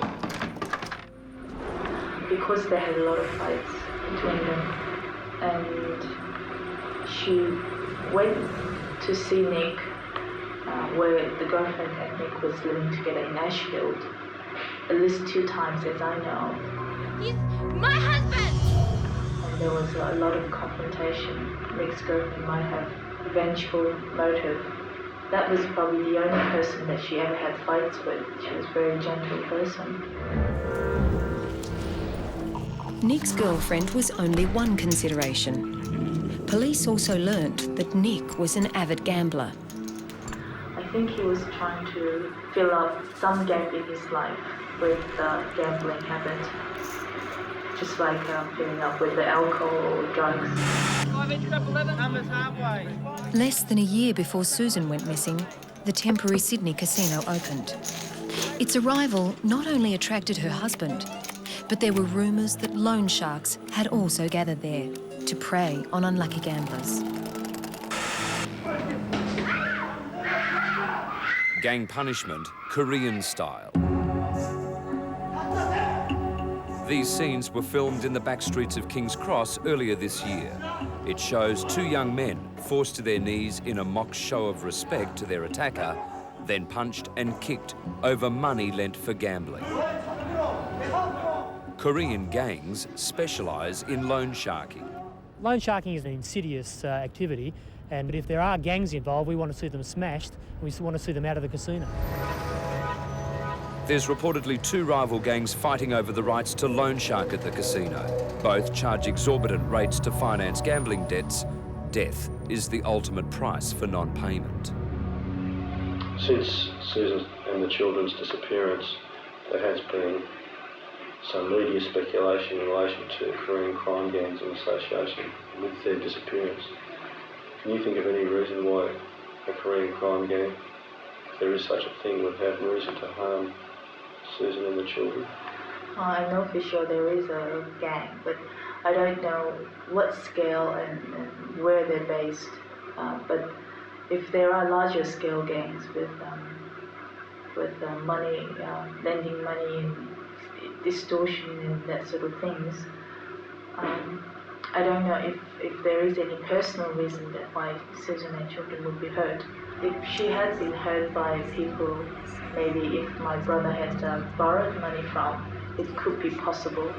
Do you know of any person he owed a large amount of money to? Not personally, because he was very secretive about his debts. But as far as I knew, if he was in really bad debt, he would usually ask for some money from my mother or myself or other friends. Right. Do you know who he gambled with? Was it any one group of people or person in particular? I think most of the times, as far as I know, he was by himself. Nick's gambling debts were one of the first things the original missing persons investigators followed up. At that time, little was known about Korean gangs in or around the casino. So Detective Letchford sought intelligence from overseas, especially America. The intelligence that came back was suggested there that loan sharks have forced a person who owed them money to force their wife, their girlfriend or their daughter to work in either sweatshops or in brothels to repay the debt. Police needed to speak with Nick immediately. But when they went to the flat Nick shared with his girlfriend, neither of them were home. At this stage, we were very alarmed. We took out what's called a pass alert just in case Nick was going to leave the country. That afternoon, we received a phone call from Customs, and they told us that Nick was attempting to leave the country with a female. We had no offence for which he could be detained at that time. We still weren't sure where Susan and the children were. We requested the Australian Federal Police if they could board the aircraft and perhaps one last time ask Mr Park where his wife and the children were. Mr Park again stated his family was in Queensland and that he was returning to Korea to visit a sick relative. And that he would be returning in 10 days, returning to Sydney. And the federal agent checked his ticket out, and his ticket was in fact a return ticket. And we had no choice at that time but to let him go. After receiving this information, Detective Spur and I both were of the opinion that he was on the run. He had done something or was aware of something that had happened and was fleeing from it. A worldwide hunt involving Interpol is underway after the identification of 3 bodies dumped in a New South Wales forest. Police say the victims are a Sydney mother and her 2 children. Detectives are searching for the woman's husband. The mother and children disappeared from their Eastwood home unit last October. Interpol's being called in to help find Mrs Park's estranged husband Sung, a heavy gambler who owed money to loan sharks. 12 days after Susan and the children had last been seen by their neighbour, Susan's estranged husband, Nick Park, and his girlfriend Demi had flown to Korea. We believed at that time there was possibly 2 reasons as to why he was fleeing the country. Number 1, he had killed his wife and children. And number 2, perhaps Susan was being held against her will over some gambling debts of her brother by some Asian gangs, either as a hostage to some late payments or some money owed by Mr Park, or possibly even placed into a brothel to pay off the debts that Mr Park had gathered over the years. Are you aware if Susan was ever a prostitute? No. She had a debt with her uncle when she came to Australia. She had to pay off more than $20,000. She had worked day and night at the restaurants to pay off that debt. I know that she did pay off. And from my knowledge, she would not work as anything other than legal way to pay off whatever, if she had to pay off her husband's debt. Do you know if that's a common practice in the Korean community? It's not common practice as such, as you described, but I know for a fact there is people selling people for some purposes, or being kidnapped or being sold for debt. If such a situation did eventuate, would the children be involved in that? Sometimes they do involve children, and they do kidnap children as well as adults. The reason for that, is that for monetary return? For the return of the people? It would most probably to do with debt. We utilised the services of Task Force Oak, which was the Asian crime task force at the time. At our request, they attended a number of brothels in the Sydney metropolitan area with a photograph of Susan in an effort to perhaps locate her in these premises. We had no joy from that. Nobody at these premises recognised Susan's photograph. While this theory could not be ruled out at that time, it wasn't furthering the missing persons investigation. And so the detectives moved on to their next scenario, that Nick had murdered his own family. We obtained a search warrant to look at Mrs Park's unit at Eastwood. The unit was pretty much in the same state as it was when we were there last time. There was no sheets on the bed, the wardrobes were empty, the furniture was packed in a way that perhaps it was ready to be moved. It actually looked like Mr Park had not even been back since we had spoken to him. We searched for signs of anything sinister that may have happened. There was no sign of any struggle. There was no sign of any blood or any other DNA material that we could locate. Police then moved on to the flat Nick shared with Demi, but the result was the same. We made some inquiries in relation to Susan's bank accounts, which is what we normally do when people go missing. Susan had an account with a Commonwealth Bank. And they told us that the account had been activated on the 24th October, which was about a week after the last sighting of Susan and the children. $300 had been withdrawn over the counter, which was the entire amount in Susan's account. Detectives also discovered that the children's account had been cleared of $400. It suggested that Susan may be alive. But what was interesting was the fact that the transactions had taken place at a branch that Susan had no reason to attend. The branch was at Ashfield, which raised our concerns as to why, if it was Susan, she would be making this withdrawal from the Ashfield branch. The only link that she had with Ashfield was that her husband was seeing Demi, who resided in that suburb. Detectives requested the bank for the CCTV tapes for the purpose of attempting to identify who it was that had made the withdrawal from Susan's account. So it could then find out, yes, Susan is alive and well, or that was somebody else making the withdrawal. As the detectives waited for the footage, they received a phone call from Susan's neighbour. On the day that Nick had been at Susan's unit selling the furniture, she had noticed that he had thrown a number of documents into a rubbish skip. She thought, with all the police activity, it was worth a look. Inside, she found a letter from a car rental company directed at Nick.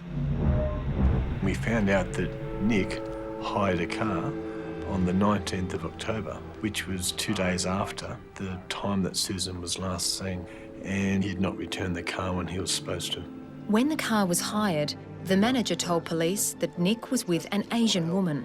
Police then showed him a photo of the couple, and he identified Susan as that woman. She's the one, absolutely certain. She's the one. And it was extremely important that we located that car to identify who'd been in it, fingerprint it, carried out all forensic service investigations on it to see if any foul play had taken place, whether the vehicle was used to transport bodies or whether Susan and the children are still alive and had just been driven to some safe location. Because Mr. Park had left the country, we thought a good place to start would be the airport. The vehicle was found and escorted by police to a holding yard. In examining the vehicle, we were looking for anything which might indicate that Susan or the children were in the car. Things such as hair, blood stains, any items of clothing, any identification which might assist us in identifying who had been in the vehicle and what had taken place, if anything, in that vehicle. There was nothing to indicate to us what had happened to Susan or, in actual fact, whether she'd ever been in the vehicle. Our hopes were dashed pretty well because that was the last avenue where possibly she may have been in the car and driven to some other location. We realised then that Susan and the children had met foul play. Susan and the children were missing, presumed dead. Susan's husband, Nick Park, had hired a car, left it at the airport and flown to Korea with his girlfriend, Demi. It was no surprise to the police that he hadn't returned to Australia after 10 days, as he had promised. It was a real possibility at this point in the investigation that Mr. Park could get away with murder. We had no bodies, we had no evidence to suggest there had been a crime. There was nothing to link Mr. Park with their disappearance. But from past history of such inquiries, eventually something does turn up, be it 12 months or 15 years down the track, something will eventually turn up. And as in this case, it did. The remains were found 6 metres off the road, all within a 20-metre radius. According to locals, the area was once used as an illegal rubbish tip. Very rocky, caves and things down there. There's no access at all. See, whoever's dumped it down there sort of had the intentions of no one coming across it for years, I think. Interpol's been called in to help find Mrs. Park's estranged husband, Sung. Mr. Park flew out of the country 6 days after his wife and children vanished from their Eastwood home last October. Police say it's possible the family became the victims of a payback by Asian crime gangs who were after her husband. From my first involvement on the very first day, there was an inference that crime gang had some involvement in the deaths of Susan and the children. It became obvious to us that we either had to confirm that aspect of the investigation or refute it. If not, it would have been raised later at trial as a possibility. We enlisted the support of 2 specialist investigators from the South East Asian Crime Command. There was nothing to indicate from any of their inquiries that Nick Park had an extensive association with crime gangs. There was nothing to indicate that he'd ever borrowed large amounts of money from loan sharks that frequented the casino at that time. And there was nothing to indicate that any crime gang had any involvement in the disappearance and subsequent murder of Susan and the children. With that theory put to bed, police concentrated on finding evidence to link their prime suspect, Nick Park, to the murders. From the outset of the investigation, we didn't have a crime scene. We couldn't prove where Susan, Andrew and Amy had been initially murdered. It was obvious to us that they'd been transported to the scene where they'd been found, obviously in the suitcases. Inside those cases were clothing and other items that belonged to the 3 victims and came from their flat. Now the plastic bags that had been used as murder weapons were adding to an argument that the murder took place there. We were lucky enough to find batch numbers on those plastic bags. We were able to identify a shop at the Macquarie Centre at Marsfield where those bags had been supplied. We subsequently showed photographs of Susan to the proprietor of that shop, who did recognise her as being quite a regular shopper, and that led us to believe that Susan, Andrew and Amy had been murdered at the Eastwood unit. The only other person to have access to the flat was Nick Park. However, police needed to find further direct links between Nick, those items, and the place the bodies had been found.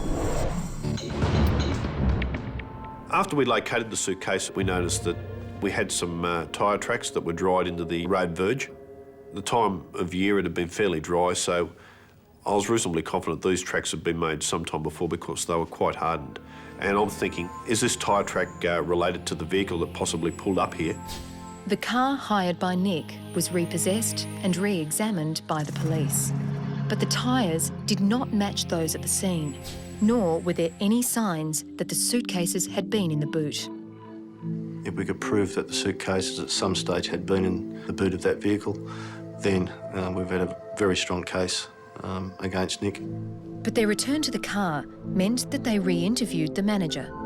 This time they showed him 16 photos of different Asian women. And instead of picking Susan, he went directly to a photo of Demi. It wasn't a surprise to us that Demi was with Nick at the time the vehicle was hired. Whether Demi was aware of the purpose the vehicle was being hired was unknown to us at that stage. We didn't believe at that time that she had any direct involvement in their disappearance, but we were of the opinion that perhaps information that she might have obtained from Mr. Park, seen or overheard, could assist our inquiry. Demi was not only seen at the car rental place, but also at the bank. When police viewed the CCTV footage on the day that $300 was taken from Susan's account, Demi was there. Police then obtained the withdrawal slip from that day and the ones used to close the children's accounts a few days before. Susan, the mother, was the only signatory to those accounts. We subsequently subjected them to handwriting analysis by a police expert who confirmed that the signatures on the documents were obvious forgeries. Those slips were then sent to the forensic laboratory to see if any fingerprint could be lifted. When I received the forms, because they were a paper document, which is a porous surface, I determined that the most effective means of developing latent fingerprints on those items was using a process called ninhydrin. Ninhydrin is also a very sensitive chemical reagent that reacts with porous surfaces. On the document in the name of Andrew Park, I could see that there was a clearly identifiable palm print at the bottom of the document, which appeared to be a left palm. Demi had no criminal record, and so there were no prints on file to compare. Nick, on the other hand, was a different story. Nick Park, in his younger days, had come under notice of police for a minor fraud matter. His fingerprints were on our records. When we identified the palm print from the withdrawal slip of Andrew Park, that was cross-matched against our database, and it was indicated that the palm print was that of Nick Park's. This confirmed to us that Nick had been involved in the closure of the children's accounts the day after we believed that they had been murdered.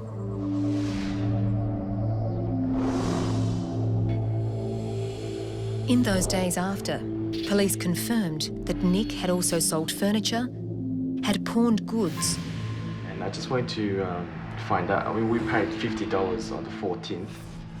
and had even asked for a refund on monies paid in advance for his children's childcare. Is that possible for us to get a refund for that? Whilst it was always a possible motive for Susan and the children's murder that Nick was trying to raise money quickly, the amounts of money Nick was obtaining from the sale of these items was quite small. It seemed a fairly long bow to draw that a guy would kill his wife and 2 children for the purposes of raising perhaps a couple of $1,000s. Police needed to find a motive, and in most homicides it comes down to love or money. And as police continued their investigation into gathering enough evidence to have Nick Park extradited from Korea, it was clear which one it was. To your knowledge, are Nick and his girlfriend still living together or still seeing each other in Korea? One of the things you look for in an investigation is to why a crime was committed. We had trouble coming to the terms with the fact that a father had killed their 3-year-old son and 2-year-old daughter.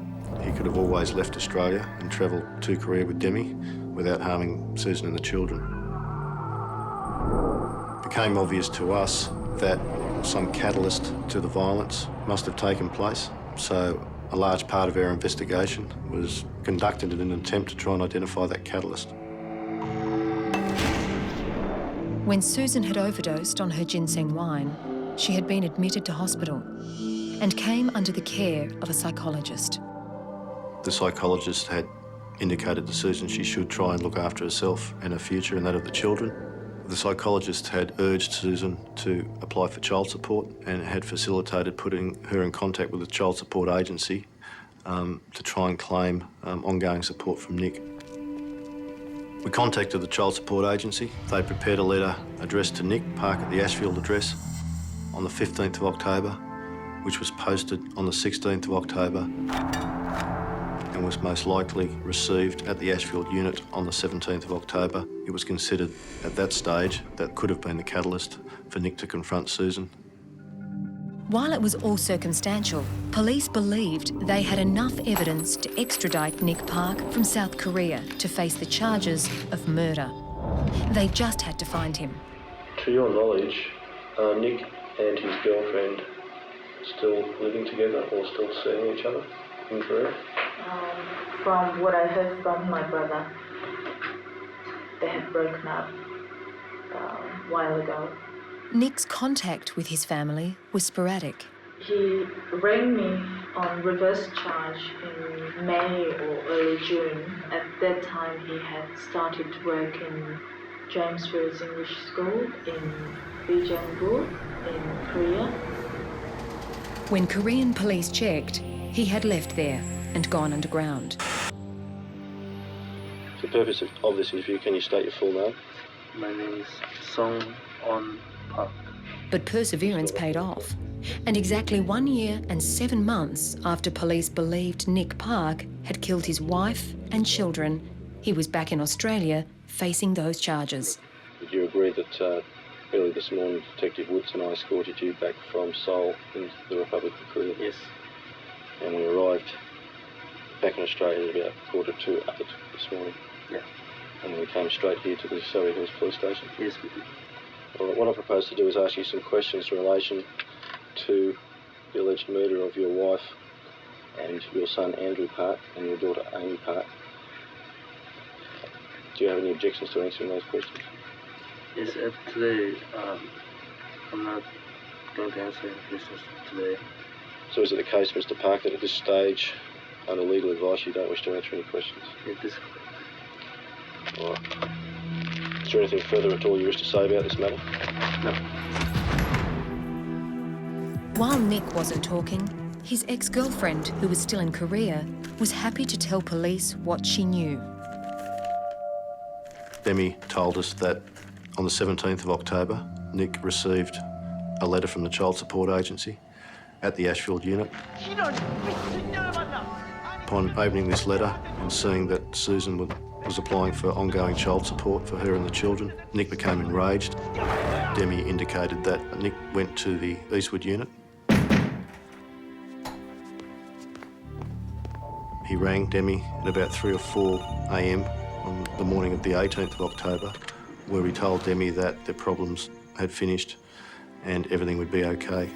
Early in the morning, Nick then returned to the Ashfield unit where Demi was waiting for him. On that day, Nick put in the withdrawal papers for the children's accounts, leaving his palm print. The following day, Demi admitted she was with Nick when he hired the car. Demi told us that after they'd hired the motor vehicle, they attended the flat at Eastwood that night. Demi stayed in the car while Nick went to the unit. He returned to the car with 2 suitcases. Nick placed those suitcases into the boot of the vehicle. They then drove to an area north of Sydney. She was unsure of the exact location as to where they stopped, but she described a bushland area with a dirt road. Nick stopped the vehicle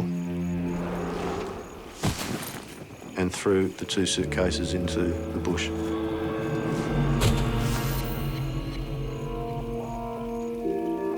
They then returned to Sydney. Demi confessed that she had attended the Commonwealth Bank and withdrawn $300 from Susan's account by forging her signature, which was all done at Nick's request. Nick accumulated $2,225 after he callously murdered his family and flew out of Australia believing he would never return. We'd always believed that the money Nick had raised from closing the bank accounts, selling the furniture and pawning property had been used to purchase airline tickets for himself and Demi to travel to Korea. However, Demi indicated in this interview that the money had actually been used for Nick to go to the casino and gamble. Demi was offered immunity from the fraud charges if she gave evidence against Nick at his trial. However, she was given no indemnity should the decision be made to prosecute her for any involvement in the murders. Staying in Korea was the safe option, but Demi attended court of her own accord.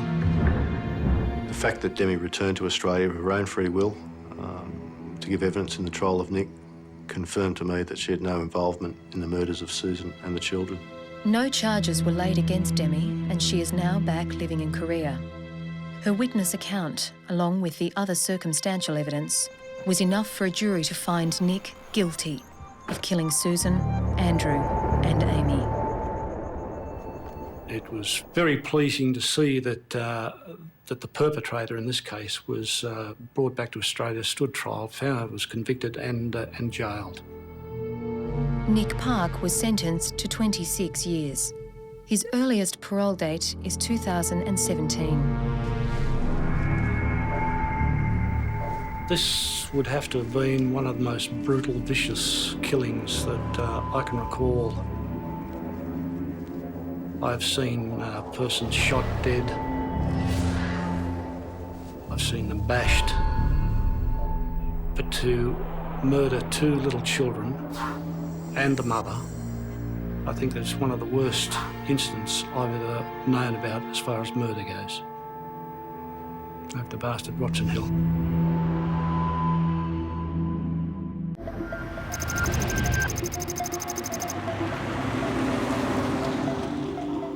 It was a winter's night and business was slow. The girls in the red light district hoped their luck would improve. But for one, the fare she would take that night would be her last. The actions of the offender have been very methodical and deliberate. She identified that he had been a customer of hers. The person who did this was experienced in rope work and bondage. From that, we were advised that there was no match, so we had an unknown DNA sample. It was clear that his violence was escalating, and we did fear that we did have a serial killer on our hands. Can you tell us what you were doing on that day, or where you would have been? I've no bloody idea. Stranger killings are one of the rarest and most difficult crimes to solve. So when a stranger kills twice, the pressure to find him before he strikes again is enormous.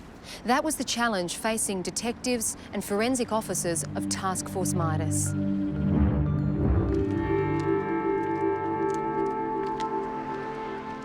A body was found lying beside the Hendra police station in a vacant lot. It was discovered by a truck driver doing a U-turn. The body was that of a female. She was laying in the fetal position.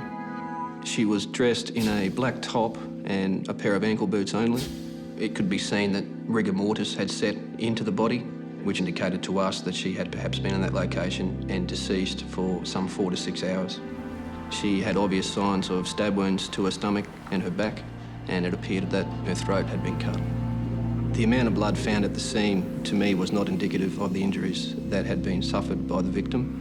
That indicated to me that perhaps the primary crime scene was elsewhere and that this crime scene was a secondary crime scene, and that being where the body was dumped. On the examination of the secondary crime scene, we located a set of tyre tracks, which we believe drove up towards the direction of the body, appeared to do a U-turn and reverse back to where the body was, and then drive away from the body. There was also a number of footprints from what appeared to be the same shoe. These footprints appeared to come from where you would expect the driver's door to be and moved around the body and then back to where you would expect the driver's door to be. We established that the footprints at the crime scene were not left by the truck driver. This suggested to us that these tyre impressions and the footprints were more than likely the offenders. I took photographs of the shoe sole impressions and tyre track impressions. In the future, we were hoping that we could match these up to a vehicle and to the footwear of a possible offender. We also took measurements of the width that the wheels are apart. We call this like an axle width. If we could locate a vehicle, we would compare these measurements to the wheels they have and also the axle length of the vehicle to hopefully positively identify that that vehicle had been at the scene.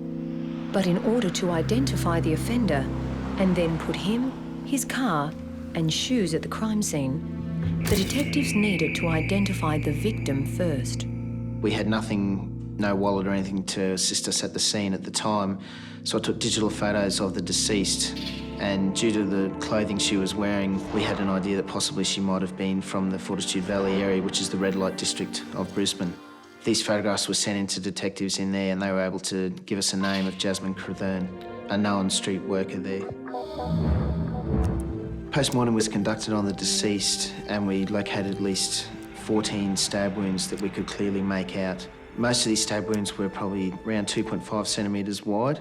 Some of them were up to 16 centimetres deep, which would indicate there was quite a grisly and aggressive attack on the deceased. The murder weapon was most likely around 15 to 17 centimetres in length. Not a serrated edged weapon, more than likely a clean blade, possibly a clean blade on both sides, so therefore a dagger type weapon. With no defence injuries and the toxicology report indicating there were no drugs that would have caused Jasmine to become unconscious, it was more than likely this was a surprise attack. And because she was only partially clad, led us to believe that possibly the offender in this case could well have been a client or a customer.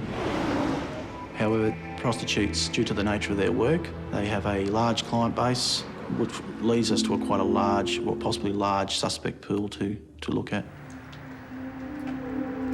So in order to narrow that field, as well as look at other possible suspects who may have known and wanted to kill Jasmine, detectives went to the red light district.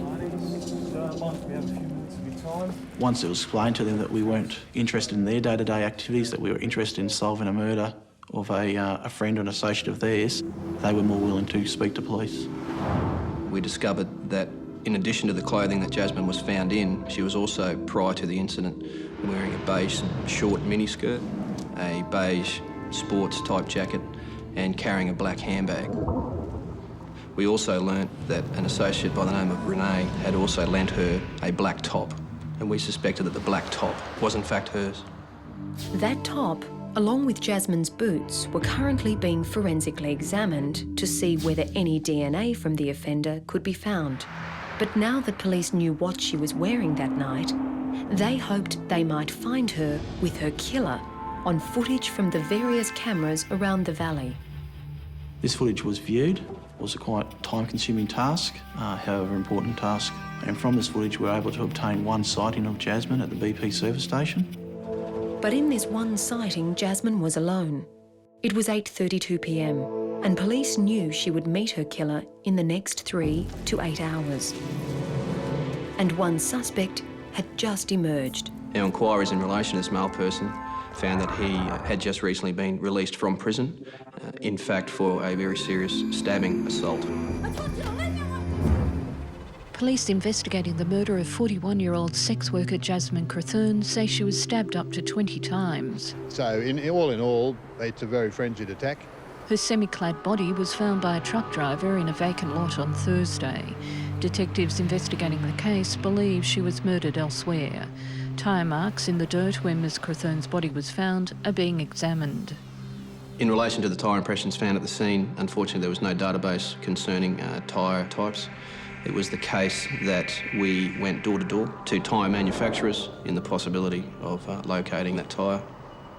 These initial inquiries, we were unsuccessful in identifying the tyre. However, from the base characteristics of the tyre, the tread pattern was more than likely what they referred to in the tyre industry as a highway tread, and this was used generally on light commercial vehicles, in particular utilities and vans. Detectives then turned their attention to the shoe impression. We sent photographs to a police officer who maintained a database in relation to many types of shoes and styles and that sort of thing. This shoe impression was then identified to us as a T-boot, which is a common work boot used by many different people. We then contacted the distributor or the sales rep for T-boot in the Brisbane area. She then provided us with certain information, namely that sole pattern on that shoe impression had been around for some 30 years, so therefore the possibility of tracing any T-boot was going to be a dead end in regards to further inquiries. However, it may provide us with a good point of reference should a person of interest be located down the track. One such person had just been nominated. Information was obtained that a previous boyfriend of Jasmine's had treated her badly in the past. We conducted a number of inquiries in relation to this person, and it was from these inquiries we established that he'd committed a previous murder. Obviously, this aroused our suspicion. He was located and extensively interviewed. As a result of this interview, he was eliminated from our inquiries based on a number of reasons, namely he had a solid alibi in relation to the time frame that we had established, and further that in relation to the tyre impressions and the shoe impressions found at the scene, none of these could be linked back to him in any way that we could discover at that stage. Another suspect came to our attention through information obtained by prostitutes from working in the Fullerton Valley area. This information related to a male person who was currently standing over a number of the girls, as well as assaulting them and dealing drugs. Our inquiries in relation to this male person found that he had just recently been released from prison, in fact for a very serious stabbing assault. However, like the ex-boyfriend, this standover man was eliminated from inquiries. He too had an alibi that checked out, and his footwear and car tyres didn't match the impressions left at the crime scene. But detectives now had a further piece of forensic evidence to add to their list of criteria. We were advised that a DNA sample had been obtained from a semen stain located on the top that Jasmine Crethurn was wearing at the time she was located. We believed that this semen stain was more than likely to have come from a client. We hoped that this client would also be the offender. That DNA sample was then compared to DNA samples that are contained on the DNA database. From that, we were advised that there was no match, so we had an unknown DNA sample. We located a number of regular clients that used the services of Jasmine. DNA was also taken from all of these regular clients voluntarily, and all of these regular clients were eventually eliminated as persons of interest. There were two possible scenarios that Jasmine was either killed by a person that she knew or by a stranger, a client that she had just met on that night. At this time of the investigation, we were fairly confident that we had spoken to most of Jasmine's male associates and had eliminated them as being possible suspects. So it led us to believe that we were more than likely looking at a stranger, someone that wasn't known to Jasmine, a client that she had met that night. Police investigators converged on Deepwater Bend Reserve, where the woman's body was found by council workers at 7:30 this morning. Now, 6 months later, it appeared another sex worker may have met that same client. She was sort of bound face down and could see stab wounds. The workers used their own perimeter tape to cordon off the area. Thought we'd better restrict the area, obviously, the crime scene. Police believe the body hadn't been there long. Every likelihood is that the person's only been here some hours. The body was located lying face down in the car park. The body was completely naked except for a sandal that was on her left foot. There were a number of stab wounds to her back, her chest and her side. A digital image was obtained of the deceased's fingerprint, and she was identified as a 42-year-old Brisbane prostitute by the name of Julie McCall. She had a number of ropes that were tied around her legs, her waist, her hands, and she was also wearing what appeared to be a blindfold and a gag. Julie McCall had been stabbed 24 times, and like Jasmine Crethurn, a number of those wounds were 16 centimetres deep. But this time, the actions of the killer weren't as frenzied. The ropes hadn't been damaged in any way, which showed to me that the actions of the offender had been very methodical and deliberate. However, those undamaged ropes were providing a possible lead. Knowing the way that the ropes had been tied and the work that Julie did indicated to us that bondage may have been used and that the person using these ropes was experienced in bondage. Now, we were of the opinion that these were the property of the murderer. It wouldn't be items typically carried around by a prostitute waiting for a potential bondage client. And we believe that a scientific examination of those might lead us to the owner of those items and potentially the killer. We learnt from our inquiries that the rope that was used to tie up Julie was a multi-plait braid cotton type rope, which is a fairly common type of rope. And on the end of the piece of rope which was used to tie her wrists, there was what are referred to as rope end clips, which are placed on the end of the rope to prevent fraying. While the rope was common, the good news for detectives was that this rope could not be bought with these rope clips attached. They had been crimped with a tool. We then had the future potential to find the tool which had been used to crimp those based on the impressions that the tool left. But like the tyres and shoe impressions in the Jasmine Crethurn case, it was a matter of finding the suspect first, and a discarded cheque that had been found right next to Julie's body was their next point of call. There's motive here for this guy. I mean, here he is using the services of this woman, and now she's robbed him of his money.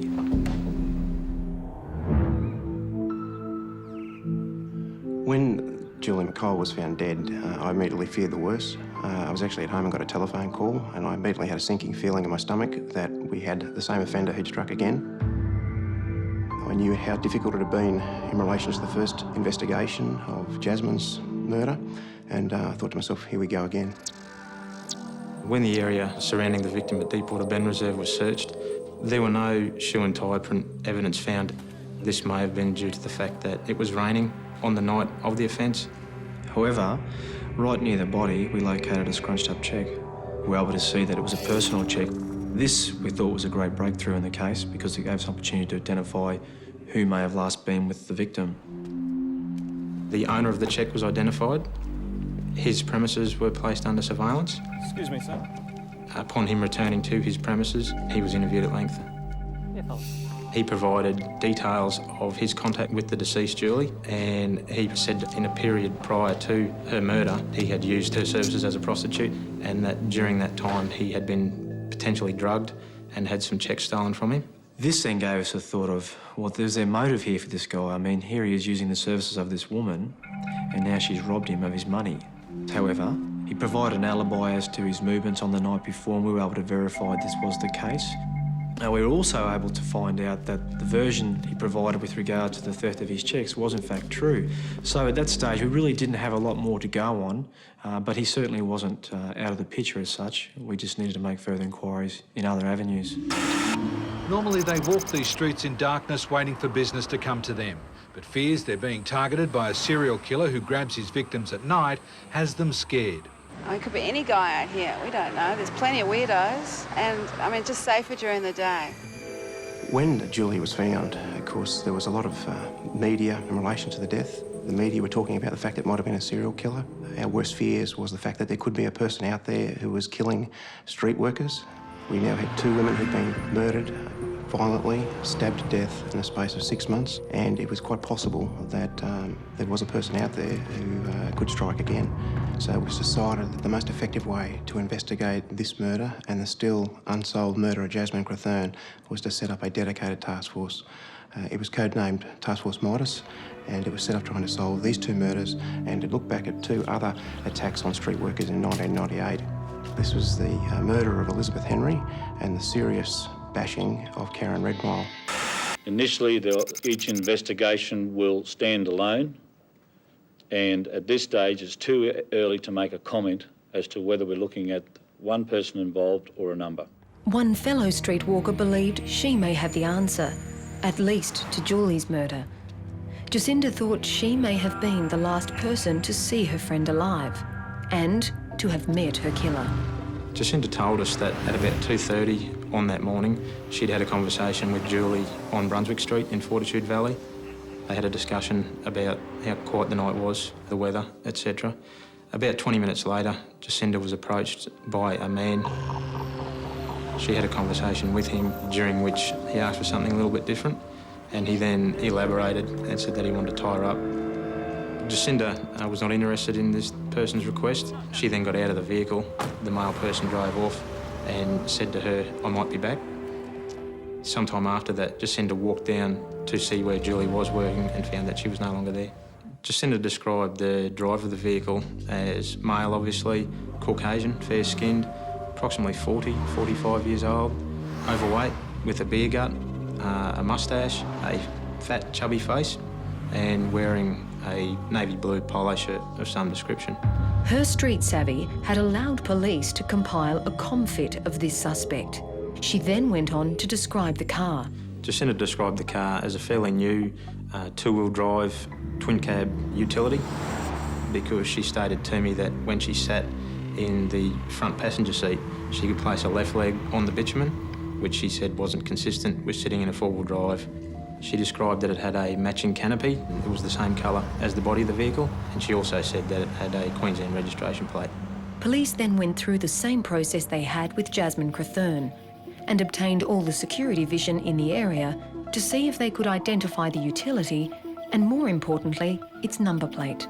With a stroke of luck, we found a car similar in description that drove through the valley that night.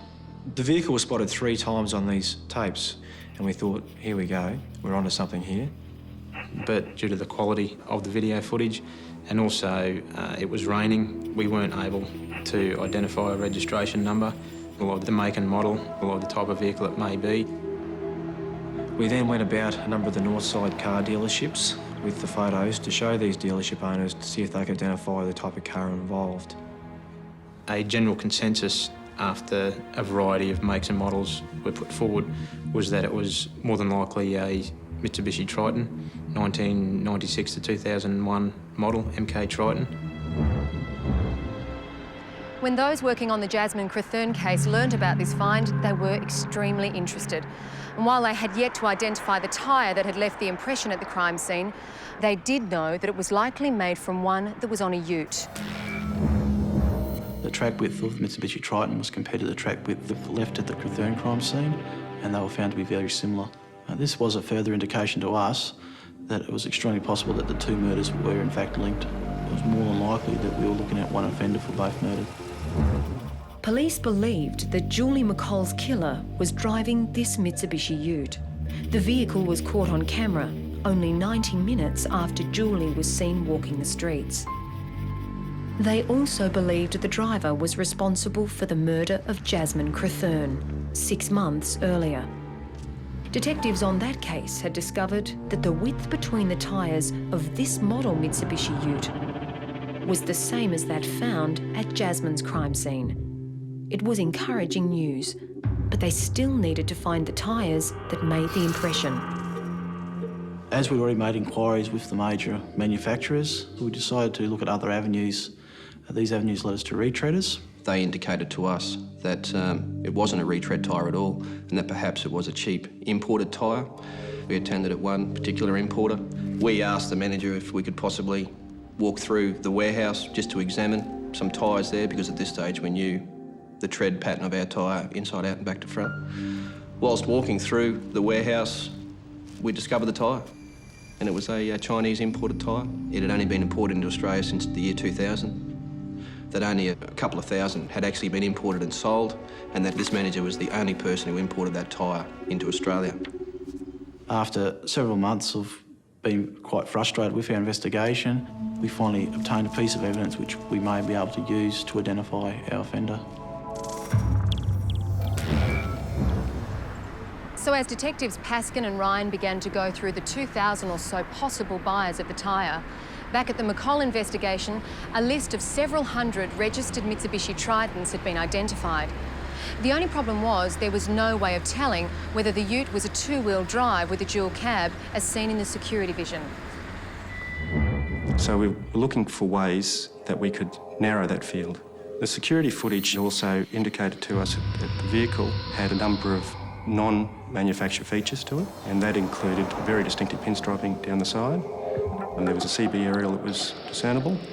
There were also fog lights on the vehicle and a small nudge bar and a plexiglass canopy on the back that was in the same colour as the vehicle. And we used these features to develop a criterion to recognise the vehicle. Our primary focus was on vehicles to the north of Brisbane, and that was essentially because the two dump sites for the two bodies were adjacent to the Gateway Arterial Road that heads north from the Brisbane River right through to the Sunshine Coast. So as they headed back one day from checking out vehicles on the north side, they noticed a utility driving towards them on the opposite side, heading back to that crucial area. It had all the extra features police had been looking for. At that point, we attempted to pursue the vehicle, but by the time we could get to an exit and get to the opposite side of the road, the vehicle had gone. Meanwhile, Mitsubishi Australia were able to provide police with information to distinguish which Tritons were two-wheel drive dual cab utilities. The list of suspect vehicles was now dramatically reduced to 160 in Queensland and to 26 in the focal area north of Brisbane. And amongst those was one vehicle. I conducted checks in relation to that vehicle and discovered that a fellow by the name of Francis Michael Fahey had been ticketed in that vehicle.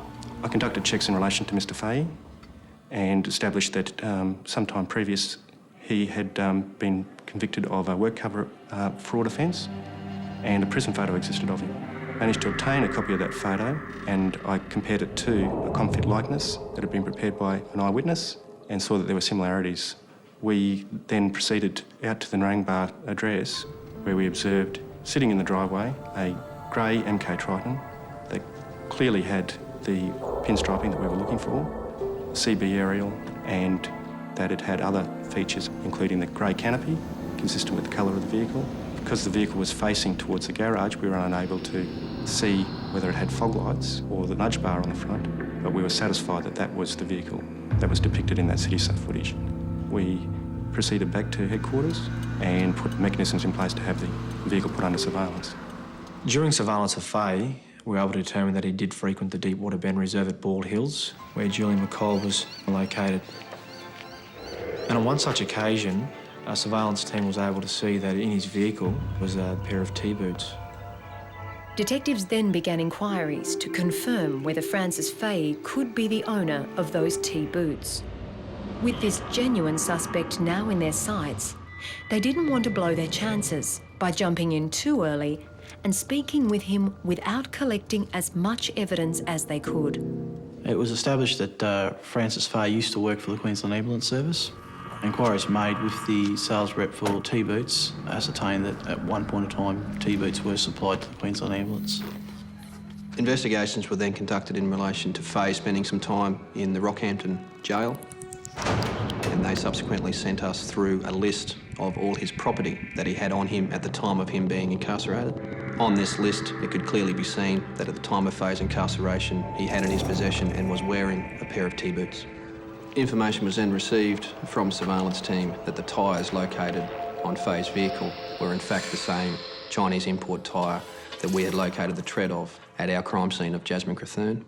As a result of this, investigators became more and more confident that the murders of Julie McColl and Jasmine Crathurn were in fact linked, as we had thought. At this point in the investigation, we had established that Fahey owned and wore T-boots, that he had Chinese import tyres on his vehicle that matched our crime scene, that he had knowledge of the Deepwater Bend area. The only piece of the puzzle that remained outstanding for us at this point in regards to investigations was the DNA. At this point, we placed Fahey under surveillance, and as a result, a discarded cigarette butt from Fahey was seized by police and subsequently analysed. As a result of this being analysed, it was found that the DNA was a perfect match to that located on the shirt of Jasmine Crethurn. Detectives then returned to speak to the prostitute who they believed had loaned Jasmine the T-shirt. They needed to check if she had worn that T-shirt while working, and whether Francis Fay was a client of hers, which could possibly explain why his semen was on it. But Renee had realised that the T-shirt was not hers, and while the story she was about to tell police never made it beyond a committal hearing, it was important evidence at the time. Talking to Renee in relation to the shirt, that we stumbled upon the fact that Renee had had a near-death experience herself in relation to a client. Renee was shown a photo board, which also included a picture of Fay, and she identified that he had been a customer of hers in early 2002. That was 6 months before Jasmine was murdered. Renee told us that she had been picked up by Fay whilst working as a prostitute in Brunswick Street, Fortitude Valley, and that he had driven her to a location on the north side of Brisbane. She stated that they had sexual intercourse in his motor vehicle, and as she was about to redress herself, Fay produced a pair of handcuffs, identified himself as an officer with the Australian Taxation Department and that she was under arrest, and he tried to handcuff her within the motor vehicle. She was able to escape. Fay followed her in his motor vehicle and attempted to run her down.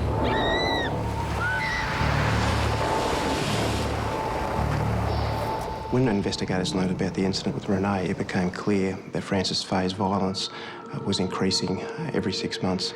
Initially with Renee, where he tried to run her over.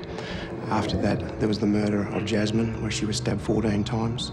After that, there was the murder of Julie, where she was stabbed up to 22 times. It was clear that his violence was escalating. It was now 3 months since Julie's murder, and police felt they had sufficient evidence to ensure no other prostitute would meet the same fate. A warrant was obtained for Fay's arrest and his house searched for further evidence. Up to 50 officers moved in at 5:30 this morning, executing search warrants. The precise raids were orchestrated by Task Force Midas. It's the special team investigating the murders of Fortitude Valley streetwalkers Julie McColl, Elizabeth Henry and Jasmine Crethurn, and the attempted murder of Karen Ann Redmile. We are interviewing the occupants of the house. Those people are assisting police with their inquiries and continue to do so at this time.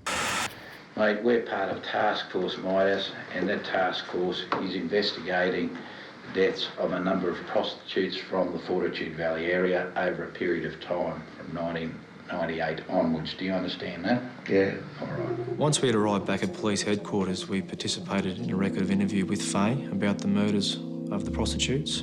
He was quite calm and calculating during the interview. Mate, on the way in the car, you told me that you are a regular visitor to the Valley area. I have been, yeah. All right. With regards to the Valley, he indicated that he had been to the Valley late at night as he was concerned for a family member who had been frequent in the Valley. And as far as I was aware, was originally she wasn't getting any money from Social Security, so she had to be getting the money from somewhere. My first thoughts are that because she was going down the Valley, that she was what they call a working girl. Did you get any response from the working girls? No. I think you told me some were a bit pissed off when they found out you weren't a customer. Yeah. And you told me in the car that you've never been a customer of the prostitutes down there in the Valley? No. And you don't know Jasmine Crethurn or Julie McColl, who were two prostitutes who were working down there? No. And as I recall, you said that on occasion, or at least one occasion or two occasions, the girls actually sat in the vehicle and talked with you? Is that right? There was a couple of rainy nights there, yeah. I mean, I'm not an arsehole, if you know what I mean. I mean, if somebody comes up and, and wants to chat, that's fine. I mean, they can sit in the car because I'm there to find out what's happening with my stepdaughter. It became quite apparent that the explanation being provided by Fay was that, well, we must have known he was in the Valley hence why he provided a version as to why he's in the valley. And should we locate anything in his vehicle that may be linked to a prostitute, he gives this explanation of how if it was raining they would sit inside his vehicle. Well, I told him, not interested, but I said, could you do me a favour? And they sort of look at me, we don't do any favours, so I explained who I was looking for, and they said no, we hadn't seen him.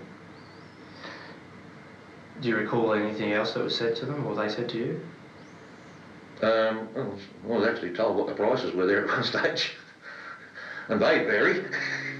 During the interview with Faye, he also openly admitted to attending Deepwater Bend, being the other crime scene. He would talk about the fact that he would go there fishing.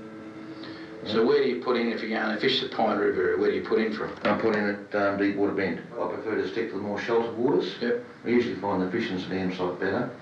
I like the fishing spots away from the fucking idiots on their jet skis and the water skiers. So I stay around that area. This again was a way of him trying to show that, well, okay, the police know I must have been there. Well, the reason I've been there is because I go fishing there. What Faye didn't know was how much evidence the police already had and how much more was building since they entered his house. Just cast your mind back to the end of February, around about the 26th of February. That's when Julie McColl was murdered on the 26th. Mate, can you tell us what you were doing on that day, or where you would have been? I've got no bloody idea. None whatsoever. What day of the week is it? It's a Wednesday morning.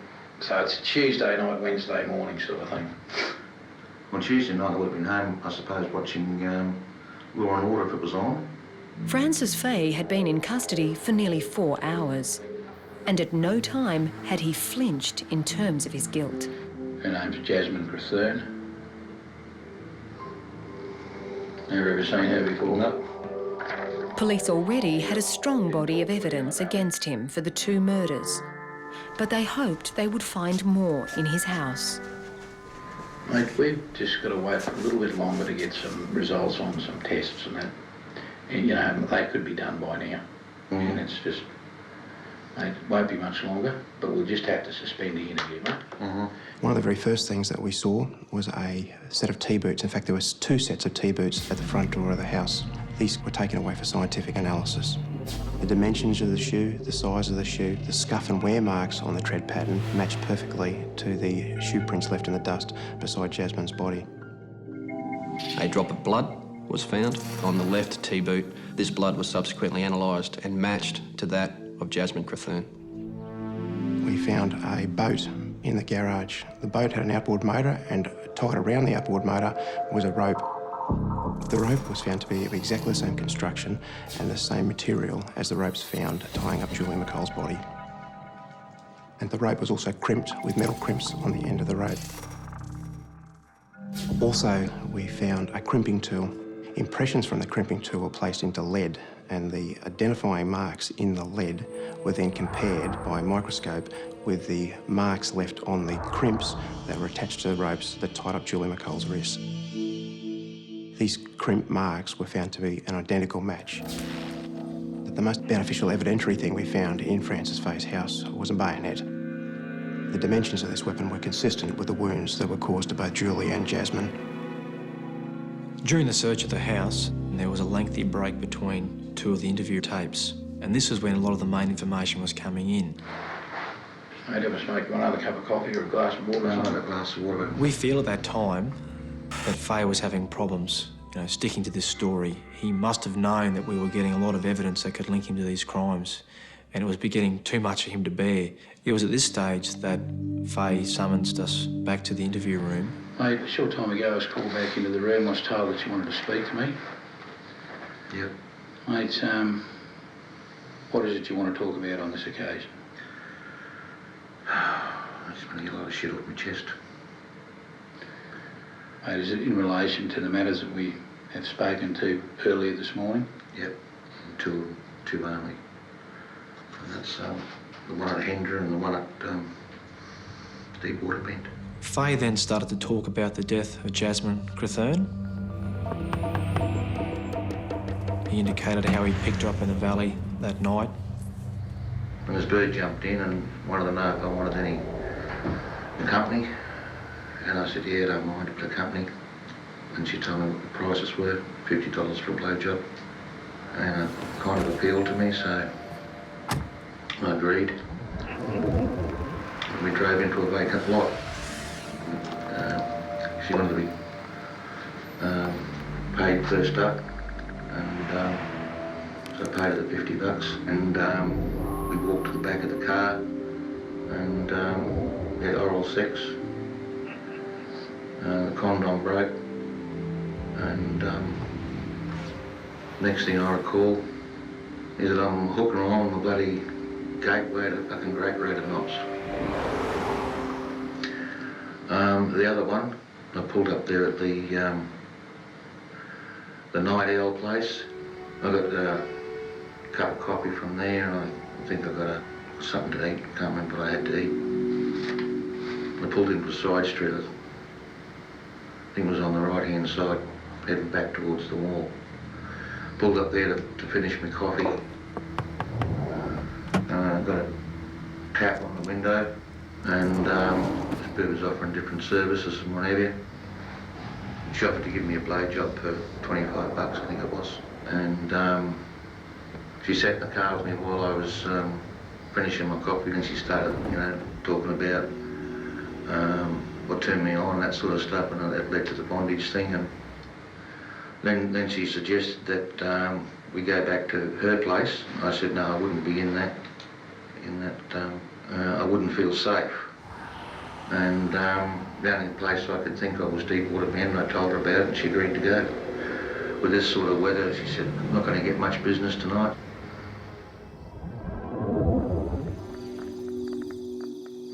We drove to there, and I remember tying her up. I remember getting the blowjob. The next thing I remember, I'm pulled up on the side of the road underneath the bridge, and I'm using these drink bottles and cordial bottles to wash blood off my legs. And I threw my guts up. I remember doing that. Both of these women have died from stab wounds. Yeah. Mate, can you tell me how these stab wounds came to be inflicted?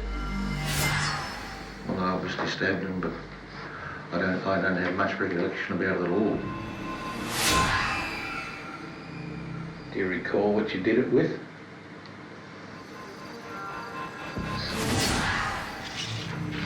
I think it was the bayonet I had in the car. I used to use that years ago for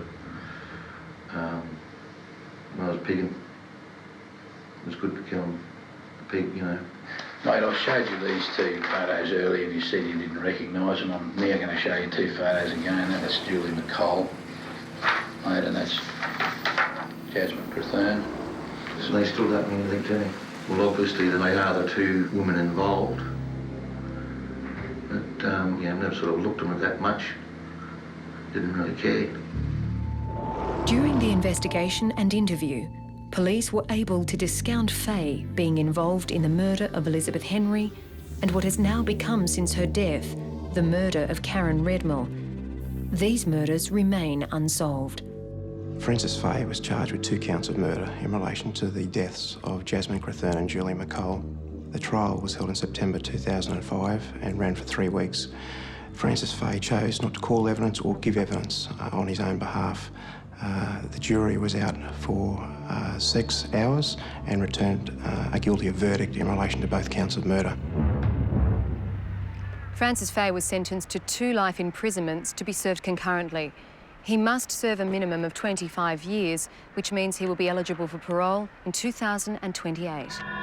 The verdict was welcomed by investigators who helped put Queensland's second convicted serial killer behind bars. We hope now there's some closure for the families that were involved in what has been a very difficult investigation. Faye's shoe prints were found at the scene of Crethern's murder. Forensic testing matched the prints to Queensland Ambulance issue boots. It was somewhat prophetic that the task force was codenamed Midas because everything we touched did turn to gold in terms of the evidence. From a forensic perspective, I think this was the perfect investigation. I think every piece of evidence that we uncovered gave us a result. It's extremely satisfying to the task force members and the whole police service that Francis Fay was convicted of these murders. I've got no doubt that if he hadn't been convicted, he would have continued to offend. Do you feel any better or not? To a certain degree I do, to a certain degree I don't. I mean... Don't know why it happened? I don't know why it happened. Because it's you know, I spent all my fucking life saving lives. Now I'm fucking taking them and I don't know why.